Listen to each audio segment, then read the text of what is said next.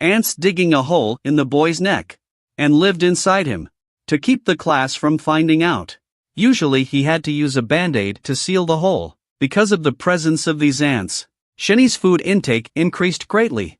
He had to keep eating every day. At the same time, this gave Shinny great strength. Even the most ferocious insect beasts can be easily defeated. On this day, late at night in an alley, two men trailing a sexy woman unhurriedly. Soon the girl was blocked in the corner. She could only cover her chest with her hands helplessly. Two men saw this with an obscene smile. But before the two men could extend their salty hands, there was a sudden sound of footsteps behind them. I saw the boy say indifferently, "If you do not want to die, then hurry up and go." Seeing that the visitor was just a student, the two robbers suddenly looked fierce. "You're the one who wants to die, right?" The boy stopped paying attention to the two men. He tore off the band-aid he had put on his neck.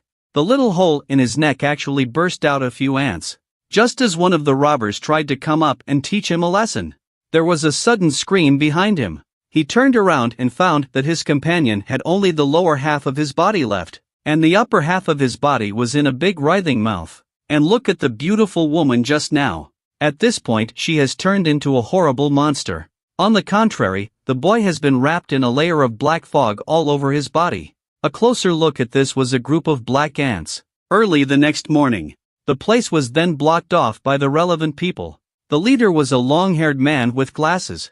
They found the monster's body and the half-eaten body left here. It's hard to imagine who took out such a powerful monster. The only clue is the robber who escaped that night. He said a boy with a bug did it. These people who came to investigate were wearing the symbol of the insect beast reaper. This was a department set up by the government to deal with insect beasts and beasts. A few years ago, these insect beasts appeared out of nowhere. They mostly feed on people. The scariest thing is that these insect beasts can disguise themselves as humans. They live among us. In a schoolroom at this time, the class president was reading aloud from the Reaper section. A boy with a band-aid on his neck keeps bringing food into his mouth. After the class leader Name reads out the content, the teacher on the stage told the students to be careful these days, because the place where the accident happened last night is right next to the school. Hearing the teacher say that, Name looked at her friend in distress. The two of them decided to go home together after school. At the end of class, the teacher reminded Name to turn in her last assignment to the office. A sigh of relief came from the students' mouths as they listened, because not many people would finish their homework.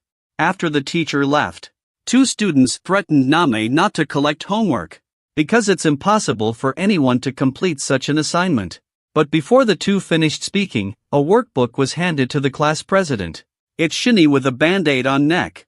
But this also caused the two punks to get upset. They'd had a problem with Shinny for a long time, putting a band-aid on neck and playing it cool. Is that a strawberry mark left by your girlfriend? Name, who had a crush on Shinny, immediately stood up. Don't talk nonsense.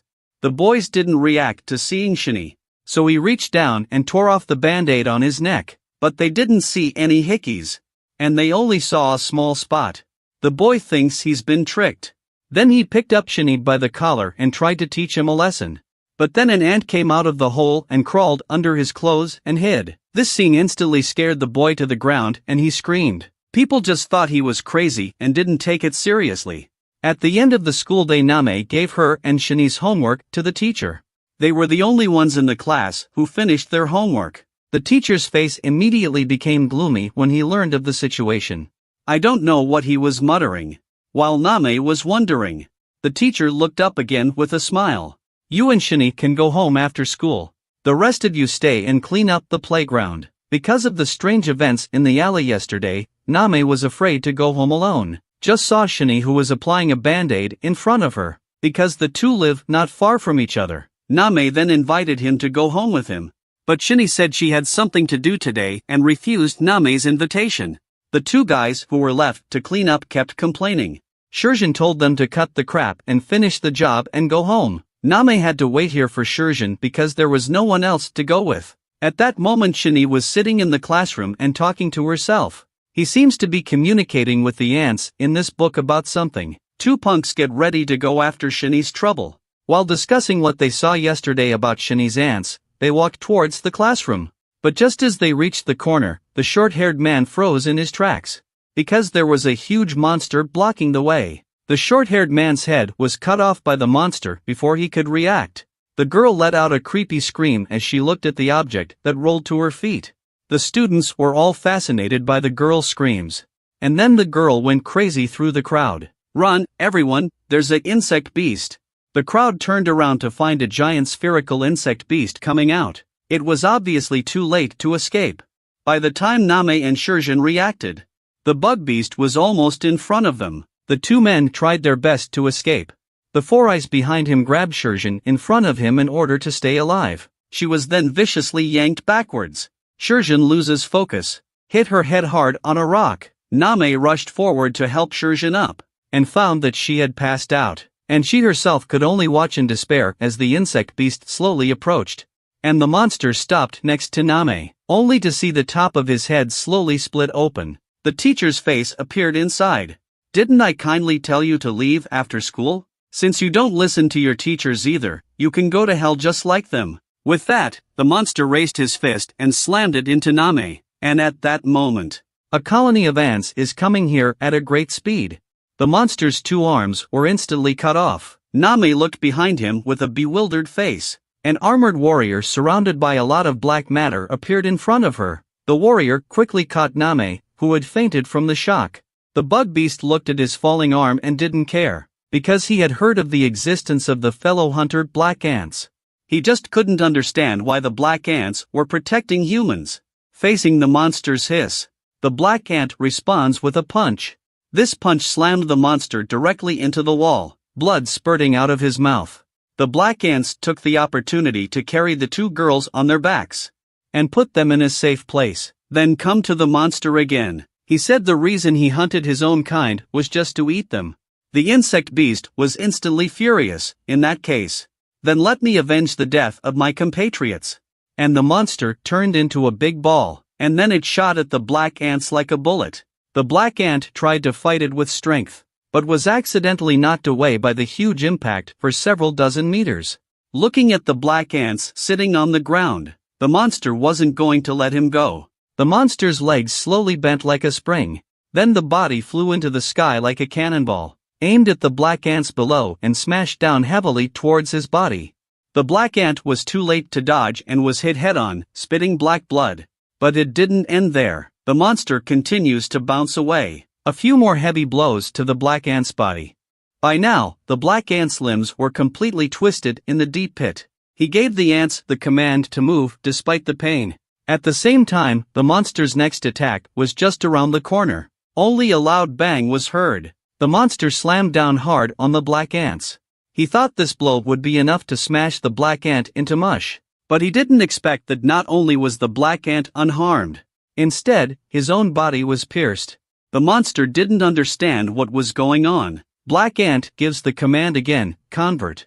The armor that was wrapped around his feet slowly dissipated. The black matter slowly converged towards his arms.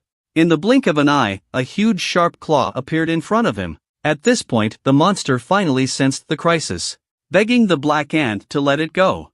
But it's obviously too late to beg for mercy.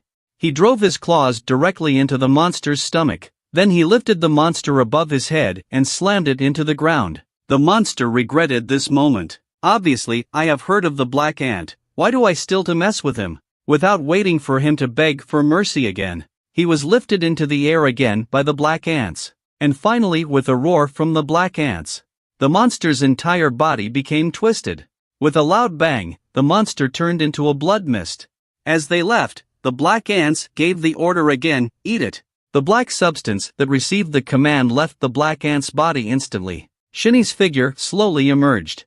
At this point Shinny didn't notice. This battle was watched by the humanoid insect beast behind him.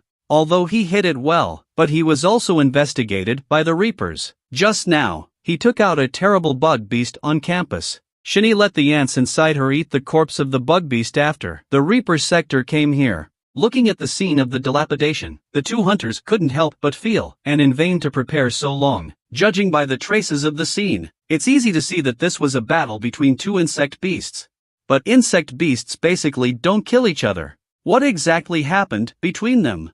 At this point, the captain suddenly remembered something. The female bugbear that appeared in the alley 2 days ago. The only survivor said she was taken out by a black ant boy. Just then the staff informed the captain. The wounded man saved by the bug beast woke up. Soon the two came to Name's side. Name recounted the events of that time. It was a black armored man who saved her from herself. Are you sure it was a human who saved you? Name not sure, but the man in black was definitely different from the other bug beasts. Through a simple inquiry, the captain felt that the man in black should be acquainted with Name. So he asked Name, were there any students who were not present at that time? Name replied, there was indeed one. Shinny was the only one who got out of school on time. By this time, Shinny had already returned home. Grandma was the first to welcome her. Let him go over for dinner. Shinny was a little helpless to see such a rich food. Because he had just eaten a whole insect beast, he could only tell his grandmother that he had eaten. Grandma was shocked when she heard that.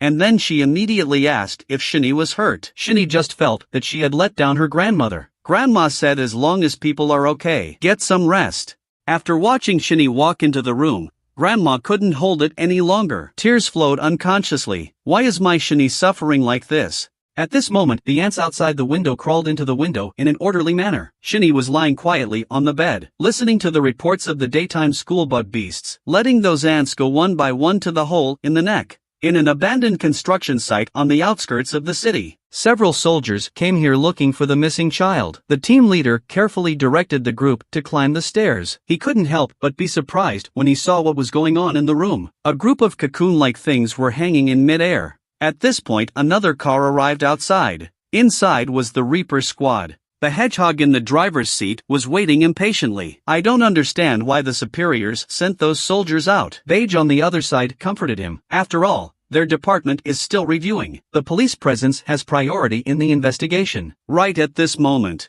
the car's communicator sounded a request for backup. Just now, the soldiers took the liberty of releasing the cocoons to save the children. The team leader's men opened the cocoons to see. There was indeed a child inside. The team rushed to open another cocoon. Just as he was getting confused, the head was instantly penetrated by something in this. A humanoid mosquito bug beast appeared in front of the crowd. Team leader looked at this insect beast and was slow to slow down. Another teammate hurriedly fired at the insect beastoid, but the insect beastoid disappeared in a flash. When he reappeared, he had already penetrated the body of his teammate. The beast then immediately turned around and stabbed at the team leader again. Suddenly a gunshot interrupted the attack. The hard needle is also penetrated by the bullet. It turns out that on the distant towers, Beige had been waiting with a sniper rifle for a long time, but the bug was too fast. He missed the target. The attacked insect beast is extremely angry. Then he charged at the team leader again, but the hedgehog appeared just in time to block the bugbear's attack, and then he knocked the beast away with a stick.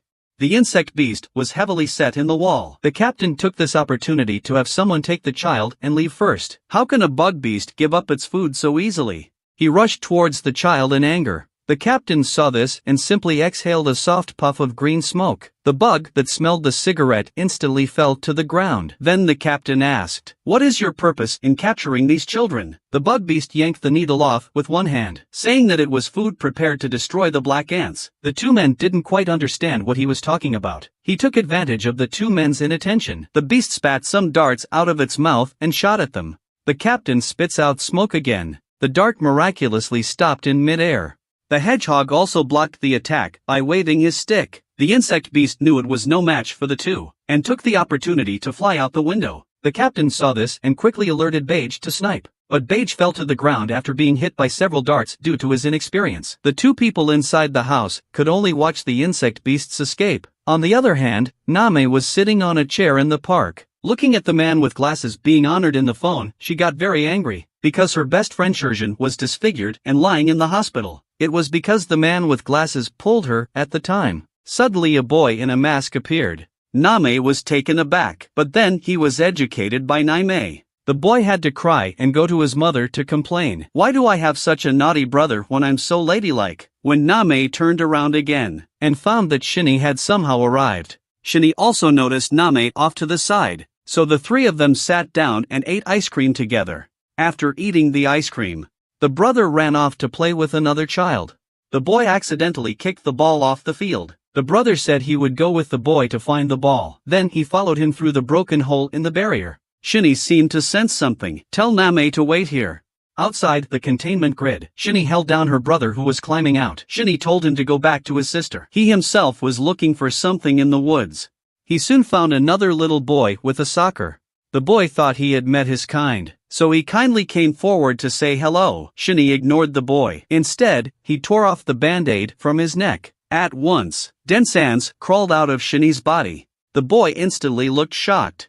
Looking at Shinny, who was wrapped in black ants, he recognized it as a fellow hunter, the black ant. The boy crushed the soccer in his hand in anger. Then he accused the black ants of all kinds of crimes. How dare you, who violated the rules of insect beasts and beasts, lay hands on your own kind? I'll kill you. After saying that, the boy builds up his strength in place. The body instantly disappeared from the spot. Only the shattered mask remained. By now the boy had become a mosquito beast. Shinny was hit in the head when she was too late to dodge. The broken armor reveals the cold half of Shinny's face. The insect beast wounded the black ant with a single blow. He was inevitably a little proud. Looking at a motionless Shinny, the insect beasts were going back and forth around him, showing off his speed. Shinny, on the other hand, scratched his head with a bemused look. And then with one punch, he smashed the insect beast into the ground. Then Shinny came out of the jungle and came to Name's side. He told brother, the ball has been found, and people have been sent away. They didn't know that the insect beast was being slowly eaten by Shinny's ants. The boy had a hole dug in his neck by ants. He had to provide a lot of food for the ants every day, or else the ants would go crazy and bite inside him. The feeling was excruciating. Also, the ants provided Shinny with great strength. Previously, due to the bug beast incident in Shinny's class, after a week of suspension, everyone went back to school again in separate classes. At this time, in the school classroom, the man with the glasses was still bragging about how brave he was at the time, forgetting that he was the one who dragged Shurjin into the abyss. Name on the other side wanted to go up and give him a kick. However, the girl sitting next to her couldn't stand it first. She stood up and kicked the man with glasses in the stomach. The man with the glasses was stunned by her action. At this point, the girl said viciously, "You piece of garbage. It's too noisy." Name learned from all the chatter that the girl's name was MANHUA. No one in the class dared to mess with her. Just as MANHUA was about to go out, she was stopped in her tracks by an oncoming Shinny. The two were looking at each other. Both sides seemed to sense something. After a long time, Shinny walked into the classroom first. He sat down next to Name with his butt. And then, while eating a snack and listening to each other talk about MANHUA's cool behavior, suddenly Shinny sensed Bug Beast nearby. When Name wanted to invite Shinny to dinner at noon, she found that he was long gone. By this time Shinny had already left the campus over the wall. On the other side, two reapers were heading to the school. They couldn't find any sign of the mosquito beast anywhere, and at the same time there were no more disappearances of children. They didn't know that the mosquito beast had been eaten by Shinny. At that moment Shinny suddenly came out of the alley, and ran right into the captain. Looking at Shinny's anxious face, the captain thought about it, but didn't pursue it. The two then continued to walk towards the campus. In fact, the purpose of their trip was to find Shinny. When they found Name told them that Shinny had just gone out. The two men also realized that the student they had just met was probably Shinny, so they pulled out a business card and handed it to Name, hoping that she would pass it on to Shinny, and then left the place in a hurry.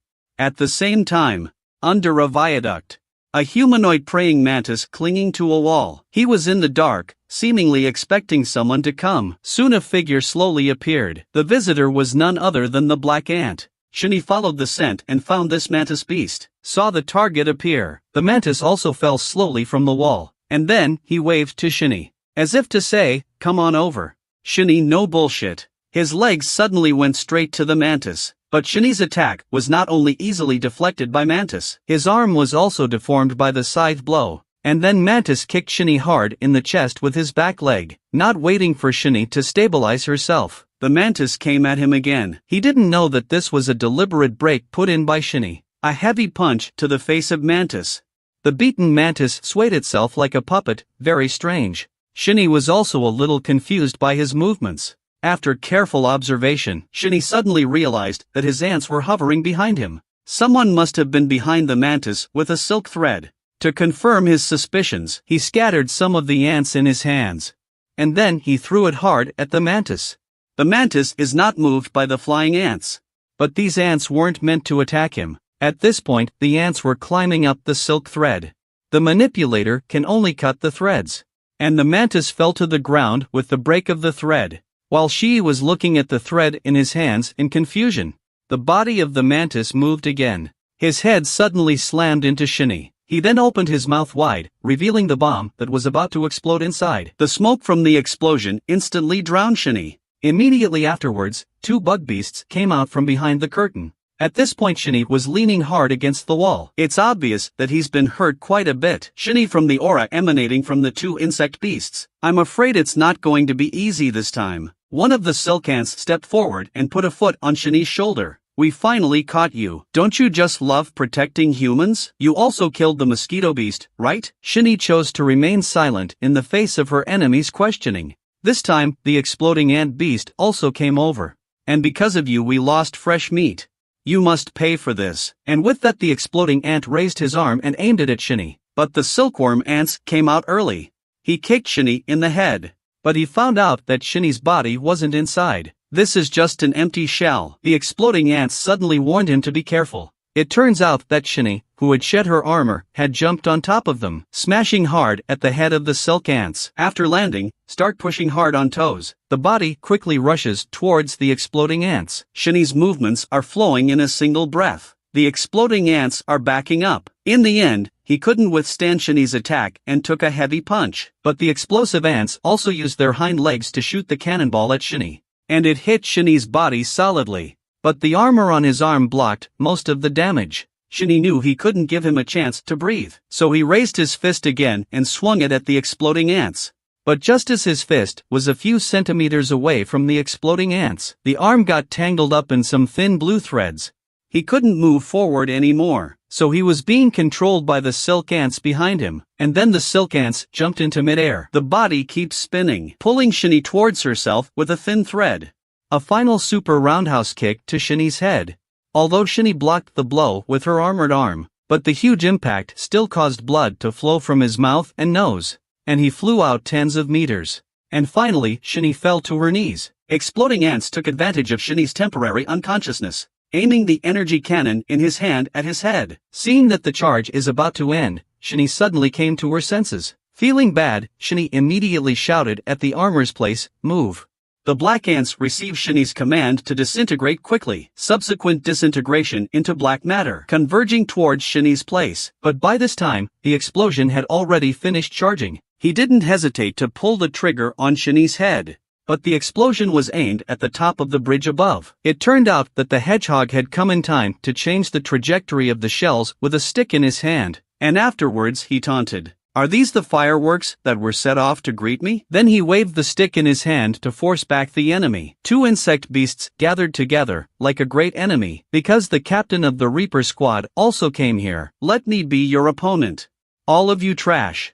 Explosive ants perceive this person is not simple. He pulled a ball out of the barrel. 2 people saw the situation suddenly felt bad before the 2 men could react. Exploding ants slamming the ball into the ground. A large amount of smoke instantly enveloped several people. The silk ants took the opportunity to fly away, dragging the exploding ants with them. The hedgehog couldn't help but complain, "These flying insect beasts are disgusting." The captain froze in place with an embarrassed face. But it was good to catch the black ants. But just when the 2 went up to catch the black ant, they found that he was also missing. In the blink of an eye the night came. Shinny dragged her wounded body slowly towards home, holding onto the wall. The first thing he did when he got home was to ask his grandmother to prepare a table of food. Looking across at Shinny, who was covered in bruises, Grandma asked while she was in tears, "Did you not eat anything today?" Shinny didn't hide, "I didn't catch any of them today, so I'm going to eat more." Even though he knows it doesn't really work. After eating, Shinny returned to her room. The first thing he did was lock himself up. Then he began to hiss in a low voice, as if to meet a great pain. When he ripped off his shirt, his body was covered with dense red spots. These red dots are spreading at a rate visible to the naked eye. This is exactly why the ants inside him are eating his flesh and blood. Except for the insect beasts. Human food doesn't satisfy them. The mental and physical torture was extremely painful for Shinny. The boy's body is full of ants. To prevent these ants from running around, he had to seal the hole with a band-aid. Although the ants gave him superpowers. But the premise is to prepare insect beast for them as food every day. Just now, Shini was ambushed by two advanced insect beasts while searching for insect beast, almost lost his life, although he ended up dragging his wounded body back home. But the ants that didn't get to eat insect beast tore wildly inside him. The mental and physical torture was killing Shini. Meanwhile, in an abandoned factory building, a mysterious woman in a protective suit is dragging 3 body bags forward. She's putting the 3 body bags into the freezer compartment. Just as she was about to put the last one in, she noticed that the person in the bag was calling to her. But she put it in the freezer anyway. No matter how much the other side cried out, she still ruthlessly closed the hatch. Afterwards she went to the warehouse to remove her protective clothing. This is none other than MANHUA, the cool guy from Shini's class. MANHUA is next to an old man. The old man was complaining. It was because of the Reaper Squad that they didn't catch the Black Ant, causing failure to form an alliance with the Skyworm organization. As you can see here, they are the 2 insect beasts that fought with Shini during the day. Then the old man said he wanted to increase the food reserves. But this was rejected by MANHUA. She didn't like to do this kind of thing.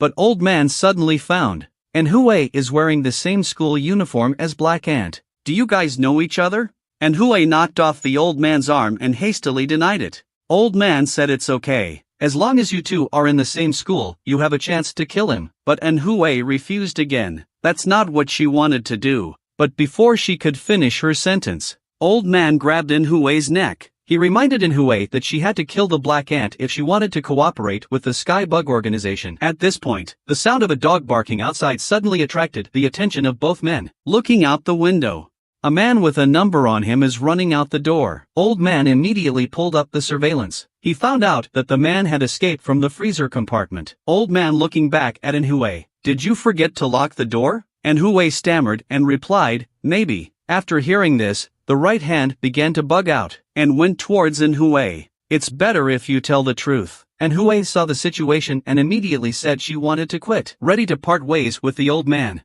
And she saw that the old man gently snapped his thumb on his index finger. Meanwhile, the man fleeing outside the house stopped his body. A faint glow emanated from his chest, and then the man was drowned in the explosion. Then the old man raised his thumb again. The same glow appeared on MANHUA's chest. The old man with a grin gazed and said, kill the Black Ant. This is an order. The next day at noon, Shini ate in the cafeteria like a hungry ghost. Name next to her felt that Shini was eating more than usual. Shini was completely oblivious to the eyes of others, desperately trying to get food into her mouth. Suddenly his pupils contracted, and the spoon fell to the ground, because the ants inside him started to eat his flesh and blood again. Looking at Shini's uncomfortable face, Name couldn't help but worry. And then the pesky glasses guy came over and messed up. Shini, what's wrong with you? Are you a pig? One person eats that much. Name on the side trying to help Shini out. He usually eats like 10 people.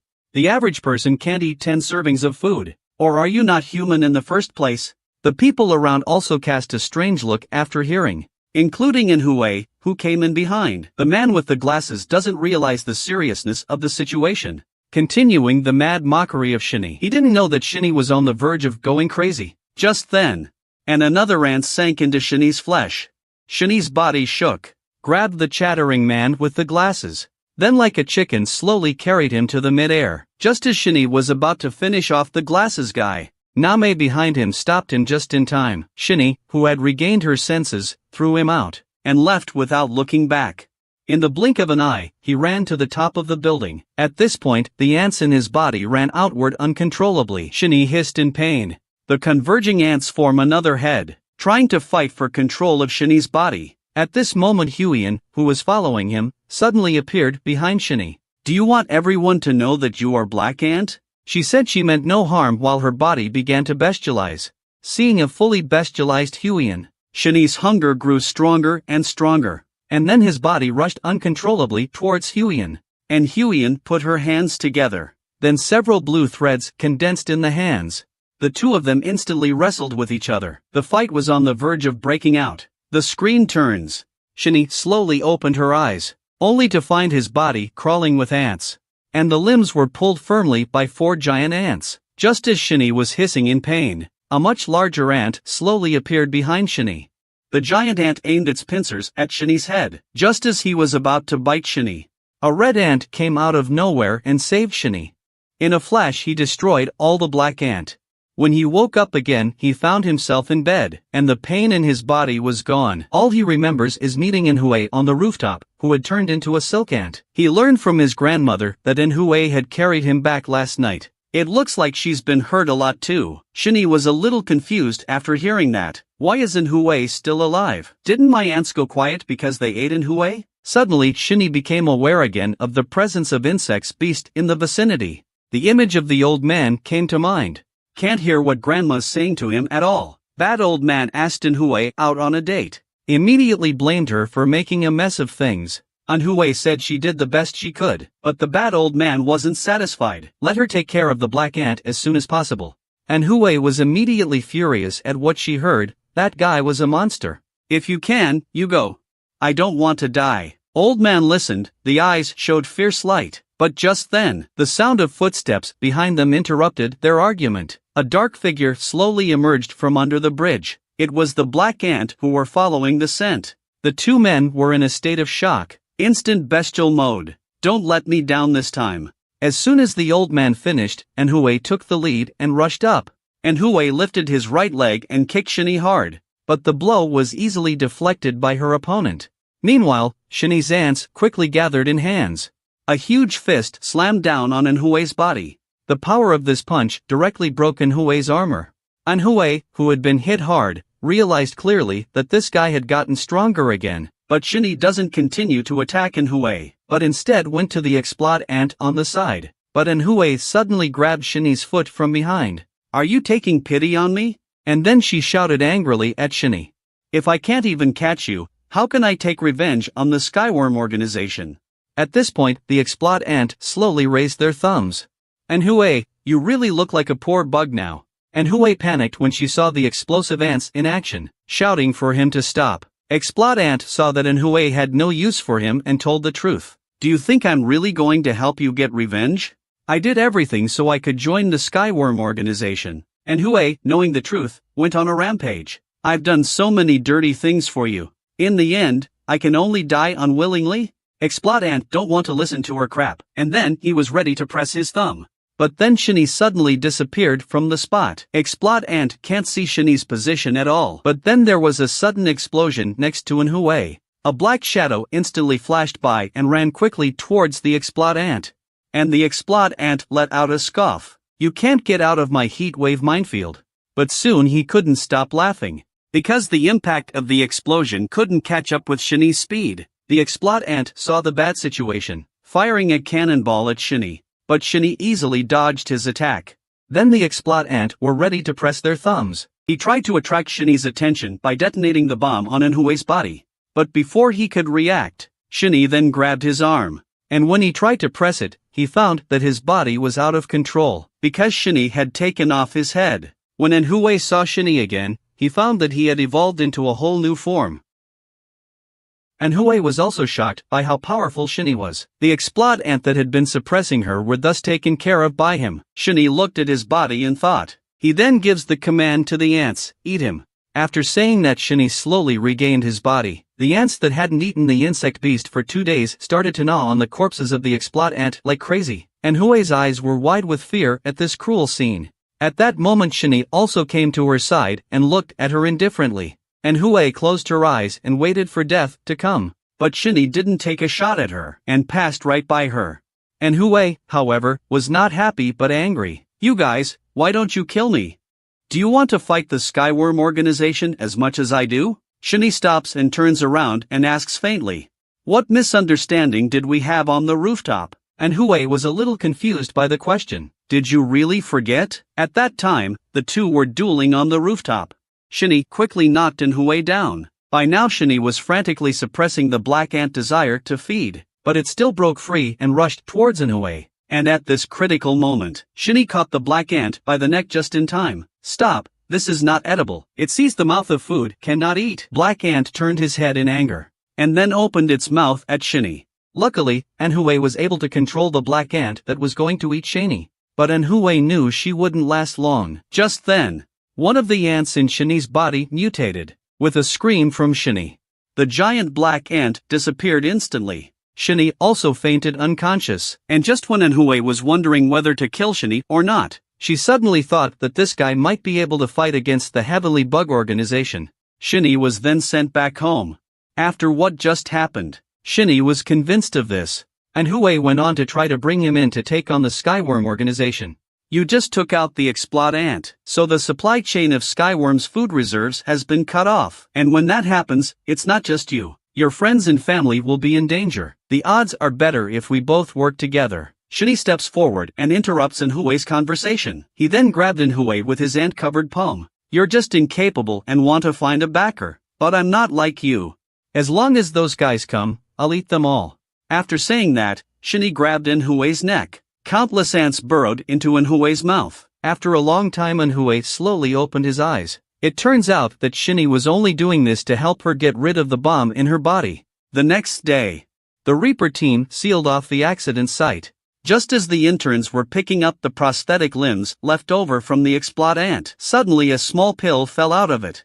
Before the intern could see what it was, and there's a strange person outside trying to break in. Longhair saw this and hurriedly held the man down. He said to him to leave, but the man just gently raised his hand to cut off one of the arms of the Longhair. Shaggy instantly let out a heartbreaking scream, realizing that there was something wrong with him. Everyone pulled out their weapons and got ready to fight. Not only was he not nervous, but he showed an excited expression. He killed a Reaper squad member with a single punch. In the blink of an eye, there was only this intern left, but he couldn't escape the clutches of the man in the end. Then the man picked up the capsule on the ground. Then he dialed a phone number. Sample recovery is complete. On closer inspection, the sample was a worm egg. On the other hand, Shinny was in class as usual. And Hui used the silk thread ability to shoot a note. The note flew past Name's eyes and landed in Shinny's hands. The note reads, "Meet me downstairs after class." Soon the two arrived, as promised. Seeing how mute Shinny was, and Hui couldn't help but tease. Is this your first time talking to a girl like this? Shinny didn't say anything. He asked him directly what the purpose of her visit was, and Hui just wanted to simply thank him for not killing her yesterday. Then invited Shinny again to fight against the Skyworm organization, but Shinny told her not to misunderstand. You're just my spare food. I could eat you at any time. After saying that, he was ready to tear off the band-aid, although Hui was shaking with fear. But she still reminded Shinny, did you forget what I said? You're already a target of the Skyworm organization. I'll help you. But Shinny didn't want to hear any more of her crap and just pushed her away. They didn't know. All this was watched by Name upstairs. She doesn't know when the two got together. The two seemed to be flirting in her eyes. This made Name more or less jealous. And look at the Reaper squad side. To improve the survivability of the team, they developed mechs to deal with insects. And it was the hedgehog of the squad that was used as a test subject. For more accurate testing of mechs, the captain told the hedgehog that he could not use his own weapon. The hedgehog, who was used to using a long stick, saw the lightsaber now. He showed a face full of disgust. And at that moment the person he was fighting against came out on the other side. But the uncle looked sickly and seemed to have little strength. But when he heard that he could kill his opponent, he immediately got excited. In the blink of an eye, the uncle disappeared in the same place. Before the hedgehog had time to react, the uncle in the guise of insect beast had come up behind him. The hedgehog hurriedly blocked and used his strength to pull away. Seeing no substantial damage to himself, the hedgehog was pleased with the mech's defense. Insect beast, however, is now cruising around the hedgehog at 300 miles per hour. Seeing that the time was right, Insect Beast throws a punch at the hedgehog. Although the hedgehog blocked Insect Beast's terrifying blow, but the armor on his arm was also clearly cracked. But the hedgehog, with his years of combat experience, backhanded Insect Beast and slashed him. And then he delivers a heavy kick to pull away. But the arm of the mech was also broken. The Insect Beast saw this and charged at him again with excitement. By this time, the hedgehog had lost the ability to fight. He frantically asked for help from outside. But before he could finish his sentence, Insect Beast grabbed him by the neck. The hedgehog struggled desperately. Was he going to die in the lab? Suddenly, a tremendous electric current electrified Insect Beast and made him scream. He soon lost consciousness. It turns out that in a near-death situation the mech will send out 100,000 volts of electricity to attack the enemy. Afterwards the Insect Beast was again dragged away by the sleeve. As he was leaving, he turned around and taunted the hedgehog. Next time I will kill you. After the battle the captain also left the place. He came to the archives, where he found out about the leader of the Skyworm organization, Brad. This beautiful woman is not actually human. At this point she spits out a yellow worm egg in her mouth, and then she cupped Shurjin's chin. And then she put the eggs in her opponent's mouth. Shurjin was thus transformed into the ugly insect beast. She became a pawn of the insects. At this point, MANHUA was working with Shinny, finally revealing her true purpose. In fact, her target is not the Skyworm organization, but their leader Brad.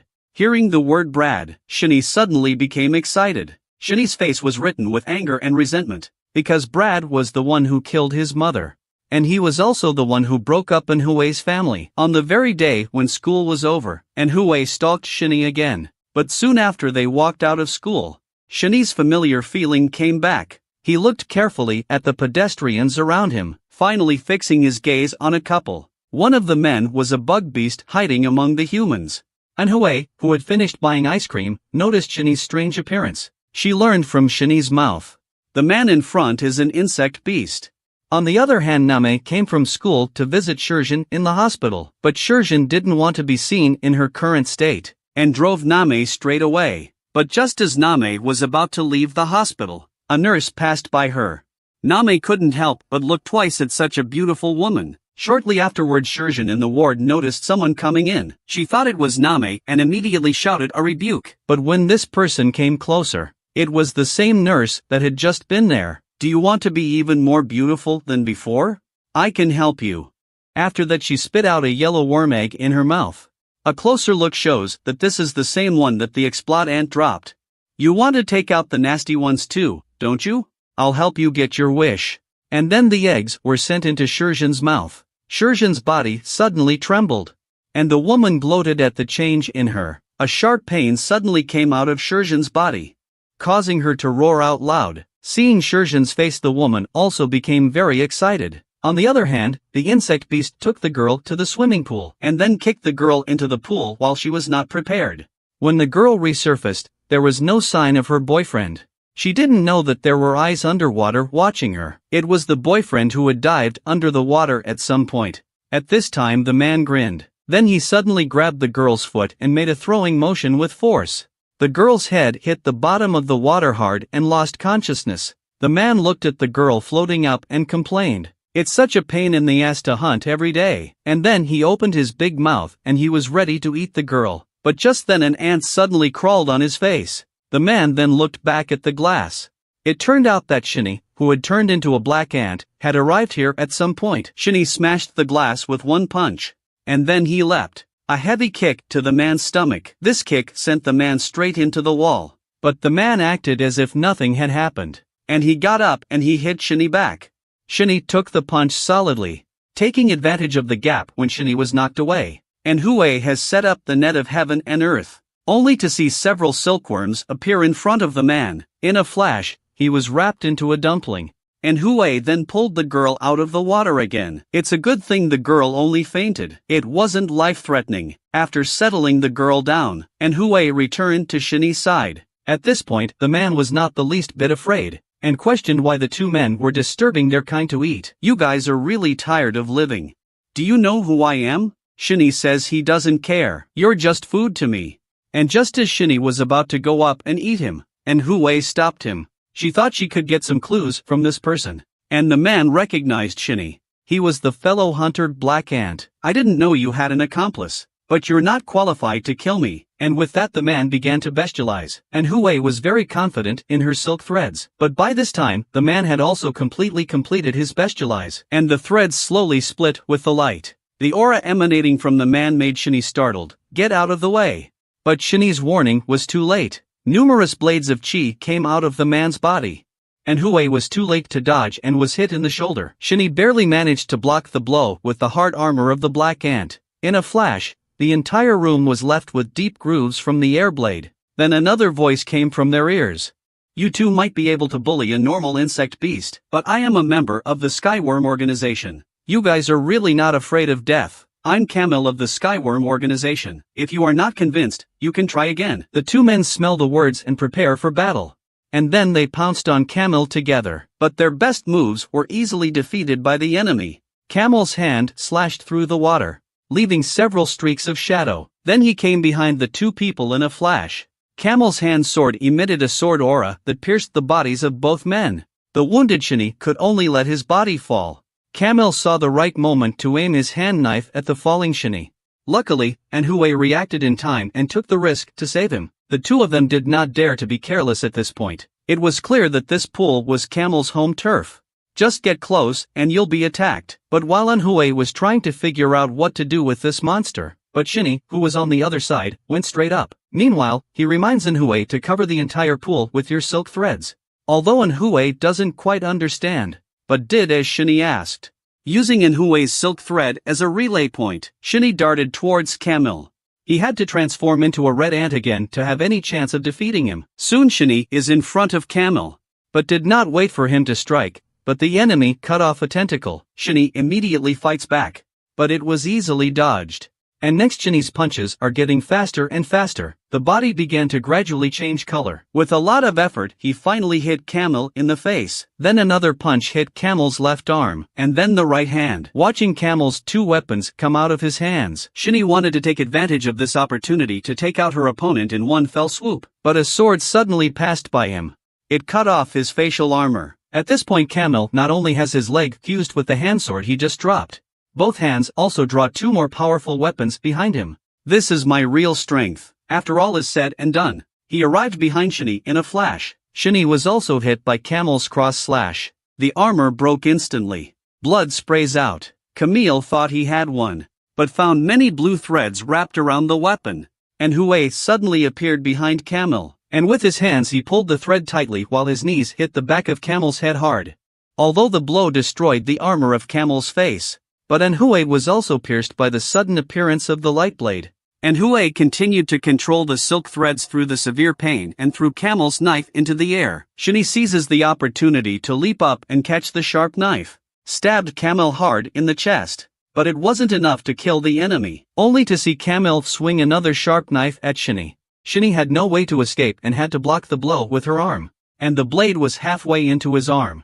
In a stalemate, Shini sent a large number of ants crawling towards Camel's wound. Camel, who was being eaten by ants, let out a creepy scream. But just after killing Camel, another uninvited guest came. Shini was just about to turn around and check the situation, and this man blasted him in the face. Shini was slammed hard into the wall, apparently unconscious, and MANHUA was also lying on the surface of the water at some point. The man who came was the same fierce man who attacked the Reaper team earlier. He carried Camel and did not continue his attack on Shini.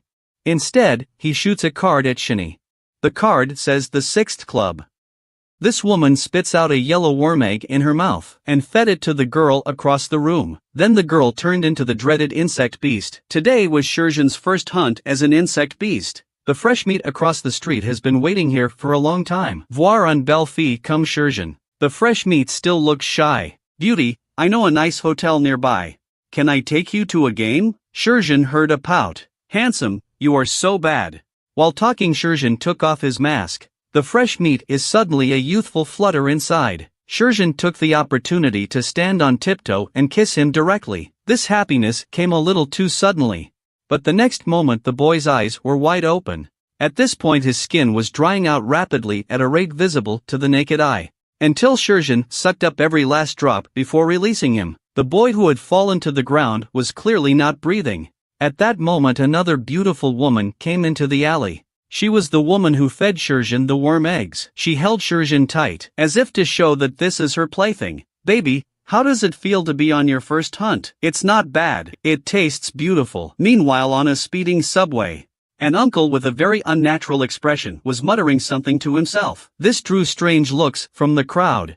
At that moment, the uncle suddenly opened his mouth wide. The esophagus with sharp teeth inside was revealed. The few people in front of him are strung together like candy canes. This scene caused an immediate panic among the crowd. At this point, the uncle turned into the Grim Reaper and kept reaping the lives of the people in the car. It didn't take long for the carriage to stop screaming. Only the uncle was left writhing grotesquely. On the other hand, Name was walking to school. Suddenly she noticed a familiar figure in front of her.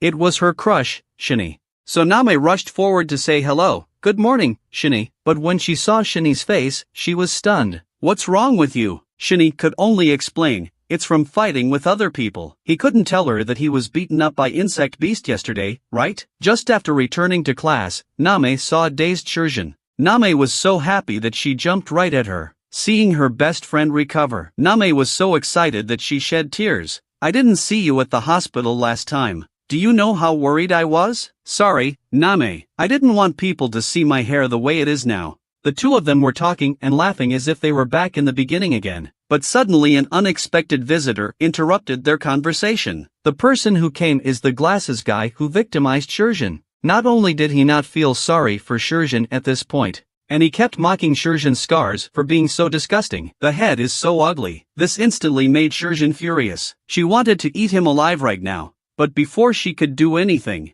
Name aside punched the glasses guy first. Name, who was always so gentle, just yelled at glasses guy. If it weren't for your greed for life and death, will Shurjin become what he is now? Because of Name's help. This tempered Shurjin's anger. Glasses guy said he was sorry though, but there was clearly some resentment inside. You guys wait for me. Shinny also sensed the difference in Shurjin's anger just then. This is clearly not a human scent. On the other side of the train, the murderous uncle had completely transformed into a giant fleshworm. At this point the man with the Reaper logo on his clothes walked into the carriage. This man was the brother of the Ripper team, Jack. And walking in the front door is the older brother Jesse. Their arrival immediately caused Insect Beast's displeasure. The two men blocked Insect Beast in the middle. The doctor told us to take this back for research. Be careful not to break it. This statement instantly angered the giant bug, and it opened its mouth at Jack, but before he could cry out, Jack stabbed him in the body. And a few more rounds. Didn't I warn you not to break it? But before Jesse could finish his sentence he was knocked aside by the giant bug with his tail. No way, brother, are you dead? An Insect Beast take this opportunity to use the tail to press Jack hard. I can't be overwhelmed with this power alone. You're not even close to my big brother. After saying that, the whole giant worm was lifted into the air by him. Jesse took advantage of the opportunity to cut the giant insect in half. Just as the two were about to pack up the giant worm and take it away, a miniature worm crawls out of the giant worm's corpse. The little worm looks up at Jesse. Then its body shot into his head like a bullet. Looking at his brother whose body was shaking, Jack hurriedly asked, "What's wrong with you?" The next second he acted as if nothing had happened. But there's something strange swimming around inside his head. The girl was fed a worm egg. And she turned into a horrible insect beast. After feeding on the essence of a boy, she went back to school acting like nothing happened. After school a few people were going to go eat kimchi together, but halfway there, Shurjin got a text message. She then made the excuse that she had to leave first. Name reluctantly said that it was okay to make another appointment tomorrow, but when Shurjin left, Shinny stared at her back and thought. And then he and Name were both ready to go home together. But then she suddenly remembered that Shurjin's homework was still in her school bag. The teacher is going to check the homework tomorrow, and she said goodbye to Shinny and had to deliver the homework to Shurjin. But suddenly Shinny took her hand. It's dangerous, don't go. Shinny's words left Name a little dazed. Shurjin had just been discharged from the hospital. The teacher will understand. On the other hand, Shurjin met the person who sent her the message. She licked her lips as if she had seen her prey. Then she got into the man's car. This scene was watched by the glasses guy not far away. The two of them look like they're not in a normal relationship. Then glasses guy gave a playful smile. And Hue has been resting at home since his last injury. For to find out the leader of the Skyworm organization, Brad, she decided to do something about it. By the end of the night, and Hue walking around the night market in a cool costume. She never thought the address on the red card was a nightclub. Looking at the long line at the door, she could tell that this place was extremely hot. She wanted to contact Shinny to investigate, but was refused. And just when she was annoyed by that, a man suddenly appeared behind her and called out to her. "Beauty, are you alone? I feel familiar with your back." And Hue also felt that this person's voice sounded like he had heard it somewhere before. So she turned her head curiously, and found out that this was the same person he was fighting with, Shinny, Camille the Green Steel Shadow. And Hue followed him into the nightclub, and found the place very lively. All young and beautiful women. Not a bad atmosphere. But Anhue knew that there was more to this place than meets the eye. So she took out the red card in front of her chest. "I was invited to come. You're not just going to show me this stuff, are you?" Camille saw the card as if she had expected it. "In that case I'll show you something exciting. The two walked through the corridor to an elevator entrance. The red card is what is used to start the elevator, and only VIP customers can have such cards. Shortly afterwards, the elevator doors slowly opened, and Hui was even more shocked by the situation inside, because the insect beast and the humans here were mixed together. Under the stands is a rectangular coliseum. The human and the insect beast were fighting each other on the field. The audience on the stage shouted desperately. Soon the insect beast was killed. Death at the hands of several humans. Yet just then, another giant insect beast appeared in front of the crowd. The beast roared with horror. Then it lifted its leg and trampled several humans into the ground. Looking at the humans and insect beast cheering together on the stage, and Hui couldn't understand why the two races could be mixed together here. Camille seems to see in Hui's confusion. You know too little about humans. They will do anything to gain power and wealth. After saying, the huge insect beast on the field was penetrated through the body. It turned out that a red insect beast had sneaked up on the giant bug from behind, and Hui doesn't understand what the point of such violence is. Camille explains, this will not only give pleasure and excitement. The most important thing is the opportunity to become a member of the Skyworm organization. And with that, Camille took out a yellow bug egg, asked Hui if she was interested in trying it out, and Hui accepted his offer. Just as she was looking at the eggs and asking how to use them, Camille is called by another insect beast that arrives. Camille, the boss has been waiting for you in the private room for a long time. Camille turns around. He was thinking of asking Hui to wait here for a while, but Hui used her stomachache as an excuse to get on the elevator to leave. It wasn't until the elevator doors closed that Hui's heart dropped. Damn, Shani, stood me up. At this point, insect beast reminds him again, but the impatient Camille cut off his head and shrugged it off with disgust. The next morning, Hui arrived at school. She was very angry at the leisurely Shani, so she kicked at Shani, and then she said as she hit, "Do you know what I went through yesterday?" After learning that Hui had obtained useful information, Shani gave her a thumbs up. At this point, the classroom was whispering about something. When they saw Shurjin enter the classroom, the chatter seemed to get louder. Everyone gave her a look of disgust, listening to the obscenities of her classmates. Name questioned, "What are you talking about?" At this point, the annoying glasses guy came out again. He said he had posted the filmed news to the campus network. And with that he handed the video that he had taken to the two men. It shows Shurjin and an older man walking into a hotel. And then the glasses guy makes a puke face. "You found this shortcut because you couldn't make it as an idle trainee, right?" See the glasses guy look. And Hui wanted to go up and give him a kick in the pants again. At this point Shani felt that familiar scent again, and this time there was definitely danger. Name was also very angry at this point. Finally she couldn't control herself and swung her fist at the glasses guy again, but was stopped by Shurjin. "Name, thank you.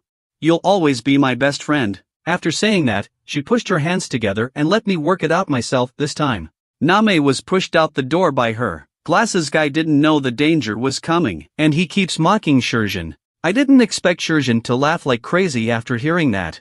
"I was hoping to keep you alive for a while, but since you're looking for death." The two men who didn't know what they were doing didn't even notice the danger. One of them even boldly went forward and asked, "How much can you make at a time?" "I've saved up a lot of money from delivery, see if you can." But before he could finish his sentence, he then noticed the exposed tendons on her neck. At that moment Shurjin suddenly turned his head. 5 big scary eyes staring at him in unison. Insulted again, Shurjin stopped hiding, exposing his true face directly in front of her classmates. The boy who was just flirting with Shurjin's voice stopped abruptly. Shani and Hui, who were on the sidelines, were shocked to see her. Shurjin stared angrily at the boy in front of him. Then with a casual punch, he was sent flying. The others saw this and ran frantically for the door, and Shurjin slowly raised his hand. Suddenly her arm stretched out several meters like Luffy's, directly blocking the way of her classmate. The wooden door was also inserted by the stool and could not be opened. Heard noises of chaos inside. Name couldn't help but feel confused. The table and chairs in the room blocked the other door tightly as well, and Hui tried to transform but was stopped by Shani. Because it's so obvious here. Shurjin saw Glasses, who took out his cell phone and tried to call the police. She yelled, "Get your ass over here." Glasses was so scared that he hid in the crowd and didn't dare make a sound. The students all took a step backwards at the sight of this, leaving Glasses himself in place. Shurjin extends his arm again and grabs Glasses by the neck. "This is all your fault. Why do you trample on my dreams? Make me become like this. Shurjin opened his mouth wide. The fanged esophagus was revealed inside. In the next second, the esophagus was in front of Glass's face. Just as she was about to eat Glasses, a sudden scolding stopped Shurjin from attacking. At this moment Shini came out of the crowd, kindly persuaded Shurjin to stop. If you kill Glasses now, what will Name think when he sees it? Aren't you his best friend? At that moment, Name's knock came from the door. Shurjin, are you okay? Open the door. Glasses thought it was too late to beg for mercy at this point, so he shouted frantically at his classmates again. You guys hurry up and contact the Reaper department for me. But who would want to be the bird in the head at this time? This caused Glasses to scold the crowd. Everyone just looked at him coldly and didn't want to help him. At this point, Shurjin suddenly called out to Shini, please give me a moment. Please don't ask for support yet. And with that she pressed Glasses hard against the wall. You listen to me. You brought this on yourself. Shurjin reached into his book bag, and then she pulled out a handful of yellow eggs inside. And then she opened Glasses' mouth. Killing you directly will not solve my hatred. I'll make you feel the same pain I feel now. Glasses knew that what Shurjin was holding was definitely not good. But no matter how much he struggled, his mouth opened wider and wider. In the end, he could only watch as the eggs fell into his mouth. Glasses, who swallowed the eggs, immediately reacted. His body continued to twist and turn. His clothes were slowly bursting, and the neck is getting longer and longer. The face also changed at a rate visible to the naked eye. At this point Manhua suddenly remembered something. The eggs that Glasses just ate were the same kind that Camille gave her. Looking at Glasses again, he's completely transformed into an ugly insect beast. He tried to call for help but only let out a strange hiss. Shurjin on the other side was satisfied with this performance. Now you can understand my feelings. At that moment there was a knock at the door again. It turned out that Name was worried about Shurjin and had called the class teacher. Finally, Shurjin asked Shini, take care of Name for me. She and I won't see each other anymore. I hate humans now. After saying that, her body leans backwards, escaping from the place that broke her heart. On the other side, the classroom door was kicked open by force. The teacher came in cursing and swearing, immediately shut up when he saw Insect Beast in the classroom. The boy who had been knocked unconscious by Shurjin slowly woke up. He mistook the Insect Beast in front of him for Shurjin. Then he took out his cell phone and called the Reaper department in a hurry. Name believed in it, but in order to protect Shurjin, she immediately grabbed his opponent's cell phone. But the phone slipped during the struggle between the two. It landed right in front of Insect Beast. At this point, the voice of the harvesting department came over the phone. Do you need any help? Glasses was going to come up and ask for help, but all that came out of his mouth was an O sound. To find out what's going on, he turned his head to look at the glass behind him. Then he found himself turned into Insect Beast. Glasses smashes the glass in front of him in anger for not being able to accept reality. He waved his two tails wildly, and Huei's quick hands saved a girl, and the other tail came to Name's side. In the nick of time, Shini leapt up and took Name in her arms. At this point Glasses let out a roar of resignation. But to save his life he had to break the window and leave. After landing, he darted off into the distance in a strange position. Shini, on the other hand, glanced towards Manhua, and Hui nodded his head to indicate that he understood. And then the two of them started tracking. And Hui said that Shurjin must be connected to the Skyworm organization, because the eggs she just took out are the same as the ones in Club 6. Shini left ants on Shurjin's body to mark it. The two men flew after Shurjin. Soon the two chased each other under a bridge. Shurjin was found alone in front, wiping his tears. Shurjin also sensed that someone was coming. We need to talk to you. Please talk to us. But they just finished. The two men were shocked by what was happening in front of them and their eyes were wide open. So Shurjin wasn't alone here. Only another figure was slowly emerging. What I hate most is when people mess with my stuff. So whoever you are, it's gonna be hard to get out of here alive today. After saying, Hannah's figure is miraculously disappearing. Shini felt that something was wrong. He hastily pulled Manhua aside. He himself resisted a heavy kick from Hannah. While kicking Shini away, Hannah raises her fist and attacks Manhua again. But that was just her feint. Suddenly she dodged in front of Manhua. You're a good-looking chick. And the next second, she came behind her. I can't bear to kill you. And then she bit Manhua's little ear. Purple blood flowed from her mouth. and Hue then swung his fist and knocked her back. Hannah wipes the blood from the corner of her mouth. So you're insect beast too. It's a shame. And Hue is totally pissed off. She attacked Hannah directly as insect beast. So it's a silkworm moth. But your attack is too slow. Thinking about it, Hannah couldn't help but look at Shinny. So he must be insect beast too. Sure enough. At this point Shinny has insectified and is coming at her with her fists. But again, Hannah's ghostly stance easily dodged. You can't hit me with this attack. My ability is not only stealth. I can also sense your attacks in advance. Shurjin at this point was also incredibly shocked, because it was only then that she realized that Shinny and the others were insect beast. This is not the first time the two have worked together. Quickly figured out the response. Shinny once again swung at Hannah. Hannah, who was trying to avoid it, got a sudden stinging pain in her neck, and Hue had already set up a net around her. But this also managed to piss off Hannah. You dare to touch me? You're dead. Shinny didn't pay any attention to her threats. He punched Hannah hard in the face. This punch caused Hannah to spit out a mouthful of blood. At the same time, Hannah grows a spiky bone spike on her arm. How dare you make me bleed? And with that she stabbed Shinny in the chest. And the bone spike was still absorbing Shinny's blood. But Hannah was particularly surprised to see that. Why is your blood red? Seeing Shinny injured, and Hue was coming this way very fast, Hannah looked coldly at the other side, slowly raising her left hand to her. Then the bone spikes in her left hand suddenly reached out several meters and stabbed Hue in the shoulder. Hannah pulled out the bone spike, and Hue said that the attack just felt like a tickle. Then rushed towards Hannah again. Hannah was calmly licking the blood from her body. Then, Shinny and Hue's wounded area began to swell. With 2 explosions afterwards, 2 people were obviously seriously injured. I'm just warming up and you two can't do it? And so Hannah raised her arms and prepared to kill them. But just at that moment, Shurjin suddenly appeared in front of the two. She stated, "This is my client. I asked them to come here to trade worm eggs. Are you telling the truth? Do you know the consequences of lying to me?" Hannah immediately changed her face after getting an affirmative answer from Shurjin. So we are our own people now. Almost got you guys killed. But I only have 1 worm egg on me. Which one of you will use it first? Shinny says we don't need it right away. You start by describing what the worm eggs do. Don't you know? This thing insect beast will increase some of its strength if you eat it directly. If a normal person eats it, it will turn into a larva like Shurjin. If you eat the larvae again, you will get double the benefit. The 2 men were shocked at what they heard. Isn't that the same as eating people directly? But just then, 2 unlucky runners passing by. Hannah says she'll show you once and you'll understand everything. So she called off the 2 youths. Before one of them could react, stuffed the eggs directly into the mouth of the other one. Soon the boy's body began to change. The next second it became an ugly larva. Although having just experienced this once.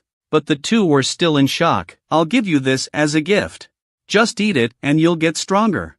Take your time and enjoy. If you need me again, come see me at Club 6. After Hannah left, the larvae set their sights on his partner. But the incoming Shinny knocked him away with a punch. And then he put his hands together. Punch after punch on the larva's head. And Hue behind him tells Shinny to stop. But Shinny told her to shut up. Seeing Shinny's next move, and Hue rushed forward to stop it. You're not really going to eat him, are you?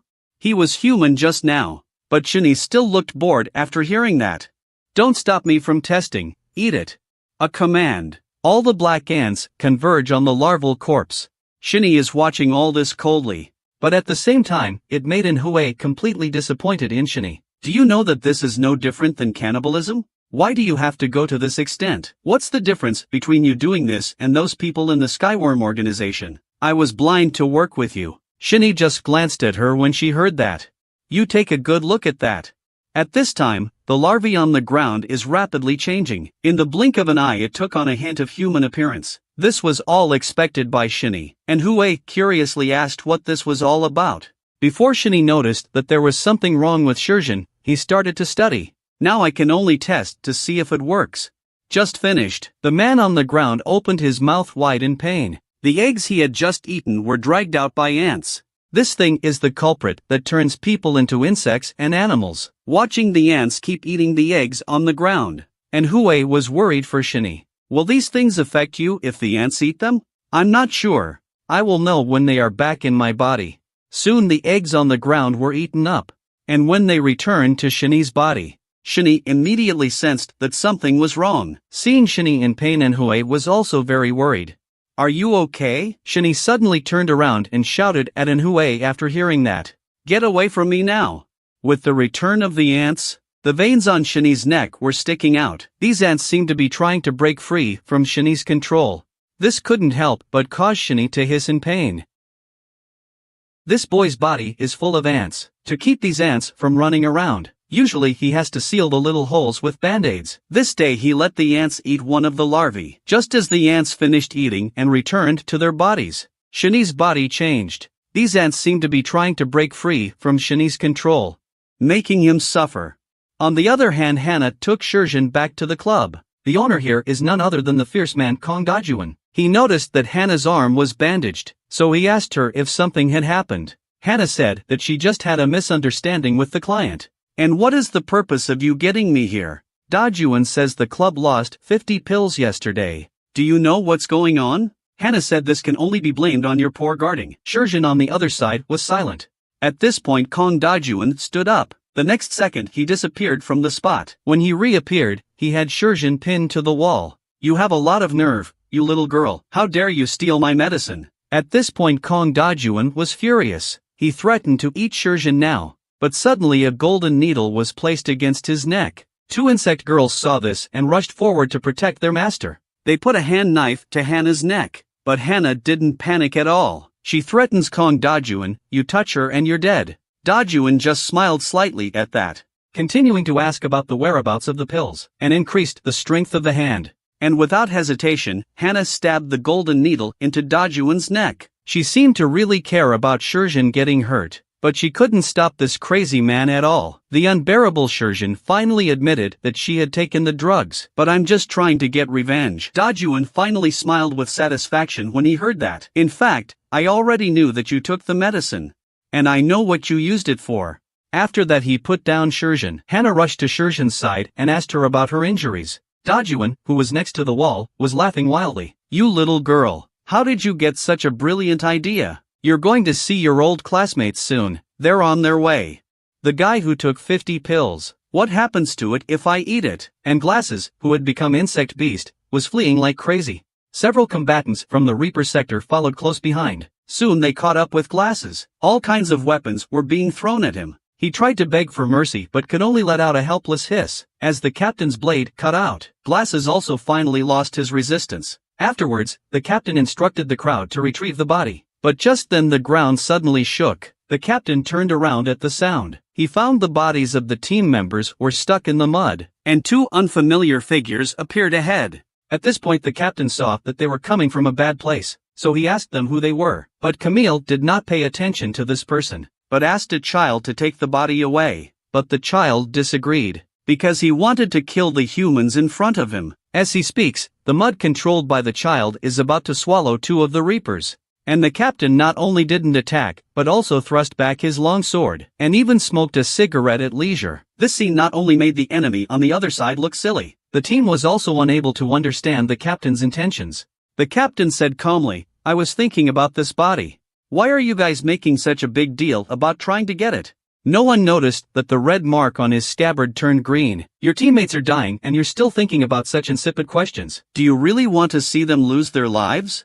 The captain sniffed and finally raised his weapon to the enemy. The kid was a little confused by this. "Can you attack us from such a distance?" Camille was just about to warn him to be careful when he was struck by a green bolt of electricity, watching his companion fall in front of him. Angry Camille instantly opened the insectization. "You vile human." At this point the captain was not idle. He once again built up his strength and shot electricity at his opponent. Camille saw this and waved his hand sword. He thought he had successfully blocked the blow. But the next second he was shocked. "Is this thing going to be useless even if it's blocked?" The team took this opportunity to scramble upwards. The captain suddenly disappeared in one leap.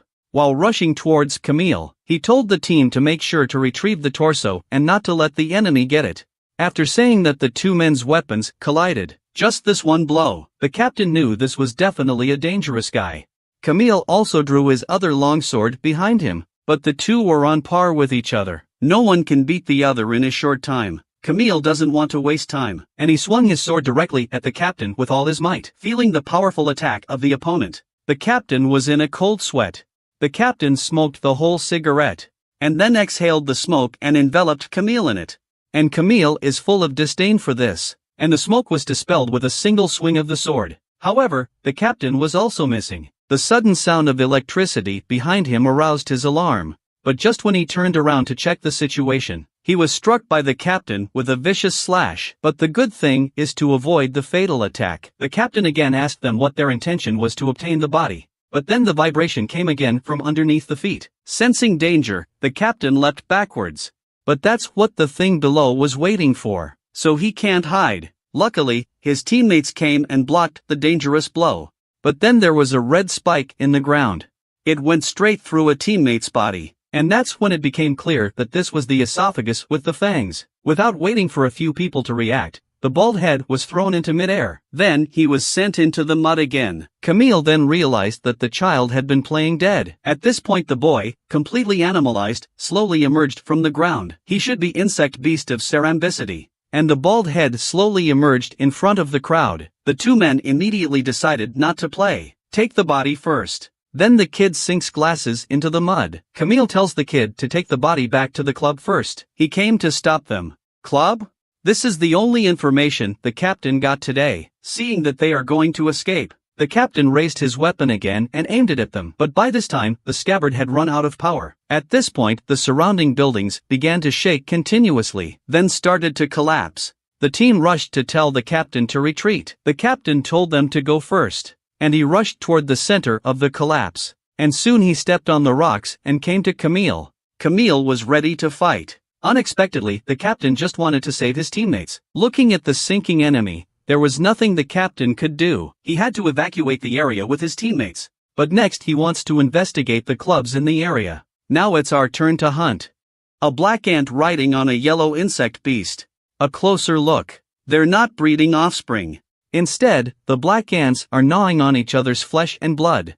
Shinny was watching silently. Since the last time I ate that bug egg, Shinny noticed that the number of ants in his body had increased. Because of the limited capacity of the body vessel, he split this strange black ant. After several fusions, it eventually failed. Only one ant captain can be sent to control this black monster. At this point the black ant finished feeding and stood up. He came to Shinny and said, "I'm still hungry."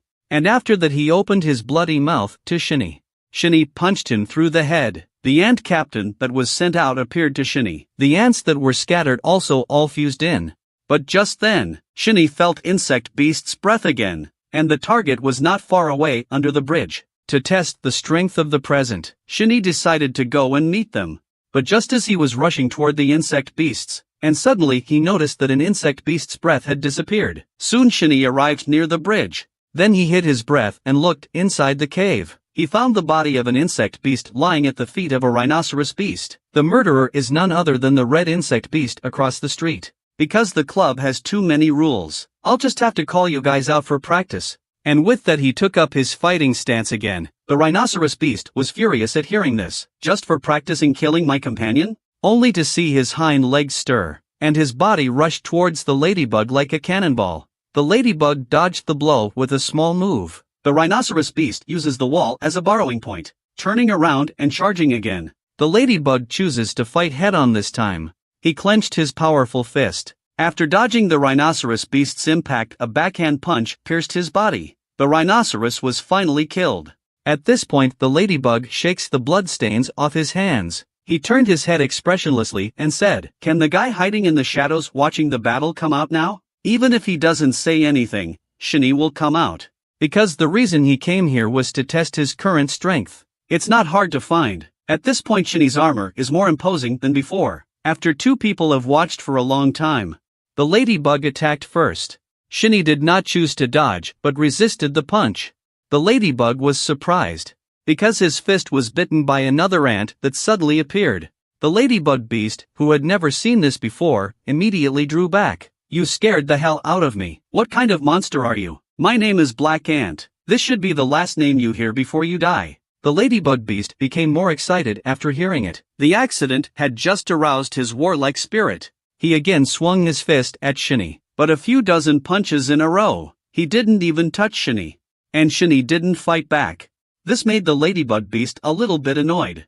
Are you here to tease me? Another heavy-handed attack ensued, and Shini, after dodging this attack, finally clenches her fist and prepares a counterattack. But the ladybug has already seen through Shini's movements. And Shini's fist was swinging at a speed that was hard to see. The ladybug rushed into a defensive position. But it still got hit in the face with a punch. The body flew backwards like a cannonball. The ladybug was clearly confused by Shini. His strength and speed were beyond my expectations. By now Shini was looking down at him from above. I don't know if you're too weak or I'm too strong. Tell me your name before you die. The ladybug feels insulted and completely enraged. He got up and clashed his fists together. And Shini's attack came with it. But his fist landed on top of a barrier. And this red barrier was spreading. With a roar from the ladybug beast, Shini was shaken out of the way. At this time there was a bus passing above the bridge hole, but the bridge was about to collapse because of the two men fighting. The unsuspecting Shini hit from the bridge hole to the outside of the hole. Just as Shini was about to take out her opponent in one fell swoop, the out-of-control bus broke through the guardrail. Shini turned around and felt something bad, so he threw out his doppelganger. He retreated himself towards the bus. Luckily, Shini caught the bus before it hit the ground. But as the whole bus pressed down, Shini also looked a bit overwhelmed. At the same time his doppelganger was caught in the hands of the ladybug beast. If the opponent chooses to attack him at this point, then he will be in great danger. But he didn't expect the ladybug beast to come up and help him. The two of them together put the bus on the ground smoothly. With the people on the bus safely evacuated after, the ladybug beast was already impatient. Our game can continue. And then he rushed towards Shini. And Shini didn't seem to have him in her sights. He just raised his hand and blocked his opponent's attack. Then he slapped a claw on the head of the ladybug beast. This blow knocked the armor right off his face. At the same time, he lost the ability to continue fighting. Shini grabbed his opponent by the neck and carried him in midair. The doppelganger ant then went up and sniffed. Then opened his mouth wide and prepared to swallow him. But was loudly stopped by Shini. Then Shini tossed him aside. After retrieving the doppelganger, Shini turned her head and left the ladybug opened its eyes with difficulty and thought to itself, next time we meet, I will beat you. Shurjin hasn't been seen since he turned into insect beast. Name would look for her every day after school. That day Name hung up the phone and was called by a voice behind her. The person who came was Qian Yong, the kid who fought with the Reaper that day. Is Shurjin a friend of yours? I can take you to her. Shortly afterwards Qian Yong took Name into the grove. Name is afraid that Qian Yong will take advantage of the opportunity to violate himself, and asked, do you really know where Shurjin is? Qian Yong heard it and no longer hid it, revealing his ugly face. I brought you here just to eat you. While talking a few larvae crawled down in the trees. I blame you for being Shurjin's friend. I really hate that guy. If I could eat you up, then she must be very angry. Some time ago, they tried to eat Shurjin, who had just become a larva. But afterwards she told Hannah about it. The result is that Hannah caused them heavy losses, but they can only eat this loss. Name didn't want to listen to his crap anymore, turning around and running away from this place. At this time Qian Yong has completed the bestialization. It was obviously too late to escape. Name's body slowly began to sink into the mud. With a command from Qian Yong, several larvae immediately lunged at Name, just in the nick of time. Those larvae that rushed over were suddenly cut into several pieces. The visitor is the moth Manhua. Seeing the food in the mouth again lost, Qian Yong is exceptionally angry, while Manhua was spinning overhead to build up his strength, landing and kicking Qian Yong hard in the head with his heel. The damage caused by this blow is small, but the insult is very strong. At this point Manhua took the opportunity to pull Name up again. Another insect beast helping humans. Who the hell are you? Manhua slowly landed on the silk thread and replied indifferently, I am your father. Then she turned her head to look at Name. I'm putting you down now. You have to run away immediately. After saying that, the silk thread hanging from Name suddenly loosens. She didn't understand why the insect beast in front of her saved herself, and she looked so familiar. Didn't I tell you to run? What else are you looking at? Name backed up after hearing that. She said thank you and then turned and fled the place. Several larvae saw this and tried to stop it. But they were all controlled by Manhua's silk threads. Manhua sliced the larvae into pieces with just a little bit of force. Manhua, who was covered in blood, seemed to have become the god of death who harvested insect beast. But this also enraged Shenyong completely. "You'll pay for what you did today." And Hui just faintly inquired, "Are you a member of the Skyworm organization like Camille?" Shenyong couldn't help but laugh when he heard that. "Since you know I'm a member of the Skyworm organization, why don't you beg for mercy? I know it's hard for me alone to deal with the members of the Skyworm organization, but what if I eat this egg?" Shenyong was shocked to see the worm egg in Hui's hand. "How did you get that?" And Hui ignored him no longer. She knew that if she wanted to defeat this guy, she had to bet her hopes on this egg. So she put the egg directly into her mouth. Shenyong saw this and felt that something was wrong. So he turns out 4 long, hard cones and shoots them at Hui. And Hui's location was suddenly filled with smoke. At this time Shenyong is very proud of. How much of a boost can you get from just taking one pill? What an idiot. But the next second his long cone was cut into several pieces by Hui. Shenyong was shocked. Why did a pill make her improve so much? On the contrary, Hui has evolved into her latest form. I'll show you what I can do now. See what Hui looks like now. Shenyong can't help but be a little skeptical. What a joke. Could it be that the medicine I took before was fake? Not waiting for him to react. Hui's sidekick is already on his head. The blow shattered his facial armor directly. And Hui cut off his arm before landing on the ground. At this point Shenyong's face was full of fear and he kept retreating backwards. This made him even more convinced that he had taken a fake drug. To confirm his suspicions, he had to take out the enemy in front of him. So he spat out his fanged esophagus at Hui. The esophagus bites right into Hui's neck stalk. Shenyong was very excited to see this. He thought he had one. But he didn't expect Hui to be unresponsive. "Are you tickling me?"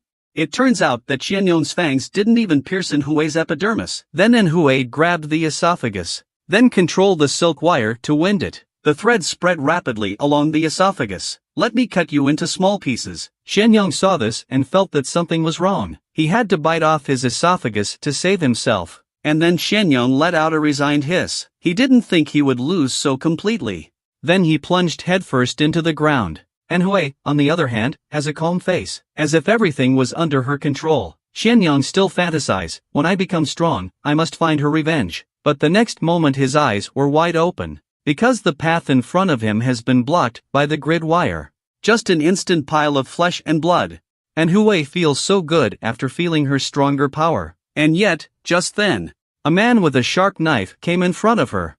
This man was none other than Camille, with whom she had fought before. Although she and Shini both came close to defeat at his hands, but now she has become stronger. Hui thinks that she is now completely sure of defeating her opponent. Camille took this opportunity to ask about the whereabouts of the black ants, and said that the one wound he stabbed me with at that time, it still hurts. "That's good. Just die and it won't hurt anymore." After saying, Hui then controls the hair and shoots it towards Camille. Camille clearly didn't have Hui in his sights. He blocked Hui's attack by pulling out his sharp knife. But as soon as he made contact, the sharp knife instantly cracks. This is obviously the effect of the eggs. The knife then shattered into several pieces in front of Camille's eyes. Hui then leapt into the air with a single bound. Camille saw this and put his hands on the weapon behind him. The moment Hui's attack came, he again drew his sword to block it. But Hui's sudden knee strike caught Camille off guard. And then another kick sends him flying. But that's not enough. And just as Hui was about to step up and deliver the killing blow, she suddenly realized that her power was fading. With that, she fell to her knees next to Camille. Her hair was fading at a rate visible to the naked eye. In the blink of an eye, her body was back to its original form, while Camille's sharp knife was pressed against Hui's neck. "You'd better come back with me. I suddenly thought of an interesting game." At this moment Shini was watching a video of Manhwa Pi with grandmother. Suddenly the vibration of his phone caught his attention. But when he saw the message his face was filled with murderous anger. Because it was Hui's armor that was on the picture, and the card of the 6th club inserted on it. Since Hui lost to Camille, she became a prisoner in the 6th club, forced into the Colosseum every day, reduced to a plaything to be watched by others. The cruel insect beast tortured her inhumanely. On this day Camille came to the cell. By this time Hui inside had been beaten to death. Camille curiously asks Hui what the purpose is. Also, why didn't she fight back in the Colosseum? "I didn't fight back because I didn't want to be at your mercy. If you want to talk about purpose, there is one, and that is to destroy you vermin." Camille's expression instantly turned grim when she heard that. Before he left, he told her that the next game was about to start. The crowd at the Coliseum was very excited at this point, because the host announced a special program. Only one of the 10 contestants who participated today will survive. The first person to appear is today's hero, MANHUA. She must kill the enemy in less than a minute. Otherwise, every minute that passes she will have one more enemy, until MANHUA dies or she can defeat all her opponents. By now the blue beetle on the other side has been waiting for a long time. Seeing MANHUA appear, he instantly pounced on her, and MANHUA didn't seem to take him seriously. Meanwhile, not far from the stands, the ladybug beast that was defeated by Shiny is also here. He's right in front of Camille. Camille wants him on the field to take out MANHUA, but the ladybug beast was very dismissive of Camille's arrangement, and to put me in a game that doesn't make sense. Are you insulting me? But if the target was you or Kong Dajuan, then I'd be happy to help. The words just came out. The ladybug then threw a punch at Camille. It's clear from here that the relationship between the two is very strained. Camille managed to get irritated by him when the battle is about to break out, but was interrupted by the sudden ringing of a cell phone. The caller was a member of the club staff. There was a guy who destroyed the elevator to the Coliseum. Camille hung up the phone in silence when she got the news. Then turning his head to remind the ladybug beast, the opponent you were expecting has appeared. The other side, MANHUA in the Coliseum has taken out 4 opponents. But at this point she was at the end of her rope. But the club didn't give her time to breathe. A 5th opponent has appeared behind her. With a roar from him, the exhausted MANHUA was kicked into midair by his opponent. This blow alone caused MANHUA to spit out blood. As she landed, she was kicked hard in the waist. After being sent flying for tens of meters, MANHUA apparently couldn't get up. A few more insect beasts came out at this time. They surrounded MANHUA in the middle. The host has pronounced MANHUA's death sentence, but all of them were attracted by the sudden noise at the entrance. At that moment the head of an insect beast slowly appeared in the darkness. Then it was thrown to the ground. The visitors stepped on it mercilessly. This man was none other than Shiny, who was full of murderous aura, and his doppelganger was carrying the body of an insect beast in his mouth. Camille in the audience also notices what's going on here.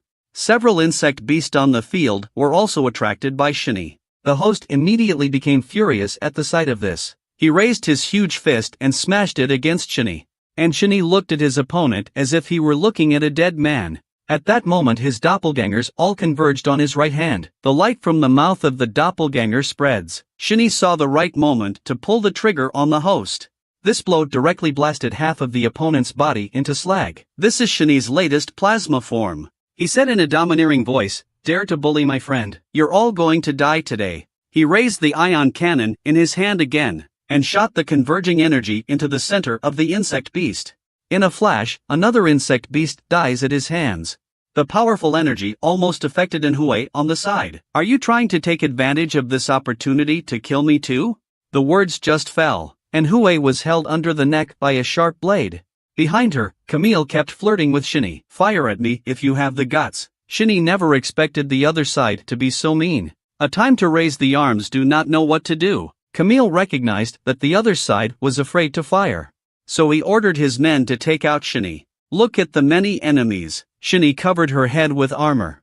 And then a blast takes out another enemy. Shiny then recharged again. The barrel of the gun was aimed at the largest insect beast. Then without hesitation, he pulled the trigger. But just at this critical moment, the giant insect beast grabbed a small insect beast, and then threw it at the flying shells. After successfully blocking Shiny's attack, the giant insect beast raises its powerful fist.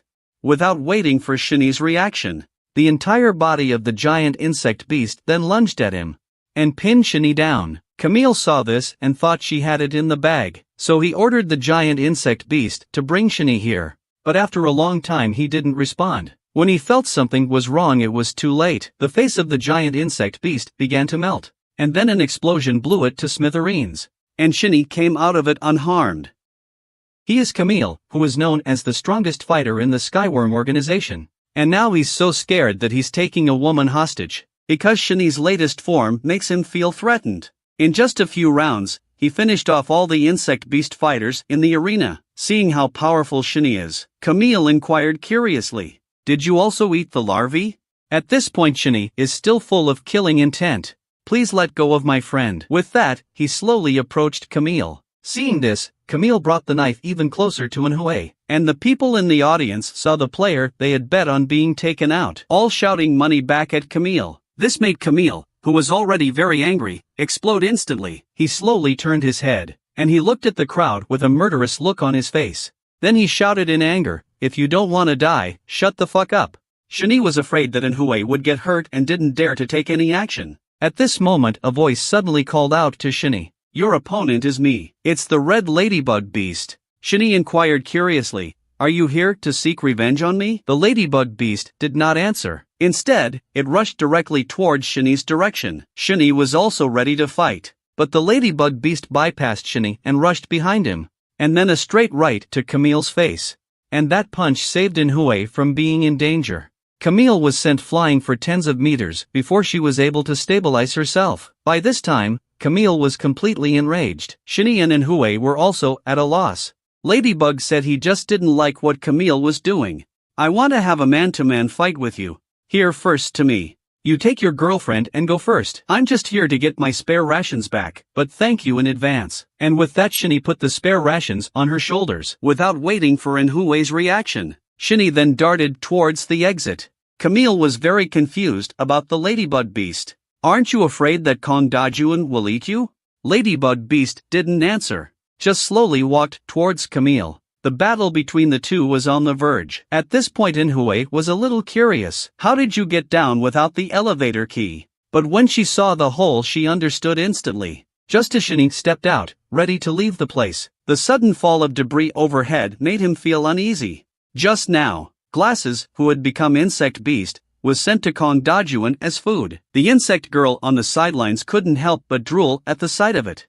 Dajuan didn't want to share it with anyone else. Handed the insect girl a warning look. "Just eat the fleshworm. Then I should be as strong as those guys up there." And with that he grabbed the insect beast and prepared to enjoy it. But at that moment, there was a sudden vibration in the room. At the same time a panicked henchman came running in. "Master June, it's not good. Our Colosseum has been invaded, and the gang is about to escape." Kong Dajuan heard the words and came to his men. "Do I have to do something like this myself?" What else did he want to explain? But the next second Kong Dajuan pressed through the head. "I don't need useless people here. Looks like pre-dinner exercise is necessary." Shani's side just took the first step. An aura of death came over her in an instant. It was Kong Dajuan who was flying down with his fists. This punch sent Shani straight to the ground. And that's just Kong Dajuan's punch without his transformation. It shattered Shani's armor, spitting blood in mouth. Dajuan, who was interrupted to eat, looked very angry. He then lifted the dying Shani into mid-air. By this time, MANHUA was already trembling with fear. She had never encountered such a powerful sense of oppression before. Even Shani has no power to fight in front of him.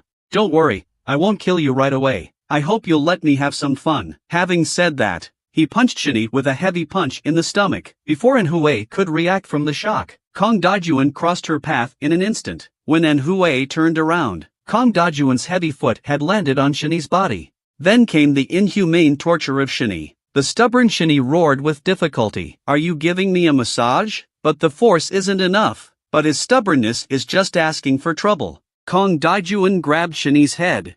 "Since you can't make me happy, then go to hell." But just then, Shani's doppelganger suddenly appeared behind him. The doppelganger wrapped around one of Kong Dajuan's arms, and he picked up his head and he was ready to eat him. Kong Dajuan had to throw Shani aside, throwing punches at the doppelganger.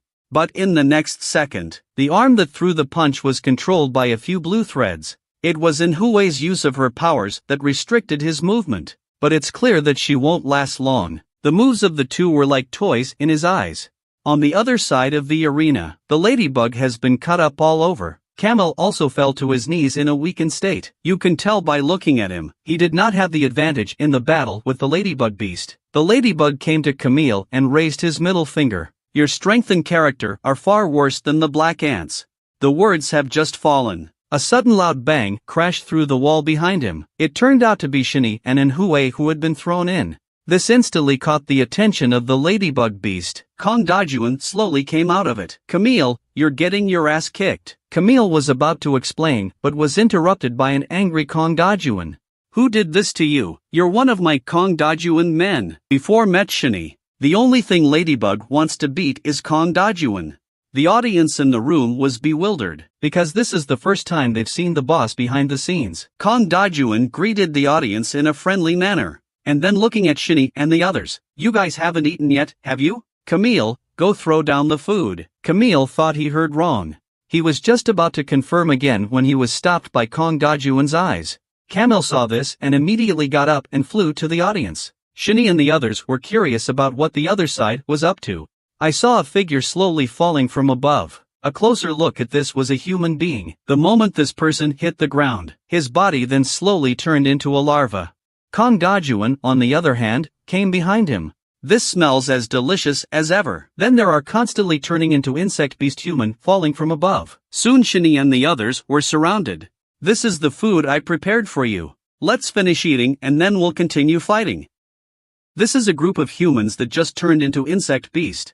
A side of Kong Dajuan is gnawing on their bodies. Just a little while ago, Shinny's ants also ate a fleshworm, and thus evolved greater strength.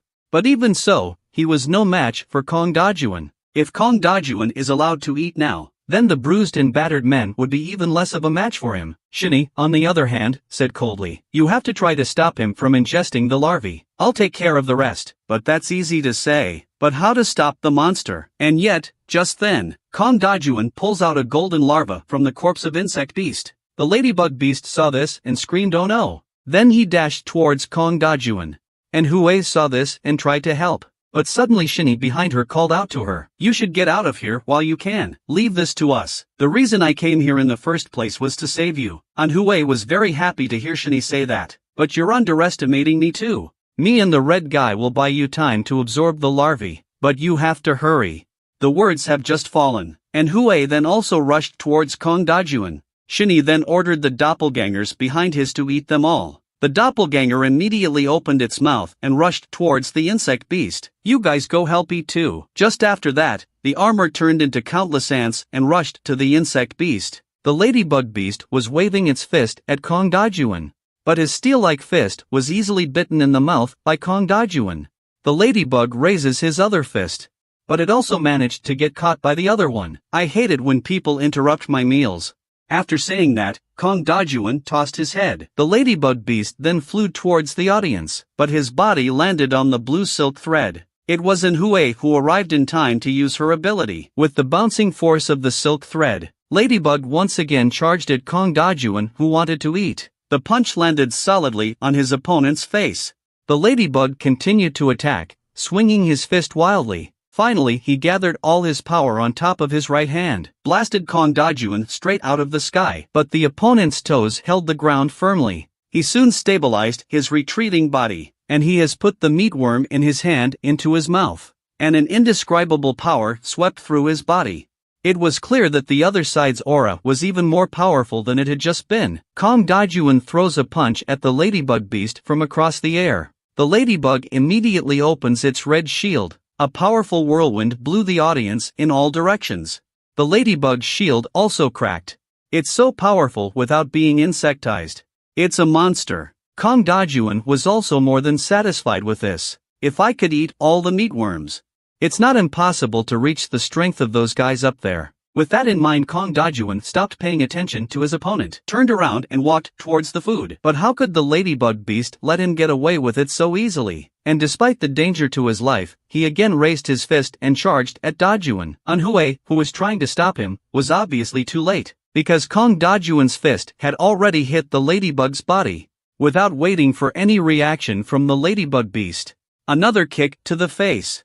The ladybug's body crashed into the wall like a cannonball. The armor on his head and body was completely broken, life and death unknown, and Hui was completely stunned by this scene. She knew she was wrong. This monster has not insectized yet. This is simply impossible to defeat. And he is still ingesting the power of the larvae. At this point, Kong Dajuan grabs an insect beast again. Eat it, and it's the fifth one. But Kong Dajuan suddenly had a look of disbelief on his face. This insect beast's body was crawling with ants, and is turning back into a human. The larvae that could boost his strength were also dragged out of his mouth by ants. Kong Dajuan looked to the side curiously, and found that the ants had actually put the meatworm in Shinny's hand. Are you competing with me for food? Shinny didn't care about that. He put the meatworm directly into his mouth. Exactly 10 of them. Should be able to finish you off. You kid who's not afraid to die. You've managed to piss me off. You're going to pay for this. Since you ate my food, then let me eat you up. With that, Kong Dajuan rushed towards Shinny. But just then, several black shadows suddenly emerged from Shinny's body. These black shadows turned into humanoid ant warriors when they hit the ground. The armor on Shinny's arm also sprouted a pair of purple eyes. Shinny slowly lifted her arm and pointed at Kong Dajuan. You guys go eat him. This is the black ant Shinny that ate 10 golden larvae. Although Kong Dajuan on the other side also ate 5 larvae, but at this point, Shinny was confident that she could take out her opponent. Just 10 more pieces of crap. Even if I don't insectize you are not my opponent. Shinny no longer speaks. He waved his hand. You guys go and eat him. The words just fell. The 11 ants behind Shinny all rushed towards Kong Dajuan. Facing these monsters, Kong Dajuan didn't panic in the slightest, and even a smile of excitement. The black ants at the front of the line were instantly scattered by his body. These doppelgangers were as fragile as toys in front of him. But the ants are like undead cockroaches. Kong Dajuan was not only restricted in his movements. The black ants that had just been dispersed also returned to their original form. At that moment, one of the doppelgangers saw the right moment to raise a powerful fist, and it hit Kong Dajuan on the head. The powerful force made him bend down. This is an insult to Kong Dajuan. While he was free from the restraints on his hands, both hands became swords and instantly scattered the doppelganger in front of him. But when he looked up, he found an incredible scene. It turns out that the other 2 doppelgangers had already aimed their ion cannons at him. Looking at the aura emanating from the cannon, he knew it was no less powerful than Shinny herself. At that moment, Shinny also slowly raised his left hand, with a command from him. Without hesitation, the 2 doppelgangers pulled the trigger. Kong Dajuan tried to hide, but it was impossible, because his feet were already in the deadly grip of the black ants. But he still wasn't the least bit nervous, and thought it was funny. But when the ion blast hit him, the pain from his body made Kong Dajuan clench his teeth. But the black ants' attack didn't end there. They kept shooting ion cannons in the direction of Kong Dajuan. After a few minutes of this, Shinny gave the command to stop the attack. He thought the battle was over. But just as the smoke slowly cleared, a strange smiling face appeared in front of the crowd. A strong figure followed. This is the Kong Dajuan Great King Tiger Beast after his insectification. And it didn't hurt him a bit with that fierce attack. You're actually pretty good. Can actually force me to insectize. I'm really getting interested in you. I'm a bit reluctant to kill you. Shinny doesn't want to listen to his bullshit anymore. A direct wave of his hand. The 2 doppelgangers again aimed their ion cannons at Kong Dajuan. But this time, they didn't wait to pull the trigger, then punched into slag by Kong Dajuan. The mere wind of the punch blasted a large crater into the wall behind Shinny. At this point, Shinny was completely exposed to her opponent. It was obviously too late for him to gather his doppelgangers. Kong Dajuan won't give Shinny another chance. He charged straight at him. Shinny hurriedly put her armor-laden arm in front of her chest, avoiding the risk of being smashed into a pulp. But even so, he was still pinned against the wall by Kong Dajuan. The strong squeeze left Shinny breathless. 10 fleshworms, and that's all the strength you've got? You disappoint me so much. The words just fell. Kong Dajuan slammed Shinny into the other room with renewed force. Then he pushed Shinny's head to the ground. The constant rubbing. Shinny couldn't hold on any longer and spit out a mouthful of blood. Kong Dajuan kicked Shinny slowly in midair. Now it's as easy as squashing an ant to kill you. I'll eat you up one bite at a time. I won't let you die so easily. Eat up, all of you. Shinny's sudden comment confused Kong Dajuan a bit. He didn't know that it wasn't meant for him at all. Kong Dajuan turned his head curiously. Shinny's doppelganger turned into several black snakes all rushing towards him. They took Shinny out of Kong Dajuan's hands and bit on him. The tearing pain made Shinny scream out loud. Kong Dajuan on the other side was a little confused. Are you hurting yourself? Just see. A black snake has come around behind Shinny. Then it opened its mouth and swallowed Shinny. And Shinny not only did not die, but also evolved into a terrifying Azura form. At this point, Kong Dajuan seemed to be prey to Shinny's eyes. And in the eyes of Kong Dajuan, Shinny seems to be a dehumanized beast. Shinny just let out a roar and rushed at his opponent. Kong Dajuan grinned and thought that was interesting. After saying, he also swung his fist and rushed towards Shini. And Hui was already speechless from the shock. Even if Shini wins in the end, he'll become inhumane, right? He will become a demon who only kills. And so begins the final showdown between the two. Camille in the stands was shocked. The Black Ant were able to force the boss to turn on the insectization. How far could he have grown? This situation is now beyond their control. It must be reported to the higher-ups. With that in mind, Camille said hello to his men and left the area. But at that moment, a figure suddenly emerged from the darkness. Camille saw this and was in a cold sweat. Please tell me about the Black Ant you're talking about. The community is interested in him. And the person who came was one of the 7 top executives of the Skyworm organization. On the other side, Kong Dajuan and the Black Ants have wrestled. The two men were fighting back and forth. They were all trying to kill each other every time they struck. They all gave up defending each other. The battle was very intense. Kong Dajuan has the best skills. A punch to the face of the Black Ant.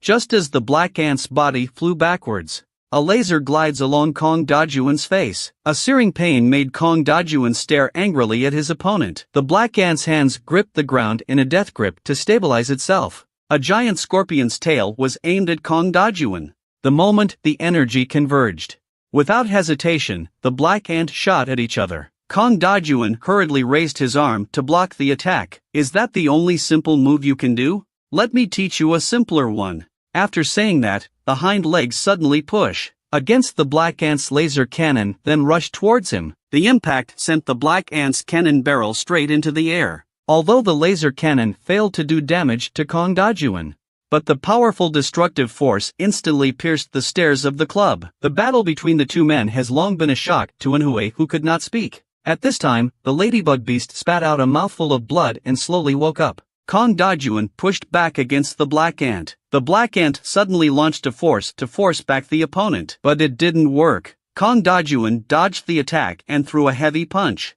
This blow severed the right arm of the Black Ant. But the broken arm instantly turned into a doppelganger and bit on Kong Dajuan's body. Without waiting for a reaction, the doppelganger's claws were already swinging at the opponent. But such an attack on Kong Dajuan's body is like scratching an itch. If that's all you've got, then you can go to hell. After saying, Kong Dajuan throws another punch, and instantly smashed the Black Ant's body into crumbs. But it didn't end there as expected. And when he turned around, he realized the Black Ant's body was healing rapidly at a rate visible to the naked eye. Kong Dajuan clenched his fist in anger at this scene. You're a tough guy. In that case, I'll keep fighting until you can't recover. But just then the magic happens. Kong Dajuan's swinging arm miraculously disappeared. What the hell is going on here? Kong Dajuan slowly turned his head and found that his arm had fallen to the ground. It looks like the inside of the arm has become hollow, and it's crawling with ants. Kong Dajuan couldn't believe he was hurt like this by a little bug. What the hell did you do to me? And with that he swung again and broke up the Black Ants. By now Kong Dajuan had lost his mind. Why did things turn out this way? I'd done my best. But why can't I beat the guy in front of me? Suddenly Kong Dajuan felt a chill down his back. It turned out that the Black Ant in the form of demons had come behind him. Struggle as hard as you can, my food. Are you kidding me? I'm the top predator. But before he could finish his sentence, he suddenly lost his weight and fell to the ground. It turned out that his legs had been eaten by the Black Ants in the same way. Kong Dajuan finally couldn't stand it and let out a heartbreaking scream. Even in my current form, you're no match for me. I'm still going to eat you up. But when he saw what the Black Ant looked like now, he shut his mouth instantly. At this point Kong Dajuan's heart was filled with tension and despair. He was actually shaking with fear. He kept begging the Black Ants for mercy. The Black Ants opened their bloody mouths and revealed Shini, who was hiding inside. Let's start enjoying our meal. After that the Black Ants transformed into a hungry wolf and gnawed on Kong Dajuan's body. After he finished his last bite of flesh and blood, suddenly looked up and hissed at the top.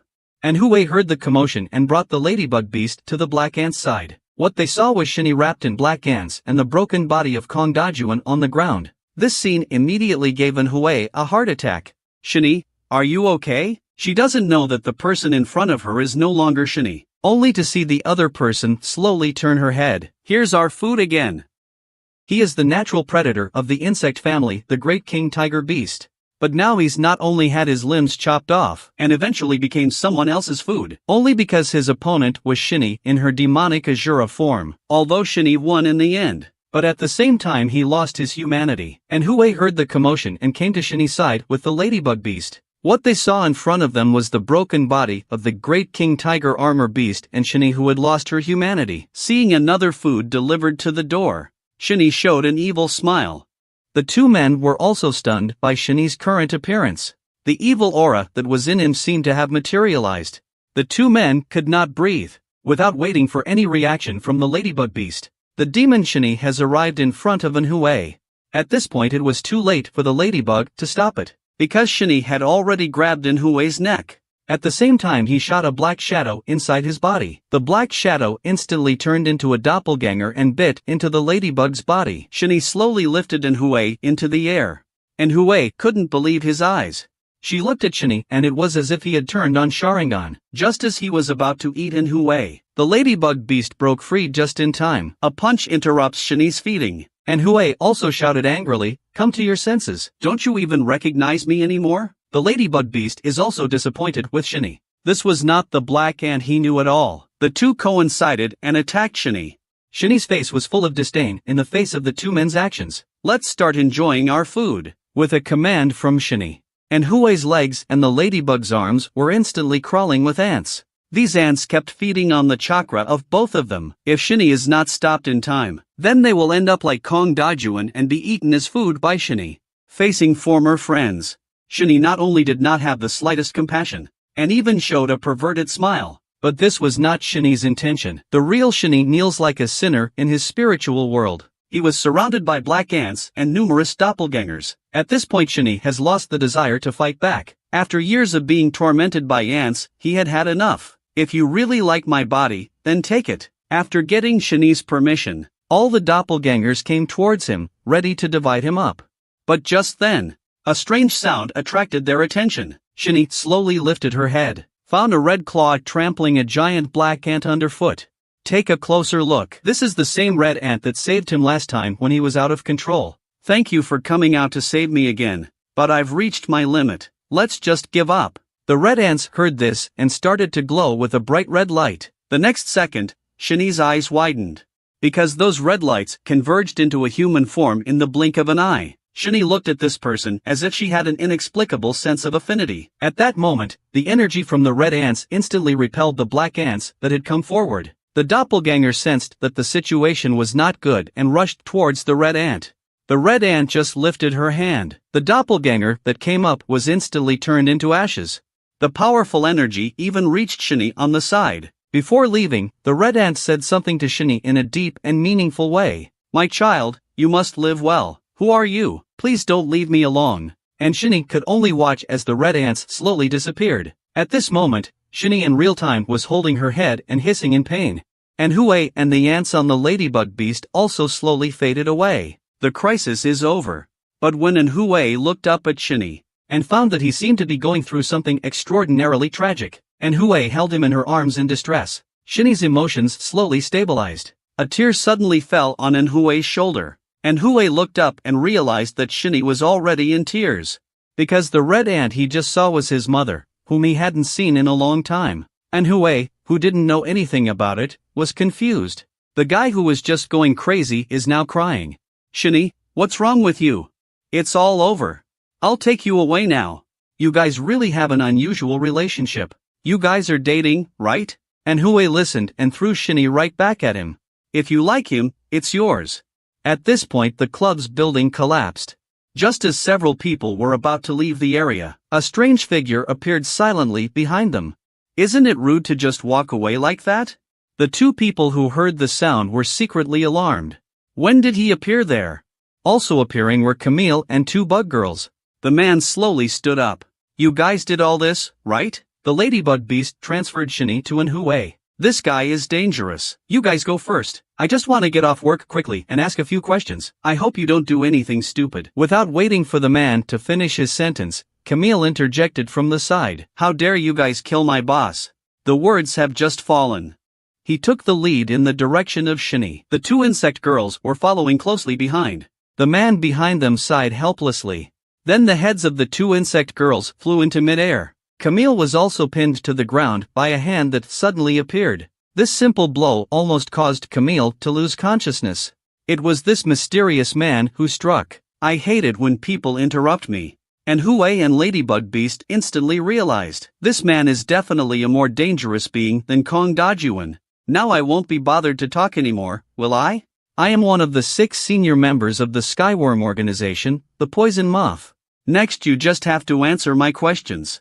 First of all, our leader Brad is very appreciative of you. Do you 3 want to join the Skyworm organization? 3 people didn't think he could ask such a reckless question. Where's the Brad guy you're talking about? I can't wait to kill him now.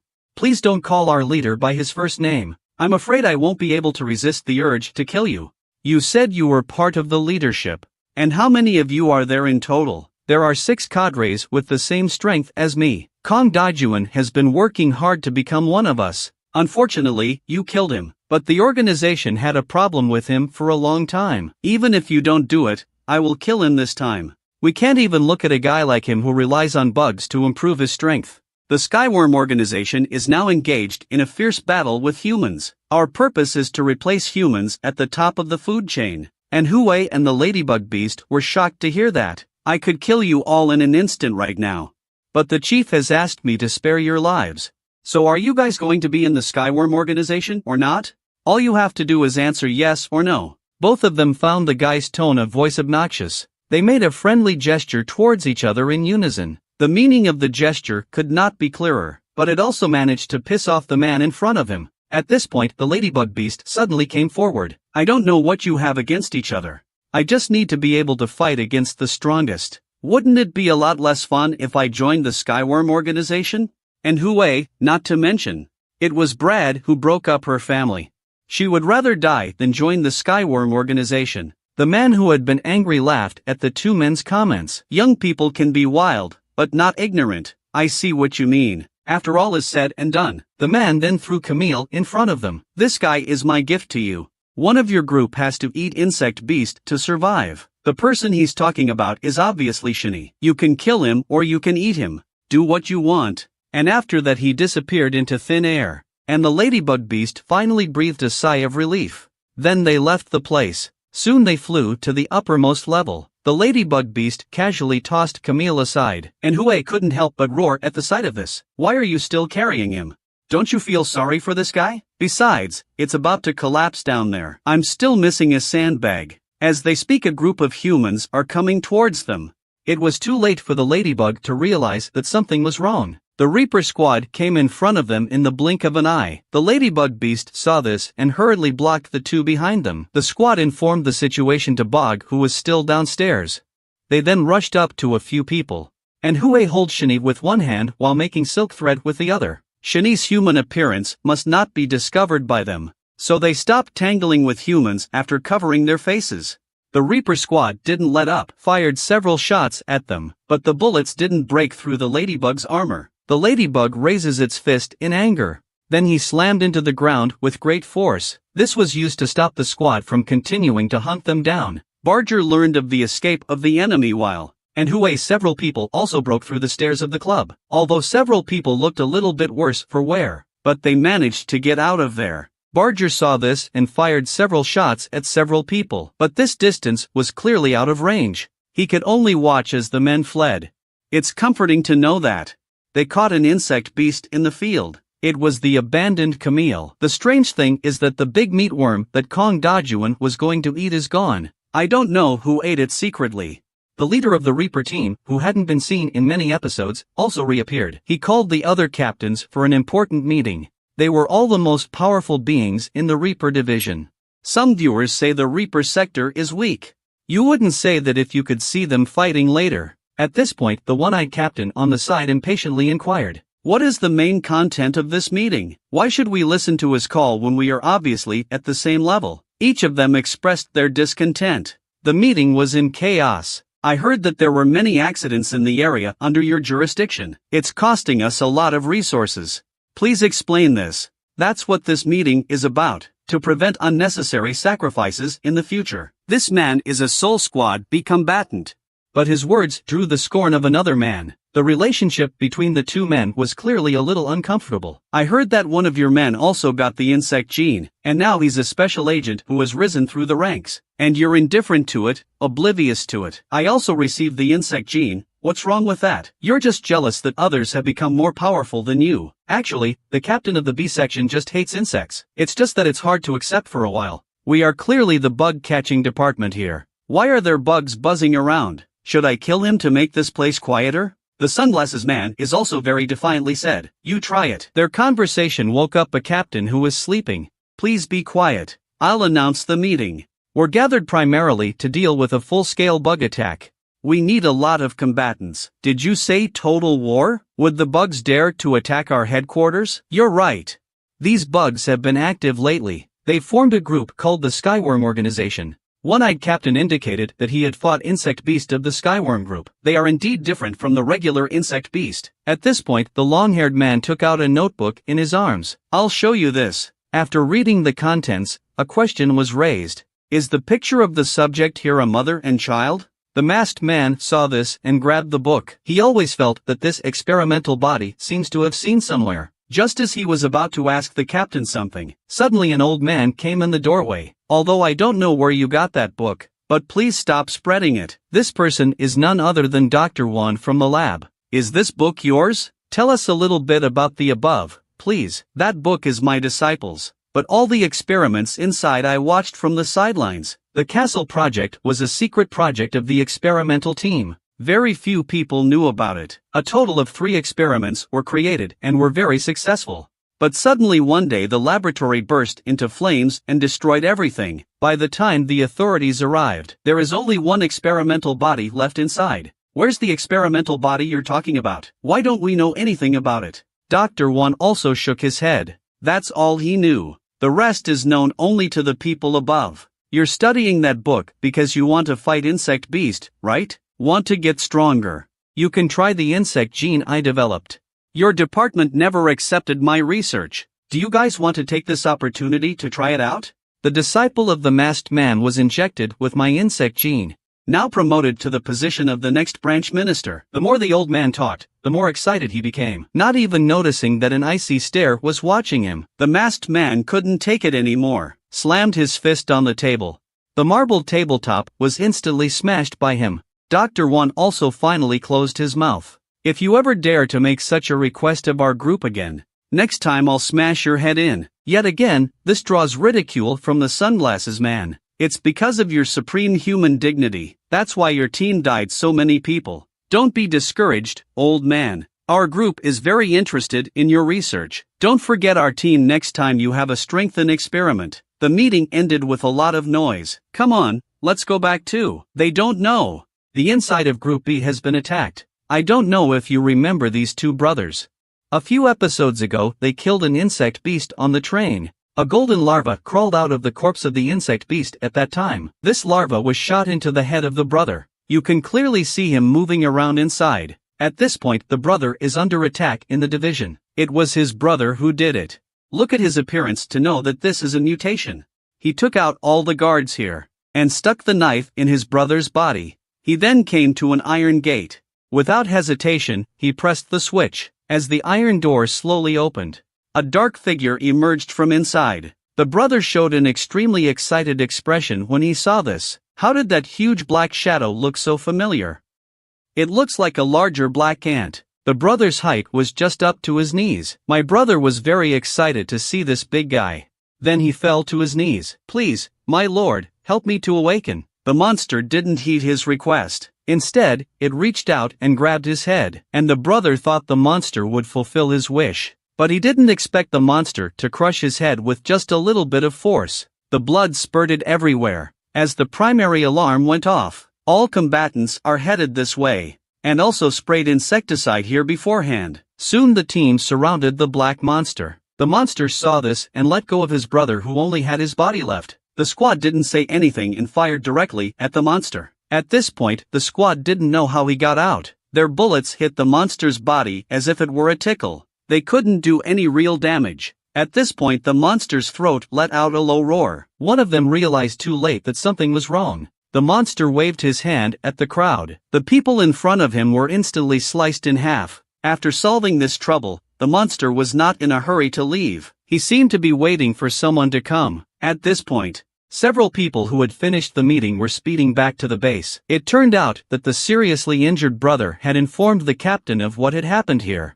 When they got back to the base, they found the place was on fire. After an explosion, the car was forced to stop where it was. At this point, they finally realized how serious the development of the situation. The captain also saw the culprit of this accident. The black monster was seen slowly coming out of the smoke. The strongest battle-masked man was also secretly frightened. How did this scary guy get out? At the same time, the monster spotted them. The captain took out his weapon and blocked the monster. The hedgehog though wanted to fight together, but against such a powerful opponent, the captain told him to drive back to headquarters and ask for backup. At this point, the masked man was also ready to fight. "You better not get in my way, he's mine." The captain silently lit a cigarette.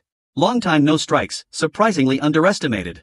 Let's compete to see who's better." With a roar from the monster, both of them rushed towards the monster at the same time. A fierce battle was about to break out. Same time, in a luxurious villa, MANHUA, fresh from the shower, came out of the room. She was almost blinded by the glowing gold man on the side. It turns out that these are the awards that Ladybug Beast won as a boxer. Since several people left the club, they came to Ladybug Beast's house.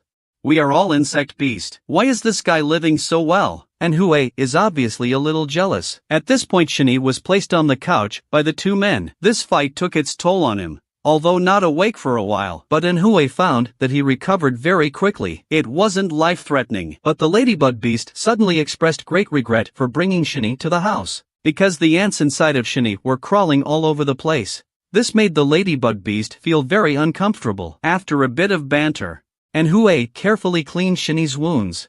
The Ladybug Beast pointed at Shini and remembered something. The poisonous moth said that Brad wanted Shini to live well. "Why doesn't he kill us all for our trouble?" MANHUA looked at Shini with a lot of heartache. She only remembered that Shini acted very angry when she heard Brad's name. He wanted to kill that mystery guy more than anyone. Is it true that Shini and the leader of the Skyworm organization have some special relationship? This man was originally a member of the Reaper squad, but he was accidentally infected by Insect Beast during a mission. Not only did he turn into an Insect Beast, he also took out many of his former companions, released the super monsters held in the headquarters. Facing the arrival of these guards, the monster just waved his hand. Everyone was instantly split in half by him. Then the monster walked out of the headquarters in style. A few of the captains who received the notice rushed towards the headquarters. Just after getting out of the car, they saw the monster coming out of the front. Facing such a scary guy, the two decided to take him on together. But just as the two men's weapons were about to slash at the monster's body, sensing that something was wrong, because their weapons were blocked by a black substance, unable to advance a single inch, the two men knew that the monster in front of them was very strong, but they didn't expect it to be this strong. At this point, the black monster's mouth also let out a scoff. "Is that all you can do as a captain? If that's the case, then you can all go to hell." After saying that, the monster raised its arm. The two men sensed something was wrong and immediately put their weapons in front of their chests, body backwards. Without waiting for the two to react, the black monster raises its arms and charges at them again. And at the same time, these two were not shy. But in the process of attacking, they were surprised to find the black matter was a swarm of ants. And if we were defeated by ants, then we wouldn't have to hang around the department. After that, the masked man then throws his weapon at his opponent. At the same time, the captain unleashed a powerful electronic, wrapping up the broken blade thrown by the masked man. The two men's perfect coordination still failed to break through the black monster's defense. But their attack doesn't end there. Just see the masked man leaping up high, slashing the broken blade in his hand hard at the monster's body. A jet of purple blood instantly came out. How's that? Doesn't that feel good? The masked man's actions clearly angered his opponent. "Do you know what it means to make me bleed?" "I'm not interested in what it means. All I know is that the color is really gross." After that, he leapt up again. The weapon in his hand kept swinging and slashing at the monster's body. The monster's eyes looked as if it was looking at a dead man. The masked man did not expect his full force to attack, but the other side did not react. He didn't even see the monster's movements when it came behind him. At the same time, The masked man's one arm and one leg were also cut off into midair. Watching his partner get hurt, the captain could only roar in anger. The masked man is upset. Just seeing him land on one foot, turned back and slashed at the black monster again.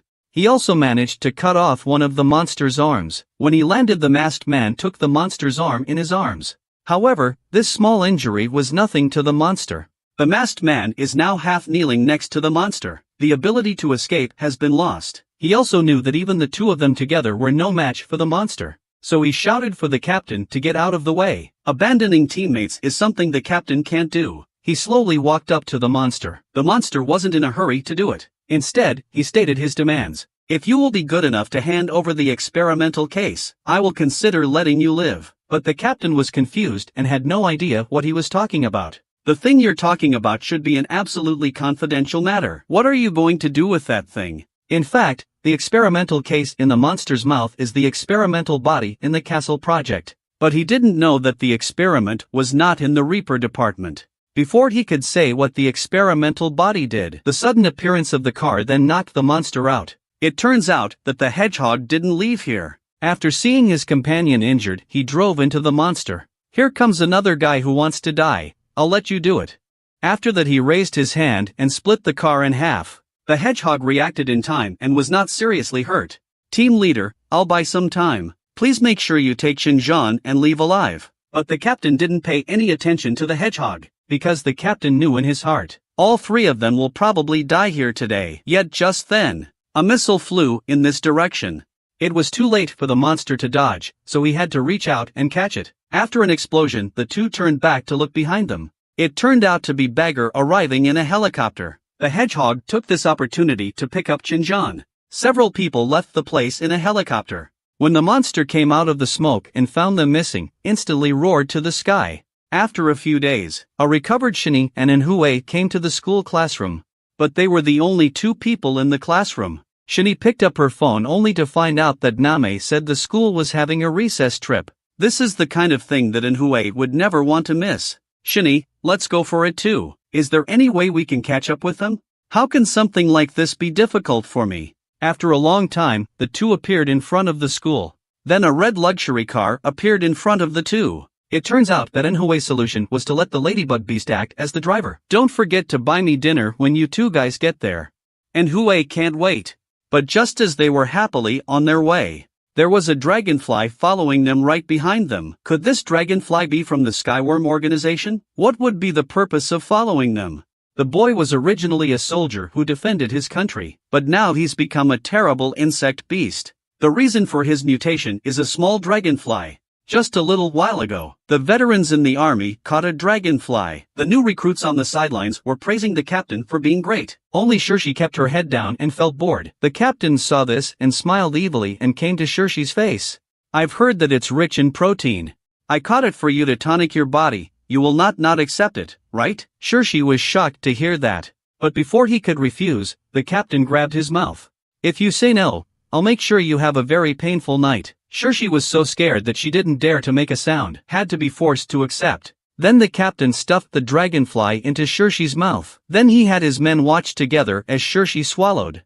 If he dares to spit it out, he feeds him a few more. After making sure Shirshi eats it, a few people left the place like it was nothing. Shirshi, on the other hand, shed tears of humiliation. However, the very next day, when the troops held a soccer match, it was a hot day, but Shirshi felt cold. He felt as if something inside him was about to break out of its cocoon. The opposing player is coming towards him with the ball. The captain of the bully yelled at him to stop the ball. However, Shirshi was physically uncomfortable. Didn't hear it at all. By the time he reacted, the soccer ball had already been shot into the goal by the other team. The captain thought Shirshi was playing him, and went up and punched him in the face, hitting him while verbally abusing him.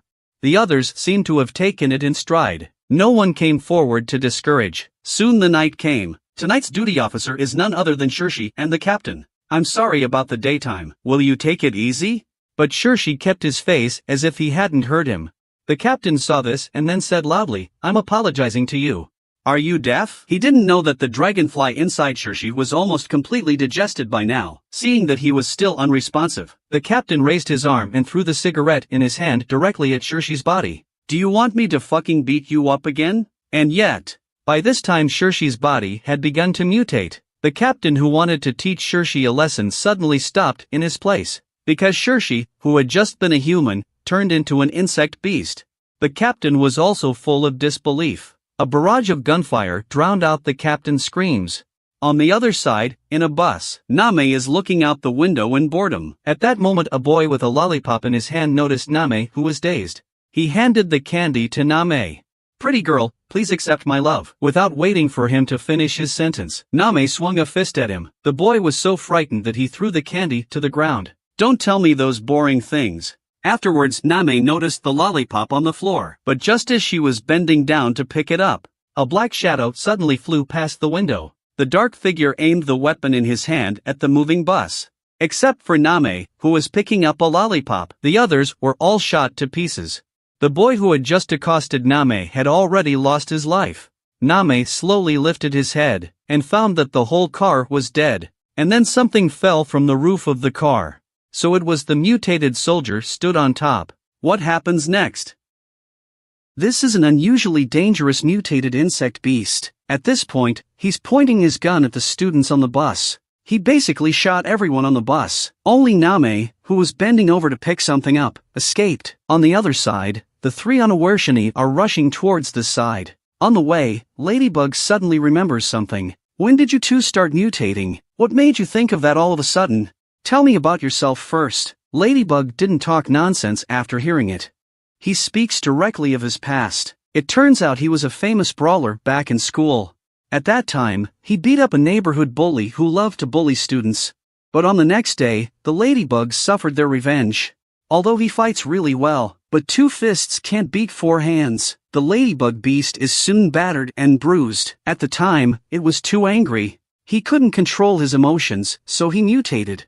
Then he took out all the gangsters who were beating him up, and that's how his first mutation happened. Then he joined Club 6, learned a few things from Hannah, who makes bug medicine. Whether it's ingesting bugs or being bitten by an insect with mutated cells, it's all going to mutate. Those cells become incorporated into our bodies and slowly change our genes.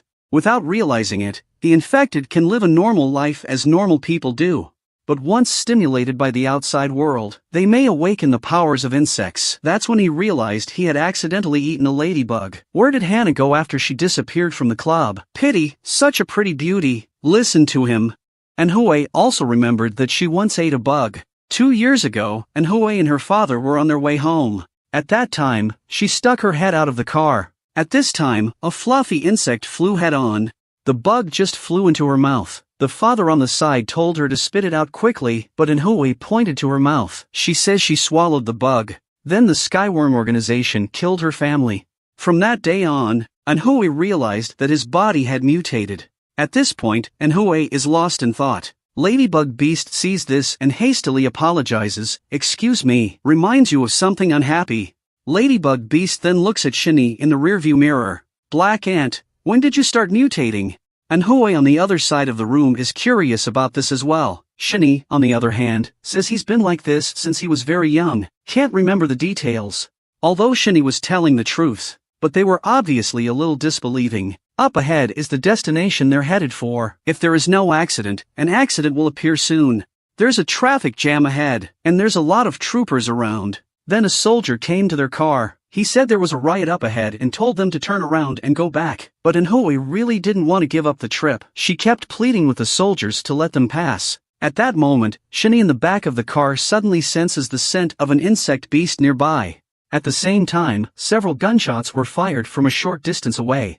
It looks like there's a real problem up ahead. What do we do now? Facing the Ladybug Beast's inquiry, Shini said coldly, "Charge. There may be an insect beast in front." The Ladybug Beast listens and takes off with a kick of the gas pedal. "I didn't think I'd see anything this exciting with you guys." By the time the soldiers reacted, it was too late. The Ladybugs have driven through the guardrail. Gunfire is coming from the battlefield in front. The fighters are firing missiles into the air.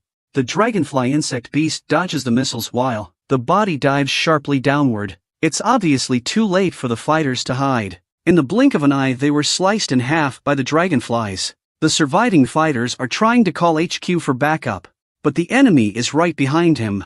He slowly picks up a clip. He skillfully loads it onto his weapon. Now it's time to show some real skill. You guys deserve to die. The soldiers on the other side are still asking for backup. The next second, a grenade landed in front of him. The soldier is then drowned in the flames of the explosion.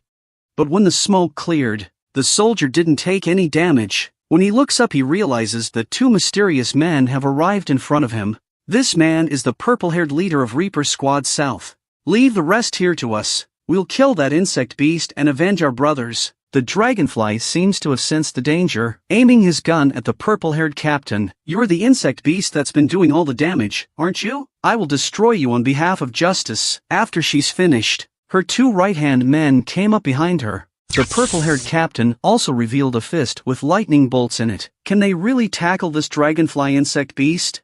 It's a brutal mutant insect beast. Before his mutation, he was a soldier defending his country, but now he's aiming his gun at a busload of students. Except for Name, everyone on the bus was killed. He'll be arrested by the fighters for such an insane act.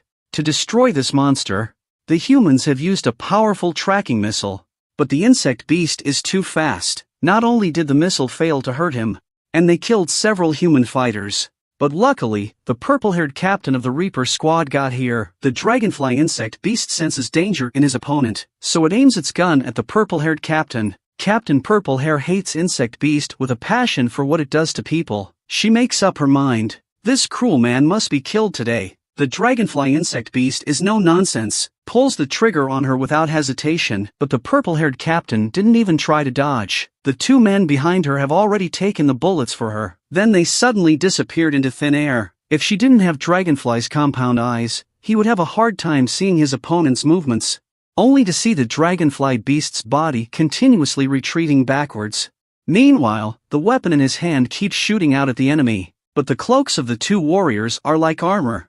It can't hurt them at all. The two fighters don't want to play with him either. Only sharp spikes sprouted from their arms. The two of them swung their spikes toward the dragonfly. The dragonfly's arms are sliced off in an instant. A strong electric current sweeps through his body. The dragonfly screams. The purple-haired captain sees the moment. Over the two fighters and into the dragonfly. She raises her fist with lightning. If that's all you've got, you can go to hell. After saying, the dragonfly beast then gets a heavy punch in the face from her. And the purple-haired captain's punch was the famous thunderbolt punch. The dragonfly beast was sent flying dozens of meters by the punch. His left eye has been blown out. He doesn't look like he'll be able to fight again, but he still sends a defiant roar at his opponent. For the dragonfly beast's garbled screams, Captain Purple-Hair lands another hard punch to the gut. The captain kept venting his anger on him. A cruel insect beast like you deserves to live and die by my fists. The dragonfly beast has been beaten to the point of unconsciousness. He looked at the fists swinging toward him. This scene, it's exactly the same as when the class president bullied himself, but the captain doesn't give him a chance to react. The fist landed on his face again, just as Purple-Hair was about to kill him in one breath. She suddenly stopped, because the dragonfly mistook her for the class president, constantly begging Purple-Hair for mercy. Purple-Hair mistook his words for an accomplice, so she had her men take him alive. Then she took him back to the base and tortured him. But at this point none of them realized. The dragonfly beast's newly chopped off hands actually grew back. The dragonfly beast, who was still begging for mercy, suddenly roared, trying to capture me. You are dreaming. Then he raised his regrown arm. Sensing danger, the two warriors charged at their captain. Only the arm of the dragonfly beast opened its mouth wide. From it, several small yellow insect beasts shoot out. The two warriors in front of the captain's body are instantly separated. They sacrifice their lives to save the captain. The dragonfly is still taunting the Purple-Hair. Aren't you going to get me? How did you die so accidentally? The purple-haired man who had lost his men instantly became enraged. Damn you, you son of a bitch. Dragonfly beast knows he's probably no match for her on the ground, so he flew into mid-air. He then raised his arm again and aimed it at the purple-haired captain. In the next second, countless small insects flew towards Purple-Hair. You think you can hurt me with such a boring trick? Purple-Hair swung his fist with lightning into the air. The flying bugs were instantly electrocuted. The dragonfly beasts saw that their best moves couldn't hurt their opponent. He also stopped pestering, turned around and flew away from here. However, how could the Purple-Hair let him go so easily? She used the 1,000-year kill gesture to gather a surge of energy. The powerful energy shot towards the dragonflies as they flew away. The energy wave hits the dragonflies back with precision. The dragonfly's body falls uncontrollably from the attack. But halfway down, he's suddenly accelerating toward the front. Violet Hair saw this and became furious once again. How dare you fucking trick me? And then, she chased after the dragonfly beast in the direction it had fled in. She vows to take down this insect beast. Another look at the attacked bus. The staff guarding this side of the bus didn't notice a black shadow flying overhead. So it's MANHUA sneaking in. She came inside the bus to check things out, and found it empty. And there's undried blood everywhere. The ladybug beast is posing as a student's brother. Find out from the staff here. They found out that there was no one inside the bus compartment. On the other side, Shinny is heading to the insect beast he sensed earlier. Halfway there, he gets a phone call. MANHUA reports to him what's going on here. With what she knows about insect beast, the people in the car were probably hidden as food. Shinny doesn't know if Name was killed. To find that insect beast as quickly as possible, he undid the band-aid on his neck and released the ants inside. Soon the ants covered his entire body. The insect beast killer, the black ant, has reappeared. I wish he'd rescued the lovely Name earlier. He removes the band-aid from his neck. Countless black ants are coming out of his neck. Soon these ants covered his entire body. Shinny transforms into an ant warrior once again, because he's in a hurry to save an important companion. Just a little while ago, the bus Name was traveling on was attacked. The killer was a newly mutated dragonfly insect beast. Name looks up in horror, and realized that the creature had stepped into the car. She's so scared, she hides behind the seat, afraid to make a sound. All the dragonfly saw was a car full of corpses. It doesn't seem to have noticed Name's presence. After a long time, Name didn't notice anything unusual, so she boldly looked out, and realized that the dragonfly beast had left the area. She knows it's still dangerous out there,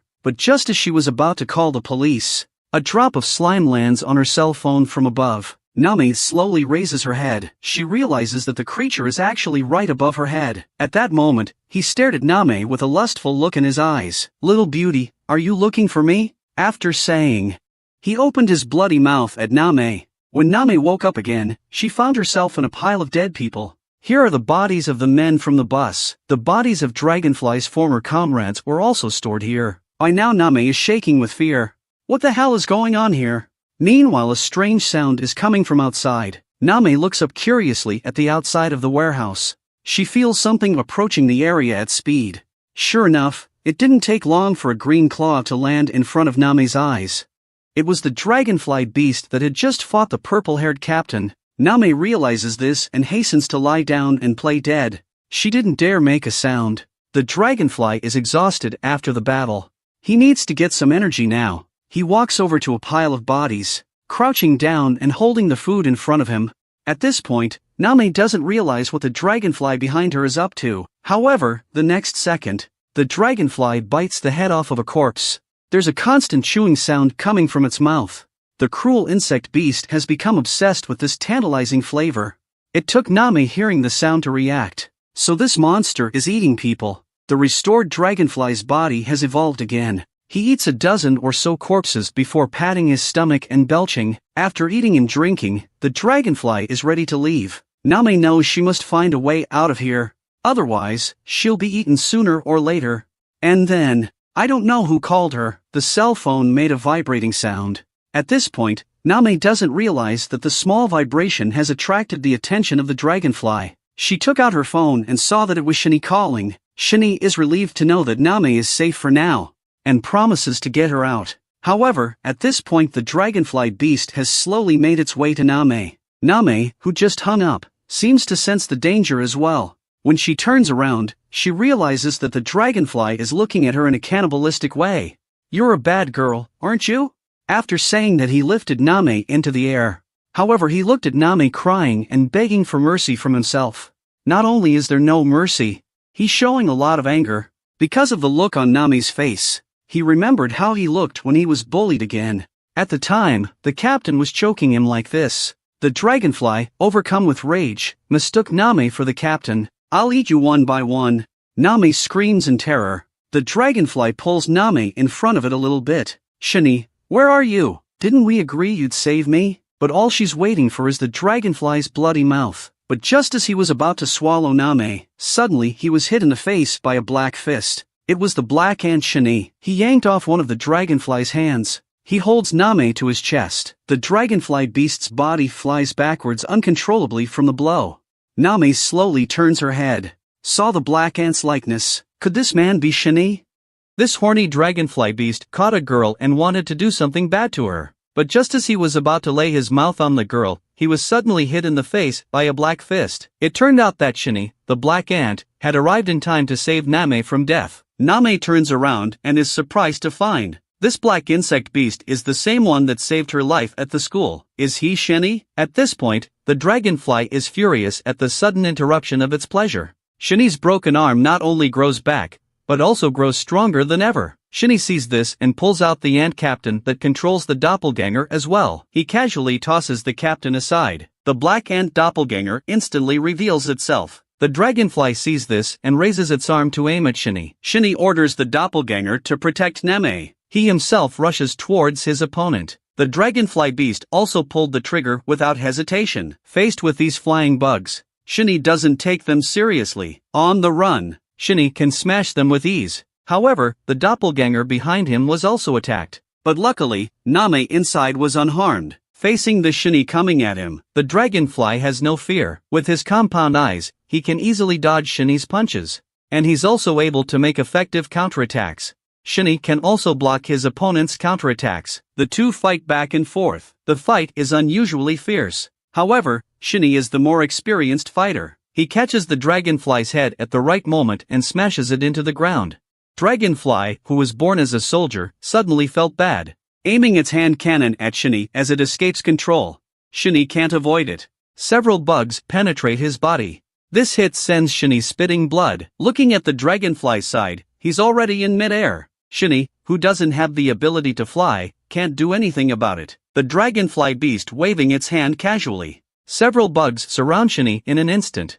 Then they all attack Shini at the same time. Shini was actually broken in half by these little bugs. The doppelganger on the other side of the room doesn't panic when he sees this. Inside, Name doesn't know what's going on. At this time, the severed upper body of Shini was turning into several small ants. The dragonflies don't notice this. He thinks he's won. And then the next second, Shini appears behind him. Then he raised his great claws of steel and swung them at the dragonfly. It's obviously too late for the dragonfly to dodge. This blow sends the dragonfly flying tens of meters away. It hits the wall hard. Shini takes advantage of the situation. He's trying to take out his opponent in one go. Unexpectedly, the dragonfly beast not only adjusted its condition but also launched a counterattack against Shini. Shini has no choice but to play passive defense for now. At the same time, he gives the order to his doppelganger to gather. In the next second, countless small black ants gathered behind the dragonfly. At first, the dragonfly doesn't give them a second thought. But there are more and more of these things. And finally they pounced on the dragonfly like demons. When the smoke cleared, Shini thought it would end there. But then he realized that all that was left on the ground was one of the dragonfly's broken legs. When he turns around, he realizes the dragonfly has broken through the roof and flown off into the distance. And he's taken Name with him. Shini sees this and leaps to the roof. But by now, the dragonflies are getting farther and farther away. Shini couldn't help but blame her doppelganger. What else can you do but eat? I can do a lot of things. After saying that, the doppelganger attached itself to Shini's back. Then Shini got a pair of black wings and flew in the air. After a few minutes, they were getting closer to the dragonfly. But that's exactly what the dragonflies are planning. Watching the enemy come closer and closer, the dragonfly beast releases its grip and drops Name. Then he began to gather energy in his arms and aimed it at the falling Name. The moment Shini catches Name, without hesitation, the dragonfly beast fires an energy blast at the two. Luckily, Shini's reflexes were quick enough to dodge the dragonfly's attack. As he looks back at the enemy and realizes that the dragonfly beast has been drowned in lightning. Turns out the purple-haired captain of the Reaper squad chased it here. The dragonfly beast was reduced to ashes with a wailing sound. After finishing off the dragonfly, the purple-haired captain sets his sights on Shini, the black guy in front. You better not hurt that girl, or I'll make you look like that guy back there. She's the female leader of the Reaper team that hates insect beast the most. Just now, she saw an insect beast drop a human girl in the air, but she also realizes that the girl was saved by another black insect beast. This action turns her perception of the insect beast upside down. While the dragonfly beast isn't looking, the purple-haired captain drowned him in lightning with a single move. After taking care of the dragonfly beast, the purple-haired captain looks down on Shini. If you leave the girl alone, I'll consider sparing your life. But Shini's not having any of it. You think I'm afraid to take action just because you have a hostage in your hand? The words just fell out of my mouth. The purple-haired captain raises his fist and charges at Shini. However, Shini had no intention of dodging. He took the punch from the purple hair with a vengeance. While being knocked out by purple hair, Shini threw Name in front of the opponent with force. After seeing Name being caught by her opponent, Shini suddenly speeds up and leaves the area. The purple-haired captain can only get Name to the surface first, and then drape her in her own clothes. And then the purple-haired captain releases the lightning chakra again. Then she chased after Shini in the direction she had fled. Name woke up just in time to see the two fighting in the air. Shini is clearly at a disadvantage at this point. Faced with purple hair's attack, Shini had no intention of fighting back. The purple-haired captain knew that his opponent's strength was not beneath him. Are you looking down on me because you only play defense? In the middle of a conversation, she throws another heavy punch at Shini. The punch knocked Shini straight out of the air and onto the ground. Shini didn't expect her opponent to be so strong.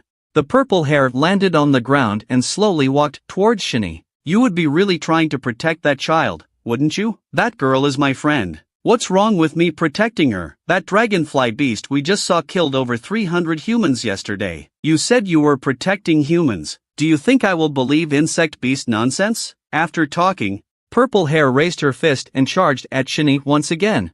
But just as Captain Purple Hair's fist was about to land on Shini's face, someone behind her suddenly called out to her. So it's a waking Name who's arrived. Please don't hurt my friend again. Sister is a warrior of the Reaper squad, right? Is a hero who specializes in hunting insect beast and saving humanity. But the man across from you is also an insect beast killer. And he saved my life more than once. Name walks towards Shini as she speaks. She blocks Shini with her body. So please don't hurt my friends anymore. Seeing the way Name behaved, Purple Hair grabbed her by the shoulders. What are you talking about? That guy's an insect beast that kills people. It looks like he's trying to save you. But who knows if he's up to something else? Did he threaten your family? If it is, wink at me. I can help you. However, things are not what Captain Purple Hair thinks they are. This black guy is my friend. Don't hurt him. But no matter how much Name explains, the purple-haired captain won't believe it, because Captain Purple Hair knew. The insect beast, created to protect humanity, has been killed by them. Shini is shocked. Do you also know about the castle project? But listening to you, you don't seem to know much. At this point, the purple-haired captain doesn't want to talk to Name. Get out of here, or you'll get hurt. Name was going to keep blocking, but then a big hand came to rest on her shoulder. That's enough, Name. Name heard this voice speak so familiarly. When she turns around, she realizes the Black Ant warrior is slowly shedding his armor. His true identity is Shini, who Name has a crush on. I'll take care of the rest. Thank you, Name. I know the castle project you're talking about. And I'm subject number 1 in that program. On the other side, MANHUA and the ladybugs are heading in Shini's direction. MANHUA seems to notice something and stops the ladybug beast running forward. When they stop to take a closer look, Shini was surprisingly captured by the Reaper sector. The two of them were instantly about to turn on their insectization when they saw it. I'll take the one with the purple hair. You take the rest. But Ladybug Beast's words were just finished. It's hit in the face by a miniature black fist. He thought it was MANHUA who was dissatisfied with him again. But when they look down, they realize it's a little black ant. The little ant left a message in the air that Shini brought them. It tells them not to be nervous. Just sneak up behind them. Soon Name and the others are on the bus back. Shini and the dragonfly are locked in the trunk. Captain Purple Hair reported the incident to headquarters. We captured the black ants alive. Public interrogation immediately upon arrival. Ask headquarters to prepare a room in advance. Soon they arrived at their destination. Name and the ladybugs sneak up on them. Both are a little curious. What exactly is that Shini guy planning? After the purple-haired captain brought the two back to headquarters, they are first greeted by a group of medics. Please take care of this girl. She's a survivor of the accident. After distracting Name, they led Shini to another room. Look at Shini being taken away. Name clearly feels a twinge of unease. Shini gives him a reassuring look. I'll take you to the interrogation room.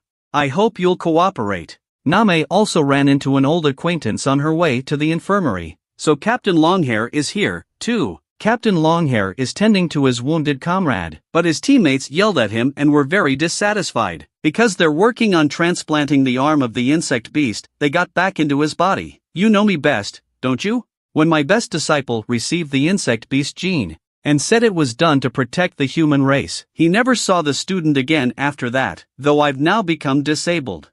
But I still can't accept the power of bugs. And my beliefs won't change. The long-haired man listens and is no longer dissuaded. It's a good thing it's you. Even one arm and one leg won't change what you believe in. Don't worry, even with me like this, you're no match for me. While talking, the long-haired man received a phone call. After hanging up, he rushed out of the hospital room. Soon he saw Shini across the room. You're the insect beast killer Black Ant, aren't you? Shini just looks at each other when she hears this, and didn't say a word. Senpai's here too. How's the guy you were with? I still care more about this guy you brought back than him.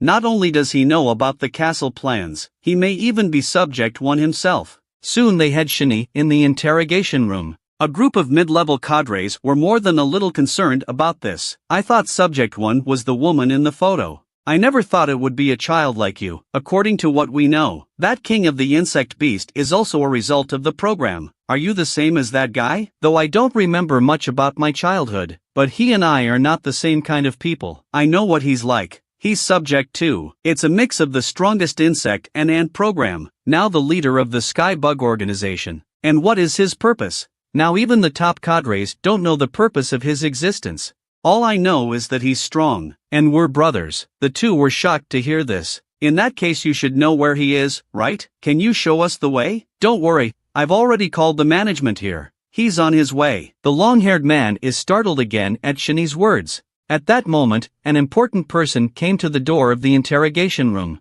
This man was none other than Mr. Kim, a high-ranking member of the Reaper Division. It really is Mr. Kim. What brings you here? I'm here to see Shini. Soon the long-haired man was notified. Stop Shini's interrogation immediately. What's the joke? Is something going on out there? Shini has a calm expression. It's as if everything is as it should be. At this point, Mr. Kim has arrived at the mid-level cadres room. Meet Mr. Kim. All rise in respect. Don't be nervous. I'm not the main character today. Our representative is back. Welcome. The words just fell. A short old man enters the room. And Mr. Kim treats her with respect. And this person turned out to be Shini's grandmother. And she turns out to be a representative of the Reaper squad. I'm here to see my lovely grandson. I wonder if he's eaten yet. She's the first generation of Insect Experiment Zero, the red ant. And is also Shini's mother Shinjing. Like Shini, she has a hole in her neck. And she's very pretty. The only difference is that the ants inside her are red. Just a short time ago Shini was arrested by the Reaper squad. They took Shini to the headquarters for interrogation. The Reaper team wanted to find out from Shini about the Citadel program back in the day.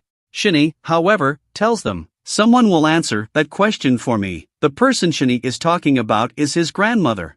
They didn't realize that Grandma was an agent of the Reaper squad, the largest shareholder. At this point, a sudden announcement came over the radio. Tell them to stop interrogating Shini immediately. The long-haired man is outraged when he hears this.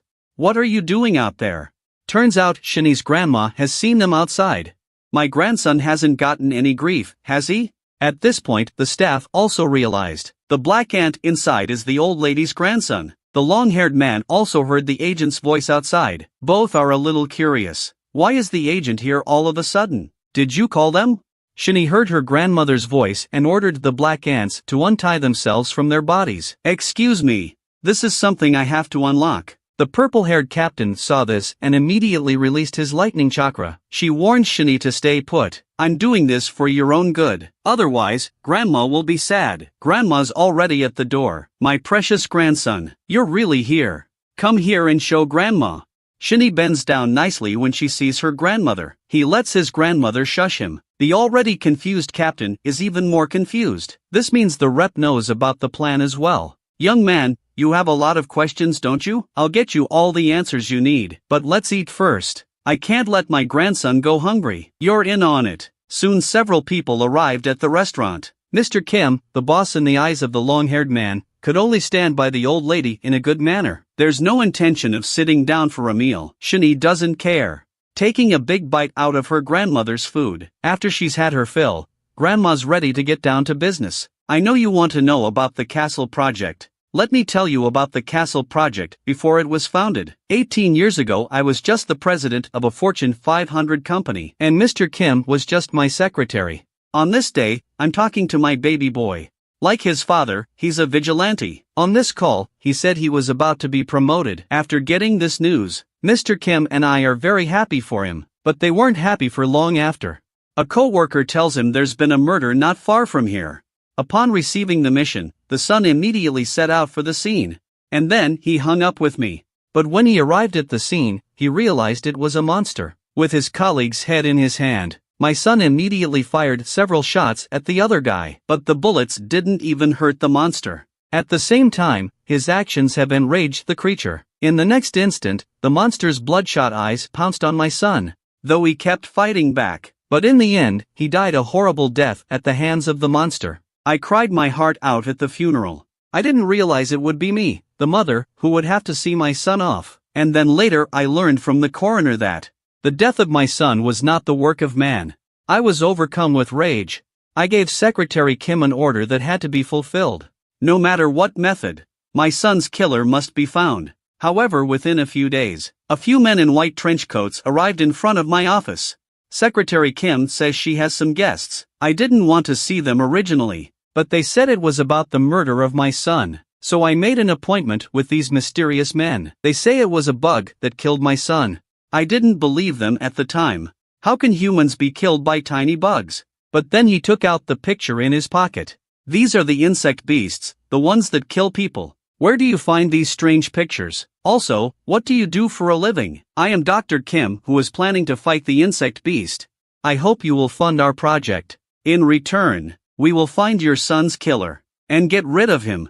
Although I really want to avenge my son, but it's hard for me to believe what you said. Well, let's ask you to look at the results of our research. The words have just left my mouth. A red monster opens the door and walks in. This is our experimental subject number 0. You can call her Red Ant. This scene really scared the old lady. It almost got Kim's secretary to call the police. Yet Dr. Kim says this Red Ant is the hope of mankind. Only to see her slowly shed her armor to reveal her human form. I am Dr. Kim's daughter, Shinjing. I hope the old lady can sponsor us. She is the Red Ant number 0 experimental subject in the Castle Project and Shini's mother. 18 years ago, the doctor approached Shini's grandmother for funding for the Castle Project, hoping for her support. In return, we will find your son's killer and root them out. But the old lady didn't believe the doctor. How could my son have been killed by a bug? Not until she saw the red ants appear. Insect beast actually exists in this world. So as not to scare the old lady, the red ants have shed their armor to reveal themselves as humans. I am the doctor's daughter Shinjing. I hope the old lady can sponsor us. With my current abilities, it won't be hard to find your son's killer. In order to avenge my son, the old lady already has plans to cooperate. You guys let me think about it. I'll get back to you in 3 days. I know you don't know more about our program. You can visit my lab. A few days later the old lady drove to the doctor's base, but when they get out of the car, they realize the lab the doctor was talking about was so simple. Both are beginning to wonder if they've come to the wrong place. It didn't take long for the doctor to come out of it. Inside, please. I'll show you the results of my research. The two of them then followed the doctor into the lab. They found a lot of bug specimens hanging on the walls. The old lady wonders why hasn't seen your daughter. The doctor says she's preparing to show you a combat demonstration. A combat demonstration? What's that? It's Shinjing versus Insect Beast. You'll find out when you come to see it. The old woman slowly walks forward. Through the glass she sees Shinjing, ready to fight. And the room in front of Shinjing holds a terrifying insect beast, with Shinjing's nod of his head. Outside, the father presses the switch. The room holding insect beast was opened, but it doesn't seem to be any insect beast that's coming out. It's a human with a broken arm. I thought you said the opponent was a bug? What's going on here? It's about to start. Please watch carefully and you will know. Xinjing is now releasing the ants in his body. Countless red ants are crawling out of the hole in her neck. They soon cover Xinjing's entire body, forming a hard armor. The insect beast on the opposite side also began to transform into insects.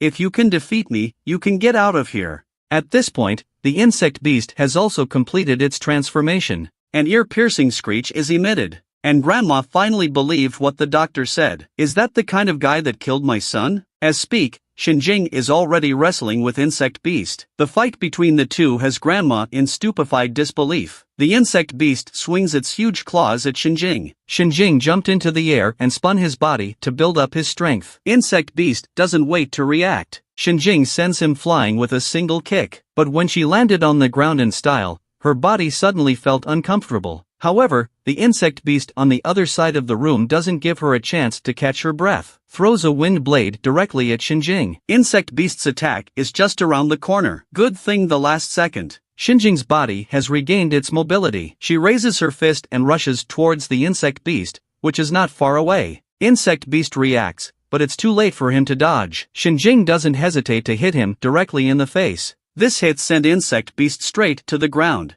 A rain of punches then fall on insect beast's body. The old woman was shocked by this scene. Is that what you call a way to fight monsters with monsters? My daughter is different. Not only does she not harm humans, she sees the insect beast as an enemy, because it's her food. The countless ants inside Xinjing need to ingest insect beast for sustenance, otherwise the ants will turn on the host. The old lady was obviously a bit overwhelmed by this. At this point Xinjing rips off insect beast's other arm as well. He then raises his leg and prepares to strike him with a fatal blow. This one blows insect beast's head off. Let's eat it. With Xinjing's command, the ants left his body in droves. They're all heading for insect beast's body, but the next second, Xinjing can't hold on any longer. His body sank to the ground uncontrollably. The old woman thought it was a side effect of the transformation. However, the doctor said it was because Xinjing was pregnant. You're willing to let your pregnant daughter be an experiment? With that, the old woman angrily grabbed the doctor by the collar. Are you still human? She's your daughter. Even if this is about catching my son's killer, I wouldn't agree with you risking this child. And I'm telling you right now, I'm not going to work with people like you. Xinjing, who had just come out, stopped the angry old lady. Please stop blaming my father. I volunteered. My husband was also killed by insect beast. I was blinded by hatred at the time, and I didn't even know I was pregnant. But I don't regret it now. I can't let my children live in a world where the insect beast runs amok. So please sponsor us. For the sake of the children, please. You can tell from the old lady's expression that she was touched. She then looks to the doctor. I agree to finance you. But my only request is that the child not be burdened. She can't be put in danger. Don't worry about that. She's my daughter. For a long time to come, Grandma lived with Xinjing. Secretary Kim, on the other hand, was sent out, searching for a host that can become experiment number 1. The doctor who got the grant is also at ease with his research. Xinjing's belly is getting bigger and bigger. Finally on this day, the sound of a baby crying came from the maternity ward. The grandmother was so excited that she burst into tears as she held the baby in her arms. Has the little one been given a name yet? He's been named. His name is Shini. So the little guy takes his mom's name. Our little Shini is so cute. Grandma looks up and notices that the doctor seems to be staring out the window. Why don't you come over and see what the kid is doing standing there? When the doctor turns around, Grandma realizes there's a baby in his arms. The little guy's name is Shinzan. He's Shini's brother. She is the most powerful experimental subject in the castle project. But not only was she severely injured in a battle against the insect beast, she also had her hamstring and leg torn off. Just a little while ago, the red ants gave birth to 2 babies. One is Shini, the black ant. The other, Shinzan, is the future leader of the skybugs. Time flies. The 2 little ones are now 5 years old. These 2 naughty boys used to kick the ball into their grandmother's face. Grandma spent even more time with them than Mom over the years. I'm going to kick your asses today. After that, Grandma chased the 2 kids all over the place. When they got tired, they snuggled up in Grandma's arms and rested. At this point Shinzan looks up and asks about Grandma. When will Mommy be back? Shini also pouted and muttered, I miss my mommy. There's really nothing I can do against you. Let me take you to the lab in a couple days. Waiting for Grandma to come to the lab the day she suddenly received a shocking news. The staff said they had found her son's killer. This insect beast has recently killed over 60 more humans. The wounds are the same as your son's. At this time, my mother just finished her work and came here. Give me the location of the insect beast. Prepare to depart immediately. The old lady heard it, but she grabbed her. Can you not go? What's gonna happen to the baby if you go? I've always remembered my promise to Grandma. Don't worry, I'll catch that guy and come back safely. Thanks to your financial support, our experimental techniques are now fully matured. But no matter what Mom says, Grandma never let go of her hand, until Mom said she had to tell her a secret. Then the two of them went to a place where no one was around. One night not too long ago, the two little ones were watching cartoons with great interest. It's about a tiger warrior who hunts monsters. Shinzan's eyes light up at the sight of the tiger's weapon. Shinzan then turns his head to look at his mom, hoping to get the same weapon as the tiger warrior. Mom has promised to take him to buy it tomorrow, but Shinzan won't stop. At this point, Mom's attention is on Shinzan. She doesn't notice Shini's change, until Shini used the black ants to change into a tiger blade and walked up to them. Mom's jaw dropped when she saw it. Shinzan was so happy to get the tiger's blade, he immediately ran away to play. And when he turns around, he realizes Mom is holding Shini tightly in her arms, while shedding tears and saying sorry. That's the secret Mom told Grandma. Grandma was shocked when she heard it. What about Shinzan? Is he okay? Then I took Shinzan for a checkup. There was no abnormality found. The reason why I'm telling you in advance, it's because I'm afraid Shini will scare you when I'm not around. How come? What kind of grandmother would be surprised by her own grandson? You must come back safely. I don't want to lose you as my daughter again. It turns out the two have lived together for so long. Grandma has long treated Shinjing as her own daughter. A few days have passed. Grandma is taking a nap, and the two naughty boys don't want to disturb Grandma's rest. Shinzan has come up with a great idea. Let's go prank Uncle Fail. The two of them then went to the lab hall, lay down on the window and watched the blue ants inside transform. This is an important stage in the blue ant's transformation. If he succeeds, he'll become Subject 1. The ant's obedience rate has exceeded all previous records. It's at 70%, and the two kids are watching in fascination. And that's when Shinzan also had the idea of becoming an insect beast warrior. It didn't take long for the blue ant's obedience rate to drop drastically. In the end, he fails. It's obvious he's upset too. Afterwards, the assistant analyzes the reason for blue ant's failure. If it fails to transform successfully, then he can't be Subject 1. I gave up my career as a professional boxer for your plan. Isn't it your fault that I didn't succeed? It's already a big deal that ants are settling inside you. The rest of your transformation is up to you. There's nothing any of us can do for you. The blue ant doesn't want to hear any more of this. Turned and left the lab. But just as he got to the door, he saw these two little guys. Why does Uncle always fail to transform? You're a real failure, aren't you? You're not even as good as my brother. He can even transform into a tiger blade for me to play with. At this point, Shinzan has long forgotten his mom's promise of secrecy. Soon the group came to a place where no one was around. The blue ants didn't realize that what these two little guys said was true. I didn't lie to you, did I? My brother is much more powerful than you. This is also a deep blow to blue ant's ego. He slowly walks over to Shini and lifts him up high. Tell Uncle, how did you do that?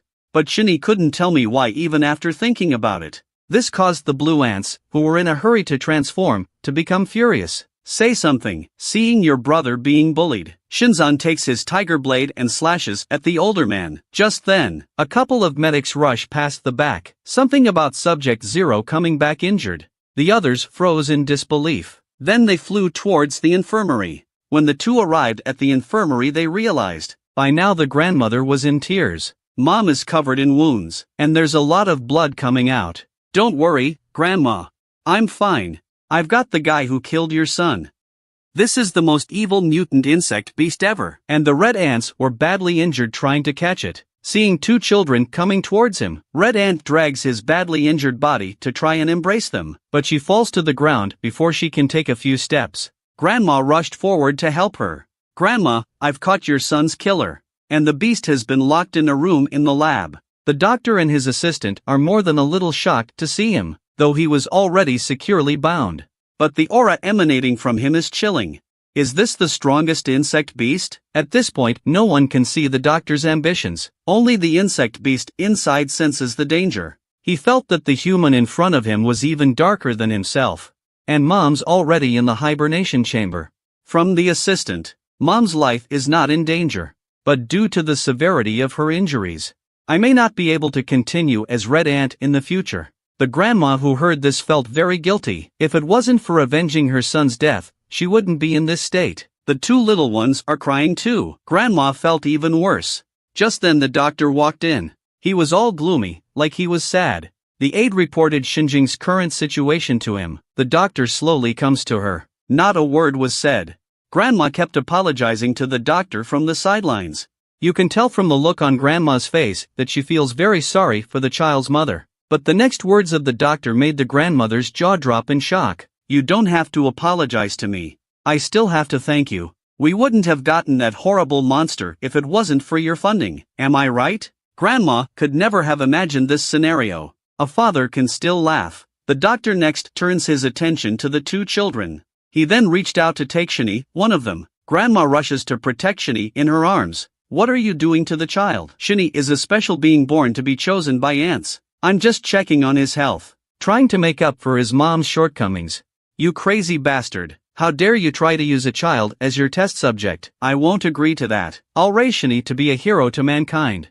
And don't forget, this is my grandson. I don't need outsiders to tell me what to do with him. Watching two relatives both fighting over their brother, Shinzan's heart feels a little bad. Watching the doctor carry Shini away from her grandmother. In Shinzan's eyes, all they seem to care about is Shini. The doctor lifting Shini high in the air. This is my perfect grandson. On his way out, the doctor told Grandma, I'll put Shini in the basement. You can come see him if you want. With that, the doctor left the premises. Grandma is now very sorry for her decision. If I had not chosen to fund my PhD, the situation would not be what it is now. Shinzan's next words were a blow to Grandma's head. It turned out that when he first learned that Shini had ants on her body, Shinzan overheard the doctor whispering to him, You're the perfect subject number one in my mind.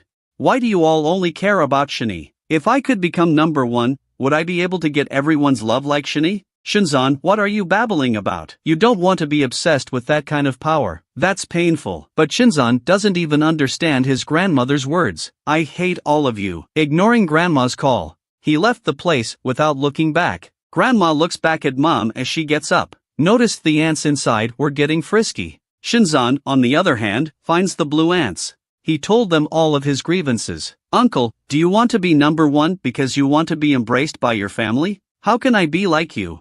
I'm in it for the glory. But no matter how hard I try, I can only control a small percentage of the ants. Watched as the ants in his hand dispersed again. Shinzan is calling him Uncle Failure again. This makes him angry, too. He then got up and slammed his fist into the small tree behind him. I can't do what a 5-year-old can do. Shinzan is horrified. The blue ant's punch had just knocked the wasp out of the tree. By now a few wasps had already flown towards them. The blue ant sees this and pushes Shinzan aside, yelling at him to get out of the way. He then flung the ants into the air with a huge wave of his hand. The ants have managed to bite a few wasps as well, but there are still a few that have managed to bypass the blue ants and head towards Shinzan. Shinzan was so frightened by this scene that he raised his hands in front of his face. However, the next moment something magical happened. The wasps all went into Shinzan's body. The blue ant rushed forward to check on him. However, the unthinkable happens again. The wasp that had just entered Shinzan's body flew out again.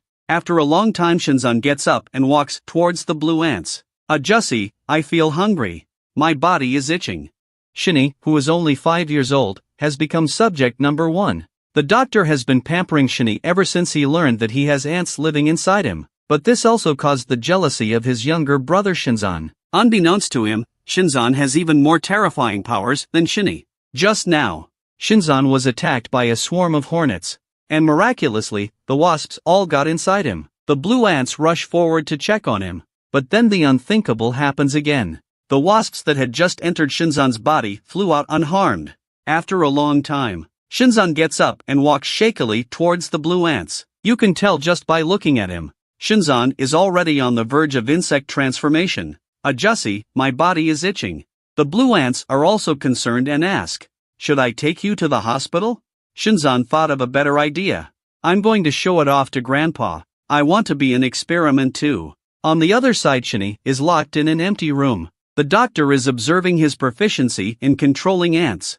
Shinny gathered all the ants on her fingers. A small knife then appeared in front of him. You know, Mom's red ants only have a 97% compliance rate. And Shinny's black ants have a 99.9% compliance rate. But every time she finishes playing with the ants, Shinny feels hungry. The ants will torture him inside then. The doctor listens and prepares an insect beast arm for Shinny, and tells Shinny to try to get the ants to eat it. With Shinny's command, the ants quickly leave Shinny's side. They all converge on the insect beast's arm. At this point, the doctor has completely mastered the properties of the black ants. It's different from the red and blue ants. They are individuals naturally formed in Shinny's body. Cohesion and execution are much better than the former. The only downside is that it's very brutal, like wild ants in the jungle. The ant population in Shinny is still very small. If they reproduce to a certain extent, there's a chance they'll eat him. On the other side, Shinzan runs excitedly to the lab. Now I'm as powerful as my brother. Mom is number 0. Brother is number 1. I'm number 2. Shinzan was extremely happy when he thought that he could become a hero. He wanted to tell his grandfather the good news right away, but the room is empty. Where could Grandpa be if he wasn't in the lab? And yet, just then. Instead, the sound of chains falling came from within the room. When Shinzan turns around, he realizes the most powerful insect beast of them all had broken free. He's staring at himself through the glass. At the same time, there's a shrill alarm in the hallway. After hearing this, the doctor and his assistant felt that something was wrong. The doctor, reacting to the situation, immediately gives the order. Everyone gather on the third basement level immediately. At this moment, the strongest insect beast is slowly approaching Shinzan with bloodshot eyes. Shinzan is so scared that he freezes in place. The monster pushed out the blast glass with just a little bit of force. The next second he rushed out of the room and lunged at Shinzan. But just in the nick of time, the blue ants burst in. A punch to the monster's face. Although this punch defeated the monster, it didn't actually hurt him much. Due to the low compliance rate of blue ants, his transformation is not only imperfect, it doesn't last long. The blue ant knows this, so he took the initiative and tried to make it quick. At the same time, the monster hissed and darted toward the blue ants. Both of them abandoned their defenses, attacking each other in the face. But soon the blue ant are losing ground. He had been beaten until he vomited blood. Although the monster also took a lot of punches, but it's unharmed. The monster's hardened tentacles are about to impale itself. Luckily, he was able to dodge the deadly blow beforehand, but he was still stabbed in the stomach. As a professional boxer, Blue Ant is not one to be defeated. Raising his fists, he's going to fight back. Unfortunately for him, the monster is much stronger. He was smashed into the ground. The monster isn't stopping. Raining punches all fall on the blue ant's body. Looking at the already dying blue ants, Shinzan, on the other side of the room, is incredibly angry. I've clearly gained power. Why can't I do anything? Only to see him yell at the monster, "You beast! Stop it!" At the same time, Shinzan's body glows brightly. The monster stops moving its hands. It's kind of fun to look at this little nub. As Shinzan's light dissipates, the monster moves toward him a little bit. "If I eat you, maybe I'll get stronger." The monster smiled eerily after saying that. "Are you kidding me? Our fight isn't over yet." As the monster looks back at the sound, spotting a mutant wasp darting towards itself. If he hadn't reacted fast enough, it would have gone right through his head, though the fatal blow was avoided. But the wasp's speed advantage is still causing him a lot of damage. At this point, the blue ant doesn't know why he suddenly turned into a wasp. When Shinzan looked at the uncle in front of him, realizes he's not as heroic as he should be. Instead, he's more like an insect beast. The blue ant doesn't see anything wrong with that. Charging towards the monster again. This time he drives his spikes into the monster with precision. And then the buildup sent him flying. It's clear that the monster has taken a lot of damage this time as well. But the wasp is even worse at this point. He can't even stand up. The monster doesn't want to play with him anymore. Prepare to send him on his way. Shinzan, on the other side, actually stopped the monster in order to protect the uncle, only to see him extend his palm towards the monster. "I told you to stop. You stop." As Shinzan continues to exert his strength, the monster's body twists. In the end, he actually sucked the entire monster into his body, but it was also very painful for Shinzan. After a long time, a few of the doctor's men finally made it here. But they don't see the monster. Instead, they saw Shinzan's glowing little hand holding the uncle's hand. It looks like the little guy is healing uncle. The uncle who was in a lot of pain the last second. And the next second, he's got an intriguing smile on his face. Two mutant insect beasts have suddenly appeared on the streets of the country. This scene attracted a lot of people to watch. Apparently, these ignorant humans don't realize the horrors of the insect beast at this point. Just as insect beast raises his hand to finish off the human in front of him, a blue figure suddenly appeared in front of him. Then he easily sliced off insect beast's head, so he's the blue ant from the lab. At this point, he's officially subject to watching the insect beast fly away with a hostage. The blue ant converges its energy into its arm and aims it at him. As the blue ant shoots the energy out, the hostage-taking insect beast is instantly cleaved in half. But the building behind him is also shattered by this energy of his. Although blue ants rescued a hostage, but more people died in the fire because of him. Look at everything happening in front of you. The blue ant's heart is unmoving. Back at the lab, the doctor immediately put him under observation. From an assistant on the sidelines, there were 36 civilian casualties in this operation. I sent you out there so you could destroy the insect beast, not to kill humans. Are you a hero or an insect beast? The blue ant is not impressed. It's not uncommon for accidents to happen during operations. It's clear that the blue ants are enjoying their current power. Since that incident 2 months ago, blue ant feels like he's been reborn. The blue ants, who used to have an 80% compliance rate, are now at 97%. Just can't control their powers sometimes. At this point, the doctor also made it clear. I don't need uncontrollable heroes. Red ant are now unable to move. I think I'm the only one you can use, right? Don't forget you're only number 2. There's subject 1 above you. That's my 5-year-old grandson. I can dump you anytime I want. At this moment, the mother is calling out to her 2 children with a pot of food. This is the food that grandma has prepared for you. Shani was so happy to hear that she ran out. But why hasn't grandma been around lately? I miss her so much. Mom's confused, too.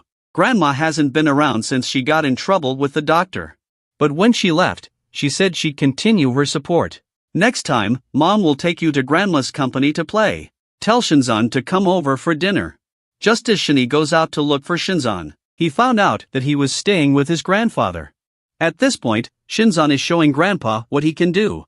It's because of my ability that Uncle Failure successfully transformed. I'm sure I can be a hero too, right, Grandpa? It turns out Shinzan's body is like an insect collecting net. Not only can it suck the power out of insects, what's scary is that it can grant this power to humans. All the people in the lab think it's a very dangerous being. There's the potential for a large number of insect beasts. After demonstrating his abilities, Shinzan's long-awaited hug has finally landed on his head. But then Grandpa's next words brought Shinzan's mood down again. You can't be a hero, because you're a failed piece of work. All of this was watched by Shani, who was not far away. Soon the night is falling. The 2 little ones lay down in their own beds. But Shinzan doesn't sleep a wink. He slowly sits up. He then crept over to Shani's face. At that moment, Mom, who was just about to fall asleep, was suddenly awakened by Shani's screams. So she rushed to the child's room. The scene in front of her immediately made her eyes widen. Only to see Shinzan was using his ability on Shani to suck the black ants from his body. If I can get the power of the ants, then I can become a hero too. However, he was greeted with a resounding slap from his mom. And then angrily questioned Shinzan, "What are you doing? Why did you strike out at your own brother?" "I just wanted to have the same power as Shani. I want to be a hero." Having ants living in your body is a pain in the ass. Why are you envious? When Mom learned that there were no ants on your body, I was really happy for you. So let's just be ordinary people. It's true that no one likes my abilities. Grandpa was right. I am a failure. After saying that, Shinzan ran outside despite his mom's shouts, but he just ran to the door and realized that Grandpa had come here. It turns out that he could clearly see everything that happened in the house just now on the surveillance camera. I'm here to take Shinzan. Shani must not be harmed in any way. After saying that, he sent his men to take Shinzan under control. On his way out, Shinzan looks back at his mom with reluctance. Mom wants to keep him, but there's nothing she can do. The doctor arranged for Shinzan to be isolated in a separate room. Shinzan is never allowed to leave the room without gaining the ability to control him. The doctor icily announced the rules for controlling Shinzan. At this point Shinzan feels abandoned by his family, and he feels that he is not a failed work. It was the only one that was perfect. This boy even hurt his brother in order to become a human hero. But Shinzan's behavior was not only met with a severe slap in the face by his mother, and finally, he was taken away by his grandfather and locked up in a dark laboratory. But at this point, they didn't realize how terrifying Shinzan was. Half a month later, Mother came to the doctor. "It's been so long, isn't it time to return Shinzan to me?" But the doctor is unmoved, and said that if he couldn't control Shinzan's powers, he could never let him go. At this point, the blue ant is outside the door, listening in on the conversation. He knows how vicious the doctor can be, even though it was his grandson. But when it comes down to it, that guy's not gonna take it lying down. The blue ants have mastered the art of transformation, but it's not easy for him. Without energy to replenish them, these ants will tear through his body. At this point, the blue ant suddenly senses a danger pheromone. The red ants are also reacting, and they're sure the pheromone is in the lab. But what they don't know is that the source of the danger is the darkened Shinzan. Mom is worried that Shinzan is in danger, so she dropped the doctor and rushed out. The blue ants saw this and followed closely behind. On the other side, several lab workers were thrown from the room. The culprits were none other than Shinzan and the being behind him. Security arrived and pulled the trigger on Shinzan without saying a word. The bullet didn't hurt them, and that move completely pissed off Shinzan. Under the protection of the ontology, Shinzan slowly raises his right hand, aimed at the security officer who had attacked him. Several golden energies came to the men in an instant. Under Shinzan's control, the two men's bodies floated into midair. Even Shinny in the distance sensed the dangerous energy. Mom finally arrived here a few minutes later. By now Shinzan has turned the security personnel into two insect beasts. Mom mistakenly thought they were going to do something bad to Shinzan, so she yelled at Shinzan to run. She wants to transform, but she can't control the red ants in her body because of her previous injuries. When Shinzan saw this, she completely had a showdown with her mother. "Did you see that? That's what I can do. A power greater than any other. Recognize me." After talking, he takes control of the two insect beasts and charges right at his mom. The unsuspecting mother was pinned to the ground by them. No one expected Shinzan would order insect beast to kill mom. "My stupid son. Mom has always approved of you." At this time, mother has turned into a red ant. She kicks an insect beast in the head. Another insect beast's lower half was shattered by her punch. Then she came to Shinzan and wrapped him in her arms. "My baby boy, mommy shouldn't have hit you. It's mommy's fault." Actually Shinzan didn't want to hurt mom. He also seems to be under the mind control of something. The body behind him doesn't care. Straight out of the gate, he stabbed his mom through her body. Shinzan is completely flustered by this. "Don't you dare hurt my mom." However, it seems that the main body didn't hear Shinzan's command. It's about to open its mouth and eat mom. But it's a good thing the blue ants got here in time. A punch sends the opponent flying, but it also managed to enrage the main body, only to see him shoot several poisonous stings at the blue ants. The blue ant sees this and converges his energy into his hands. While getting rid of the stinger, he also beat the opponent into pieces. I don't know why. Shinzan's body has become much weaker. At that moment, Shinzan remembered his mother. Just as he knelt down beside his mom and cried, Grandpa arrived with a grim expression on his face. Shinzan looks like he's seen a lifeline. "Grandpa, please save mom." But Grandpa responded with a cold bullet. "You monster, stay away from my daughter." Shinzan couldn't believe that his grandfather would shoot him. "A failure like you doesn't deserve to live." He pulled the trigger on Shinzan again. Luckily, Blue Ant was able to shield him from the bullet in time. "You're a madman to do this to your own grandson. His existence is a threat to humanity. I order you to get out of my way." "You think I'm going to follow your orders? Then don't blame me for being cruel. I'll get rid of you altogether." The blue ants are not happy about this. Try it if you can. What the hell happened to make an old man turn a gun on his grandson? Just a short time ago. Shinzan, imprisoned in the lab, completely blacked out. He used his powers to lift two guards into the air, turning them into inhuman insect beasts. Even made them kill their own moms. Mom took out 2 insect beasts by taking on the appearance of a red ant in excruciating pain. Then he took Shinzan in his arms and apologized. The power of a mother's love was exchanged for Shinzan's humanity. But in the end, Mom was stabbed through the chest by Shinzan's body. And this is not Shinzan. Just as Shinzan fell to his knees and cried, the doctor arrived with a grim look on his face. Without hesitation, he pulled the trigger on Shinzan. "You monster, stay away from my daughter." And this act has caused Shinzan, who has just been replaced by his mother's humanity, to fall into the abyss once again.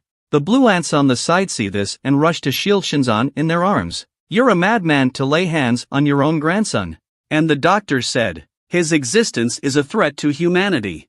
And order the blue ants to get out of the way." The blue ants don't believe in this crap. "Then we'll just have to get rid of you altogether." The blue ants are not impressed. "Try it if you can. One side is for the peace of mankind.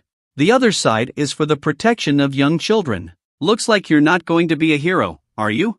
The blue ant thinks the opposite is true. What he's doing now is more heroic. At this point, Shinzan is already sweating cold sweat. The doctor puts his hand to his chest when he hears the blue ant's words, then pulled a remote control out of it. When the blue ants saw this, they suddenly felt that something was wrong. In the blink of an eye, he disappeared. When he reappeared, he was in front of the doctor. "What do you want with this thing, you old fart?" So the doctor's been wary of him since that incident. The blue ant thought he was just planting a bomb on himself. The doctor, however, stated that it was something much more terrifying. And with that he hit the switch. The blue ant turns around and yells for Shinzan to run, regardless of his own safety. Since Shinzan healed the blue ant's wound last time, a bond has been formed between the two of them. It was because of Shinzan's presence that the blue ant was able to transform. In the blue ant's eyes, Shinzan is his little hero. This is the first time Shinzan has been recognized. He was really happy, and now he's seeing his uncle in danger. How could Shinzan leave him alone? At that moment, a wave of discomfort washed over the blue ant's body. The moment he threw the doctor out, those ants suddenly start to storm off. They're eating away at him. It turns out the doctor put a new queen inside him. The remote control was used to order an attack on the host. The ants won't stop until the host is dead. The bites of thousands of ants are making the uncle miserable. His armor begins to crumble a little. Purple blood is spewing from his body. Shinzan sees this and rushes to the uncle. Then he used his ability on the uncle, absorbing the ants that were tearing through him. Uncle is the only one who recognizes Shinzan. He doesn't want Uncle to die like that. With Shinzan's continuous efforts, Uncle is out of danger. But his appearance is slowly changing. When the smoke cleared, the doctor slowly opens his eyes. What comes into view is a supersized monster, and that's exactly what the blue ants look like now. At this point, Shinzan's heart has fallen into complete darkness. You two have become monsters after all. And Shinzan dismisses the doctor's point of view. Thinks they're just awakening. At this point, the monster looks at the doctor and hisses. Then he raised his sandbag-sized fist. Just as the doctor was about to detonate the bomb inside him, the red ants suddenly appeared in front of him and saved the doctor from a fatal blow. Meanwhile, Mom keeps calling out Shinzan's name. Hope he comes to his senses. But obviously that didn't help. The monster has no intention of showing any mercy. Raising his sandbag-sized fist at his mom again. The other side. Shani has also come to the lab to look for her mom. Though the corridor is shaking a lot. But the young one doesn't realize the danger. At this point, the mom was punched against the wall by the monster. Looks incapacitated, facing the monster that's slowly approaching. The doctor tells his daughter to get out of here first, and he's going to detonate the bomb in his body to destroy everything here. Although Shinzan has lost his mind, but how can a mother leave her child alone? But in the end, a voice appeared and froze them in their tracks. When Mom turns around, she realizes. It turned out to be Shani calling out from behind. Meanwhile, Shinzan has found his brother. This is all because of you. Seeing Shinzan's face, Mother yells for Shani to run. She wants to take Shani away, but her body fell to the ground. At this point, Shinzan is also giving orders to the monster. Let him disappear from my eyes. Just as the monster is about to move in to finish Shani off, the doctor on the sidelines pulls the trigger on him. You must not be allowed to destroy the hopes of mankind. You're a good grandfather to me. In that case, then I will bring mankind to an end. The words just fell out of my mouth. The monster raises its hand, and the doctor's body is split in two in an instant. The scene stunned the mother and son. Before he died, the doctor told his mother to keep Shini alive. After saying that, he pressed the switch in his hand. Meanwhile, the mother desperately lunged at Shini. She cupped Shini's little face and shed tears of dismay. Mom used her last strength to make the red ants in her body protect Shini. She herself is completely exposed to the blast. After the incident, Shini kept calling out for her mother. But there was no response. He was supposed to be the blue ant who was going to be the hero of mankind. But under the doctor's control, he became an inhuman monster. He just flicked his arm. The doctor was split in two in an instant. But before he died, the doctor activated the bomb hidden inside him. Mom attached all her ants to Shini's body to protect him. She was drowned in the explosion. A long time later, the outside of the lab was filled with firefighters. Grandma's been notified to come here. She couldn't have imagined that things would turn out the way they did. That's when a couple of firefighters came inside the lab. Survivors have been found, so it's Shini who's been calling for her mom. Mom chose to sacrifice herself to protect him. Shinzan, though, is also affected. But his life is not in danger. Over the next few days, Grandma has been taking care of Shini in the hospital, and learned from the doctor's assistant what happened in the lab, and also saw the relevant information in his hands. The grandmother who lost her daughter is in tears all day long. The other one she's worried about is Shinzan. Where has he been taken? According to the assistant's knowledge, Shinzan should be incarcerated in a secure underground lab, even though he's only 5 years old. But he's also an extremely dangerous being. Grandma blames herself when she hears this. If I had chosen to give up the sponsorship program, then the doctor wouldn't have created monsters in order to destroy them. A few days later, Grandma prepared a funeral for the doctor and the others. The original happy family became what it is now because of the experiment. Grandma, am I an orphan now? Silly boy, don't you still have a grandmother? From now on, you'll live with Grandma. Back to the office. Grandma made an important decision. She left all the business to Secretary Kim. She had to raise Shini herself. And here Grandma finished telling what she knew. Because of the sheer volume of information, it will take a while for a few people to digest it. Captain Glasses also finally realizes where the monster that escaped the other day came from. But there's one thing he still doesn't understand. So where is Shinzan now? Hearing this, Grandma's expression turns serious. Are you trying to destroy him? The two captains were so frightened by the appearance of Grandma that they broke into cold sweats. Says it's not like that. But it's not a good idea to just let it go. It's just a matter of time before the human race dies. Grandma understands that. But what's the solution now? At this point, Shini on the other side of the room finally spoke up. Then let me get rid of him. Those words shocked everyone. Can you get rid of your own brother with your own hands? Shini answered in the negative. But I can destroy his powers. Before this, Shini had done experiments. Insect Beast was turned back into a human using ants inside his body. If the ants can eat the Insect Beast hidden inside Shinzan's body, it might be enough to destroy his powers. On the other side, outside the Reaper sector, MANHUA and the Ladybug Beast are still bored waiting for Shini. Obviously nothing happened. But both of them have a bad feeling about this. And it didn't take long. A mysterious figure suddenly appeared on an empty street. This scene is just watched by the two men in the car. This man's face is looking more and more familiar to them. At that moment, MANHUA suddenly remembers something. Isn't this person the top 6 of the Skybug organization? Only to see the man make a million things like soap bubbles at the gate. The security guard on duty obviously doesn't realize the danger. How old is that guy over there to be playing with such childish things? The words just fell. The little guard is ready to touch the flying soap bubbles. But the moment the bubble breaks, a red light suddenly flashes. Then the guard was reduced to pieces. MANHUA and Ladybug saw this and rushed towards the man. Why are you here? I hate it when people keep me from getting off work. You'd better mind your own business. Last episode it was said that one of the top 6 executives of the Skybug organization attacked the Reaper headquarters. And this scene just happened to be watched by MANHUA and Ladybug Beast on the sidelines. The two of them rushed towards the man.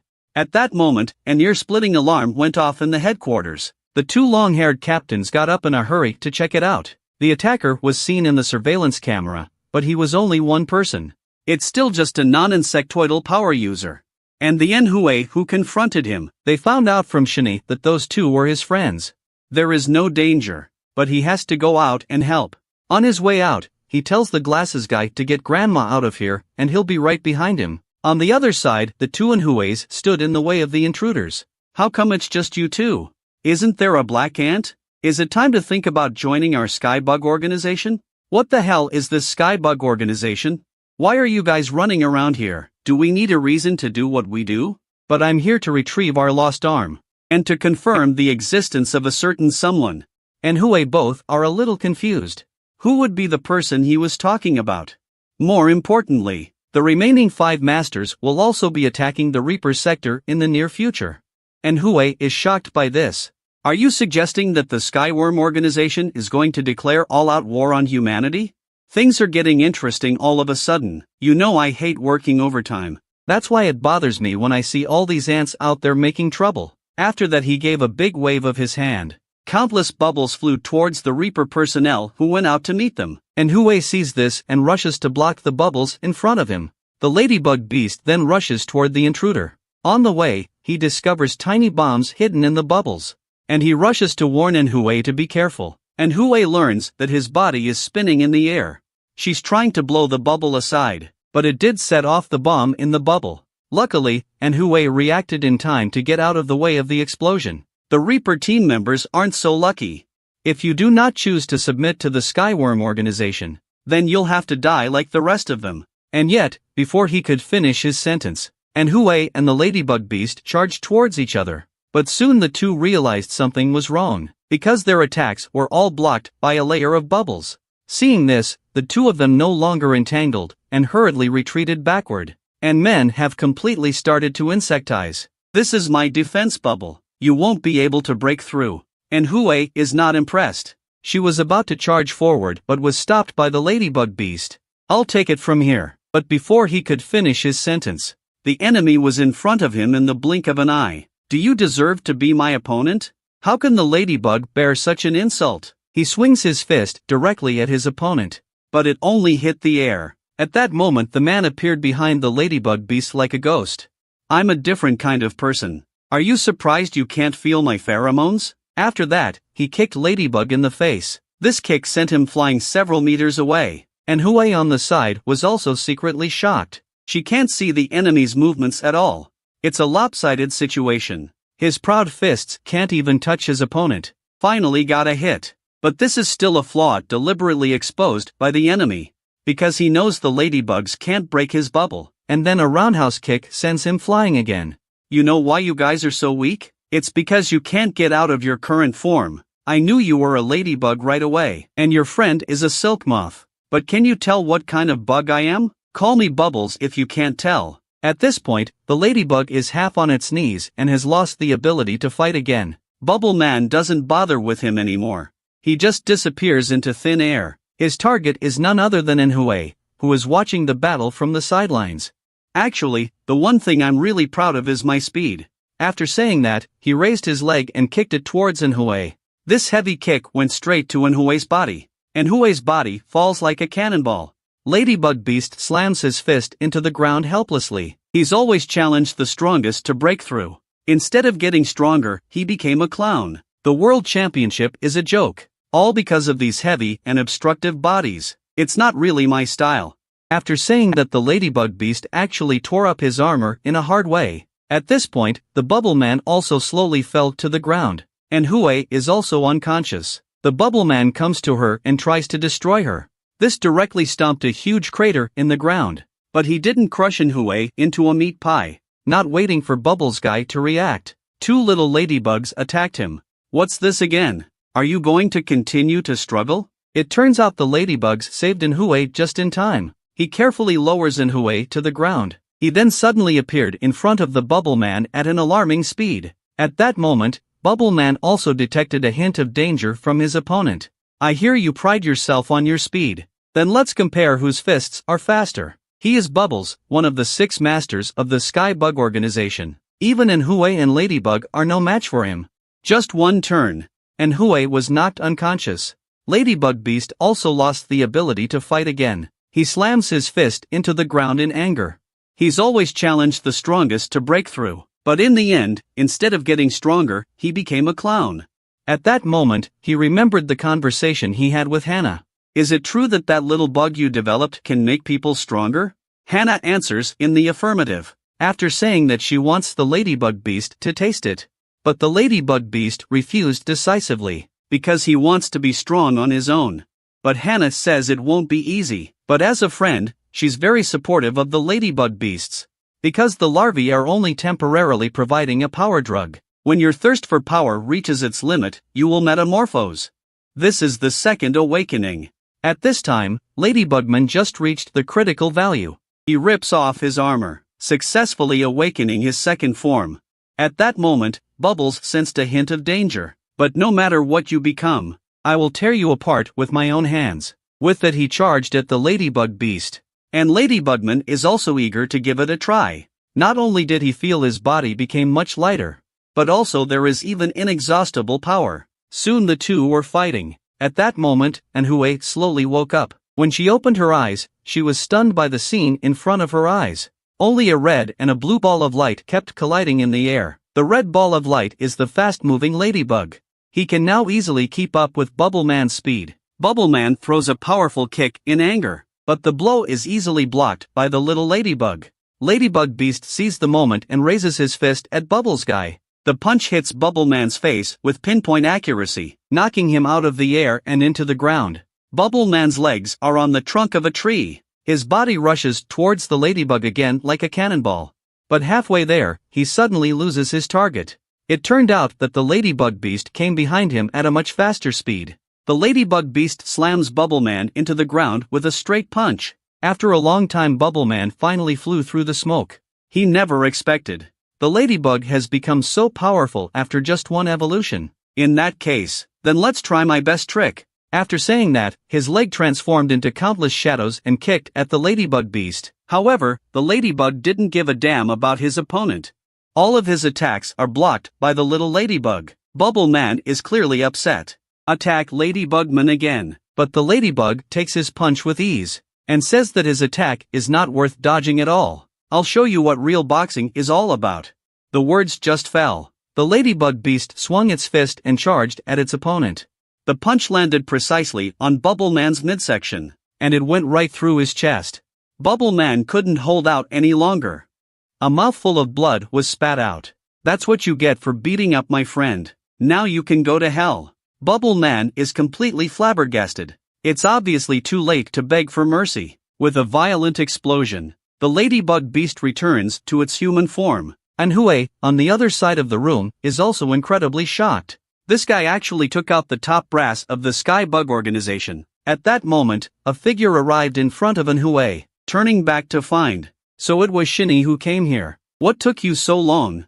The ladybug took out the enemy a long time ago. But at that moment Shinny suddenly showed a serious look on his face. MANHUA also sensed something was wrong. What is this horrible feeling of oppression all about? It's like being surrounded by enemies. The ladybugs, not yet aware of the anomaly, turn around. See that? Black Ant, I'm winning this battle. But before he could finish his sentence, there's a sudden stab of pain behind him. Waiting for Ladybug Beast to turn around to realize, it's Hannah, who hasn't been here for a while. It's been a long time, my friend. Congratulations on completing your second awakening. I don't know if you remember Kong Dajuan from Club 6. If Shinny hadn't come along in the first place, Kong Dajuan could have been one of the top brass in the Skybug organization. But the real terror in Club 6 is Hannah. She developed a larva that not only strengthens itself, ordinary people can be transformed into insect beasts. Those who are gifted can even have a second awakening. It was not long ago that the ladybug awakened to his second form. Even the top brass of the Skybug organization was punched through his chest. Looking at Shinny, who was walking slowly towards him, the ladybug beast would have liked to show off, but there's a sudden stabbing pain behind him. He turns around and realizes it's Hannah, who he hasn't seen in a long time. Whether it's strength or heart, this girl is definitely not simple. The ladybugs have just been through a terrible battle, and with Hannah's poison needles, the ladybug can't hold out much longer. It slowly collapses to the ground. I'm so sorry, my friend. It's what I have to do to be recognized for my research. The research Hannah is talking about is these mutated insect beasts behind her. And MANHUA is shocked to see this. There are so many members of the Skybug organization. But Shinny, on the sidelines, dismisses her thoughts. He has a feeling that these are the same larvae that he encountered at the club, only these ones in front of him seem to have evolved twice. As we speak, 2 shells suddenly explode in the swarm. Turns out it was a Reaper team member that attacked them. The leader was a hedgehog under Captain Longhair. Hedgehog has called for support from the other squads. But their situation is basically the same as here. They've all been attacked by the Skybugs. Until the captain returns, it's up to Hedgehog and Beige to hold off the enemy as long as they can. At this point, Hedgehog suddenly points in Shinny's direction and yells, "The 3 people in front of us are friendlies. Our mission is to defend the base as best we can." The words just fell. The team rushes towards the enemy with weapons in hand. And Hue sees this and feels bad. "Let's get out of here. We'll leave this to the Reaper division. Now is not the time to go. My grandmother hasn't been safely evacuated." At this point, Captain Longhair is taking Grandma and Secretary Kim out of here through the secret passage. Name is also following a staff member who is preparing to leave the headquarters. In that case, we're going to take on those guys together, too, right? It's too late to think about it. Those insect beasts are already swooping down on them. And Hue immediately used her silk threads. It stops most of the insect beasts. Only a few of them made it out. The first moment they hit the ground, they rushed toward Inhue. Shinny sees this and raises her arm in a hurry, summoning an ant doppelganger to protect Inhue. Shinny then lets out a loud cry and raises his arm high in the air again. The ants instantly turned into black snakes and swallowed several insect beasts. The battle is raging at this point. It was as if the enemy couldn't be killed enough. On the other side, Name is still following the staff. But when they passed a corner, she realized that the evacuees were going in the opposite direction. Without waiting for Name to make an inquiry, the staff member opens the door in front of him. This scene was just caught in the eye of Chinjan, who was evacuating. Name is puzzled. "Why did you bring me to this place? This is where the arm of the black monster was stored." Saw someone come in. The 2 staff members were a little shocked. Not waiting for the 2 to make a warning, they lose consciousness. And it was the woman in front of Name who did it. The woman's face slowly changes and she says into her headset, "I've got the arm." Name had frozen in place in fear. On the other side, Hannah, who had received the message, was satisfied. So they came here to get the monster arm. At the same time, a luxury automobile pulled out of the headquarters tunnel. The people in the car thought they could get out of here without realizing it. They didn't know that Hannah was watching them. This time she'll be recognized by the top brass. At this point, Name covers her mouth in disbelief at the sight of her opponent's true face. Because the insect beast in front of her was her best friend, Shurjan. "It's been a long time, my friend. How are you doing?" The girl was just a normal mutant insect beast. But now she's had a second evolution. Just now, she broke into the room where the Reaper division keeps the monster's arm, used her powers to mesmerize 2 researchers, and revealed his true form. Name is shocked to see this. Isn't that her best friend, Shurjan? Shurjan flies over to Name and lifts her chin. "I didn't expect to meet you here either. Come with me." Name, on the other hand, is confused. "How did you become like this? How's that? Isn't it pretty? I'm a very rare individual amongst all the larvae. So I can get stronger. Come with me. I'll protect you from now on." She is obviously her best friend. But Name thinks she is strange. Shurjan also notices an unusual expression on her friend's face. "What's wrong with you? Is that a no?" And yet, just then, a derrick flew their way. Shurjan leaps high to avoid the attack. The iron frame just shattered the container that held the arm behind it. Name was thrown hard to the ground. Looking at the destroyed container, Shurjan knows that the visitor is not a simple man. This is Chinjan, who has returned. "You little worm, how dare you come in here?" Shurjan feels insulted. "I just want to test my current strength with you." And with that, she flapped her wings. A strong hurricane heads toward Shinjan, though the last fight cost him an arm. But this attack will do nothing for him, and it's an effective counterattack. Shurjan's body erupts in a trail of blood. Shinjan seizes the opportunity and reaches back to utilize his lightning ability to bind him. Then he prepares to deliver the final blow. And then, just then, Name suddenly rushed out to stop Shinjan. "That's my best friend. Please don't hurt her anymore." After saying that, she yells at Shurjan, "Hurry up and go." Shurjan was heartbroken to see Name get hurt, but she followed Name's advice. leaving this place. She also managed to take the monster arm. After seeing Shurjin safe, Name couldn't hold on any longer and passed out. Shurjin has also managed to fly out of Reaper HQ. On the other side, the squad members are still in a fierce battle with the insect beast army.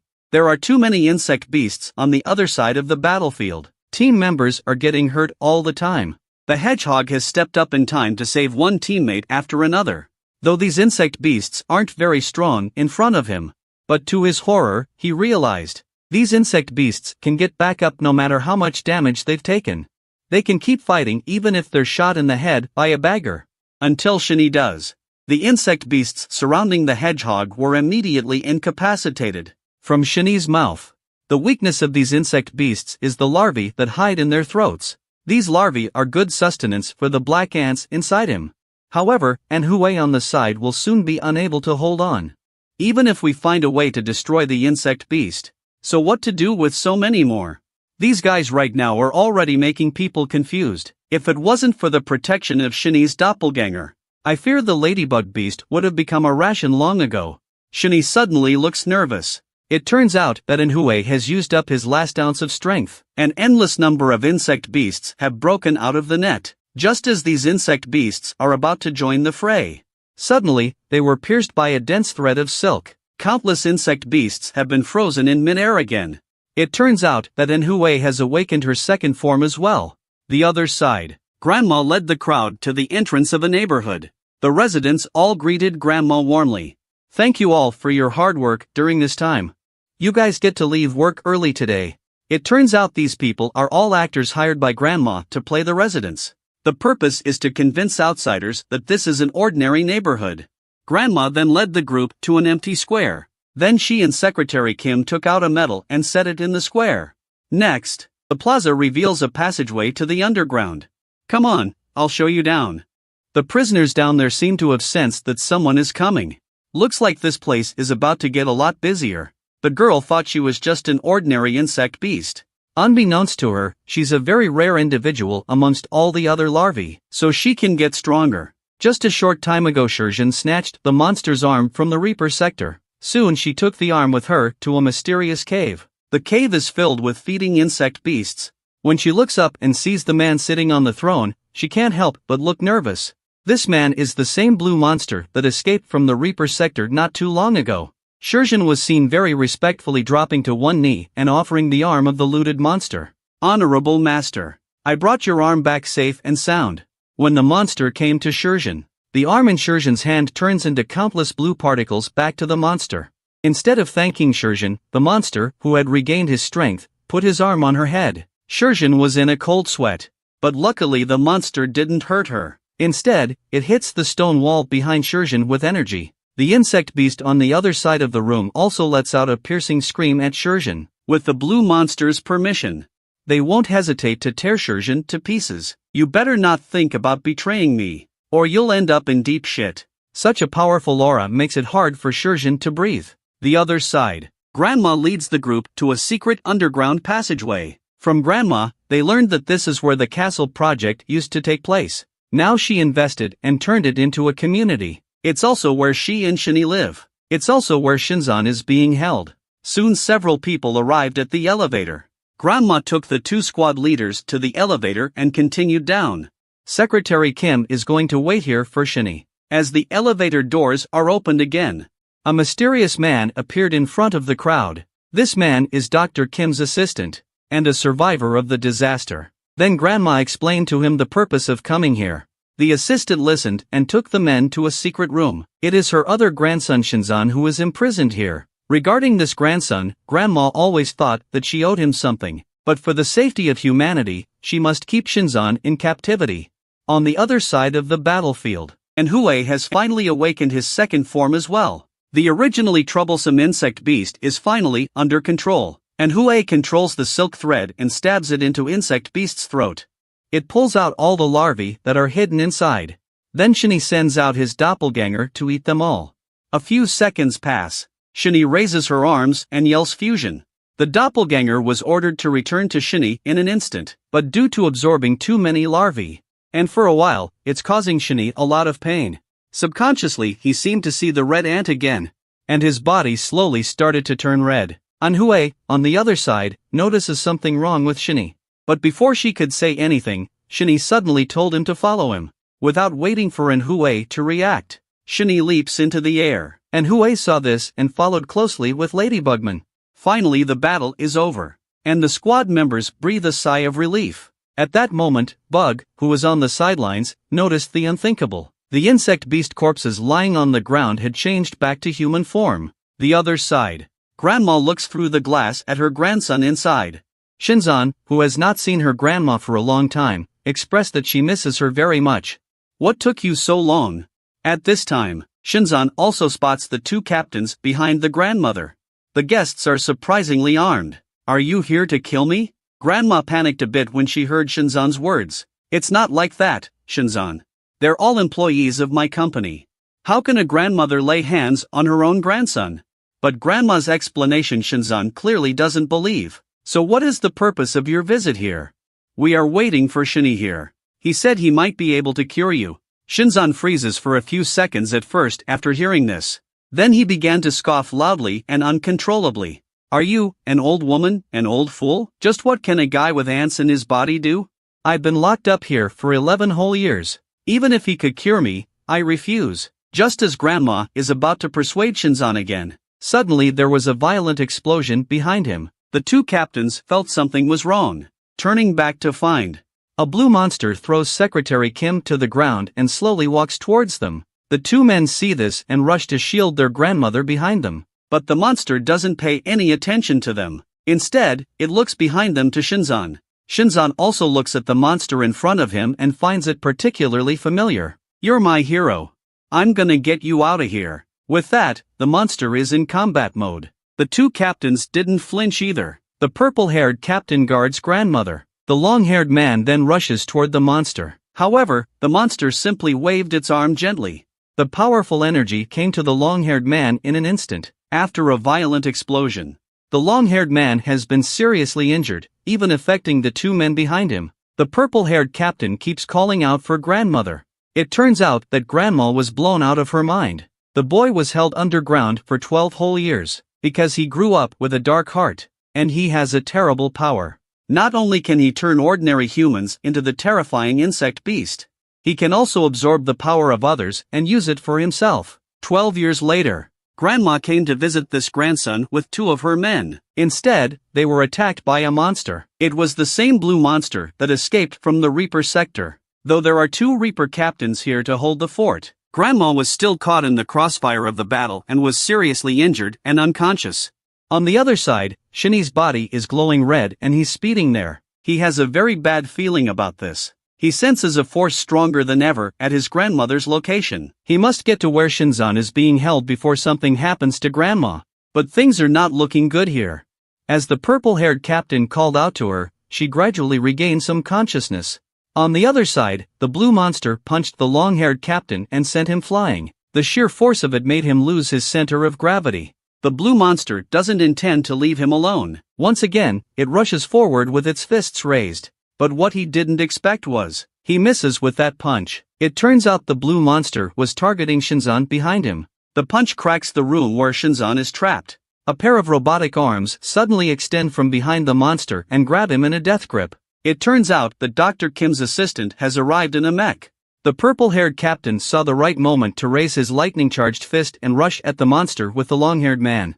The combined blows of the two clearly dealt a heavy blow to the monster. They finally have a moment of respite. The assistant doesn't let the two continue to fight. Instead, hoping they can protect the rep and Secretary Kim out of here. I'll take care of the rest. Please ensure the safety of the delegate. The purple-haired captain also stopped talking, picked up the agent and the long-haired man and left the area. The blue monster's body is firmly bound and cannot be pursued. It can only watch them go. The assistant is still worried about Shinzan's safety inside. At this point he doesn't realize that these monsters are actually working with Shinzan. Seeing that Shinzan is not in danger in the safe house, then he stopped worrying. Prepare to press the button that will destroy everything in this place. However, his arm stopped in mid-air without control. It turns out that Hannah, who had been invisible, had stopped him. Shinzan, who was bound to his seat, also slowly stood up. Again, this is Hannah's doing. Now there's no one to stop me. At this point, the assistant also finally realized. The guys who attacked this place were all Shinzan's men. Shinzan doesn't want to talk shit to the people holding him either, unleashing a terrible energy at him. Hana sees this and jumps aside in a hurry. Hana sees the assistant's body emit a bright golden light. Soon he was transformed into an ugly insect beast. It was also the first time that Hana saw the true power of creating the insect beast. Afterwards, Shinzan comes to the blue monster. It's been a really hard time for you, uncle. The other side. The two captains have escaped to the exit with the two wounded. The purple-haired captain hopes the long-haired man can lead them away. Just in case, she's going to stay behind. But before they could finish their sentence, Hana flew out with her assistant who had just turned into insect beast. Also appearing are the blue monster and Shinzan. At this point, the two have realized it's obviously too late to leave. Shinzan is also walking towards them while pretending to be concerned about his grandmother's injuries.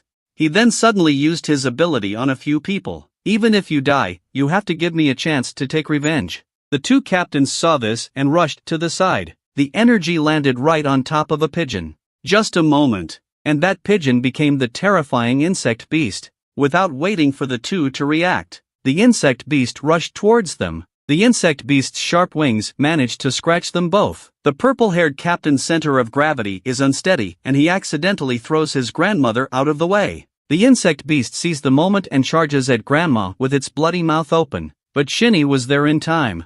Stomped on insect beast's head. Look at the unconscious grandmother on the ground. Shinny handed her over to the two captains and told them to take her to the hospital. Shinny prepares to stay on her own. His thoughts are now on killing Shinzan. But if he wants to kill Shinzan, he must first deal with this blue monster. The monster also saw Shinny's thoughts and took the lead in the attack. Shinny punches the monster in the face with a lot of hate. However, the monster dodges all of his next attacks. The monster raises its arm as it sees Shinny's opening. The monster then sends out a blast of air at Shinny. Shinny's body could only keep retreating.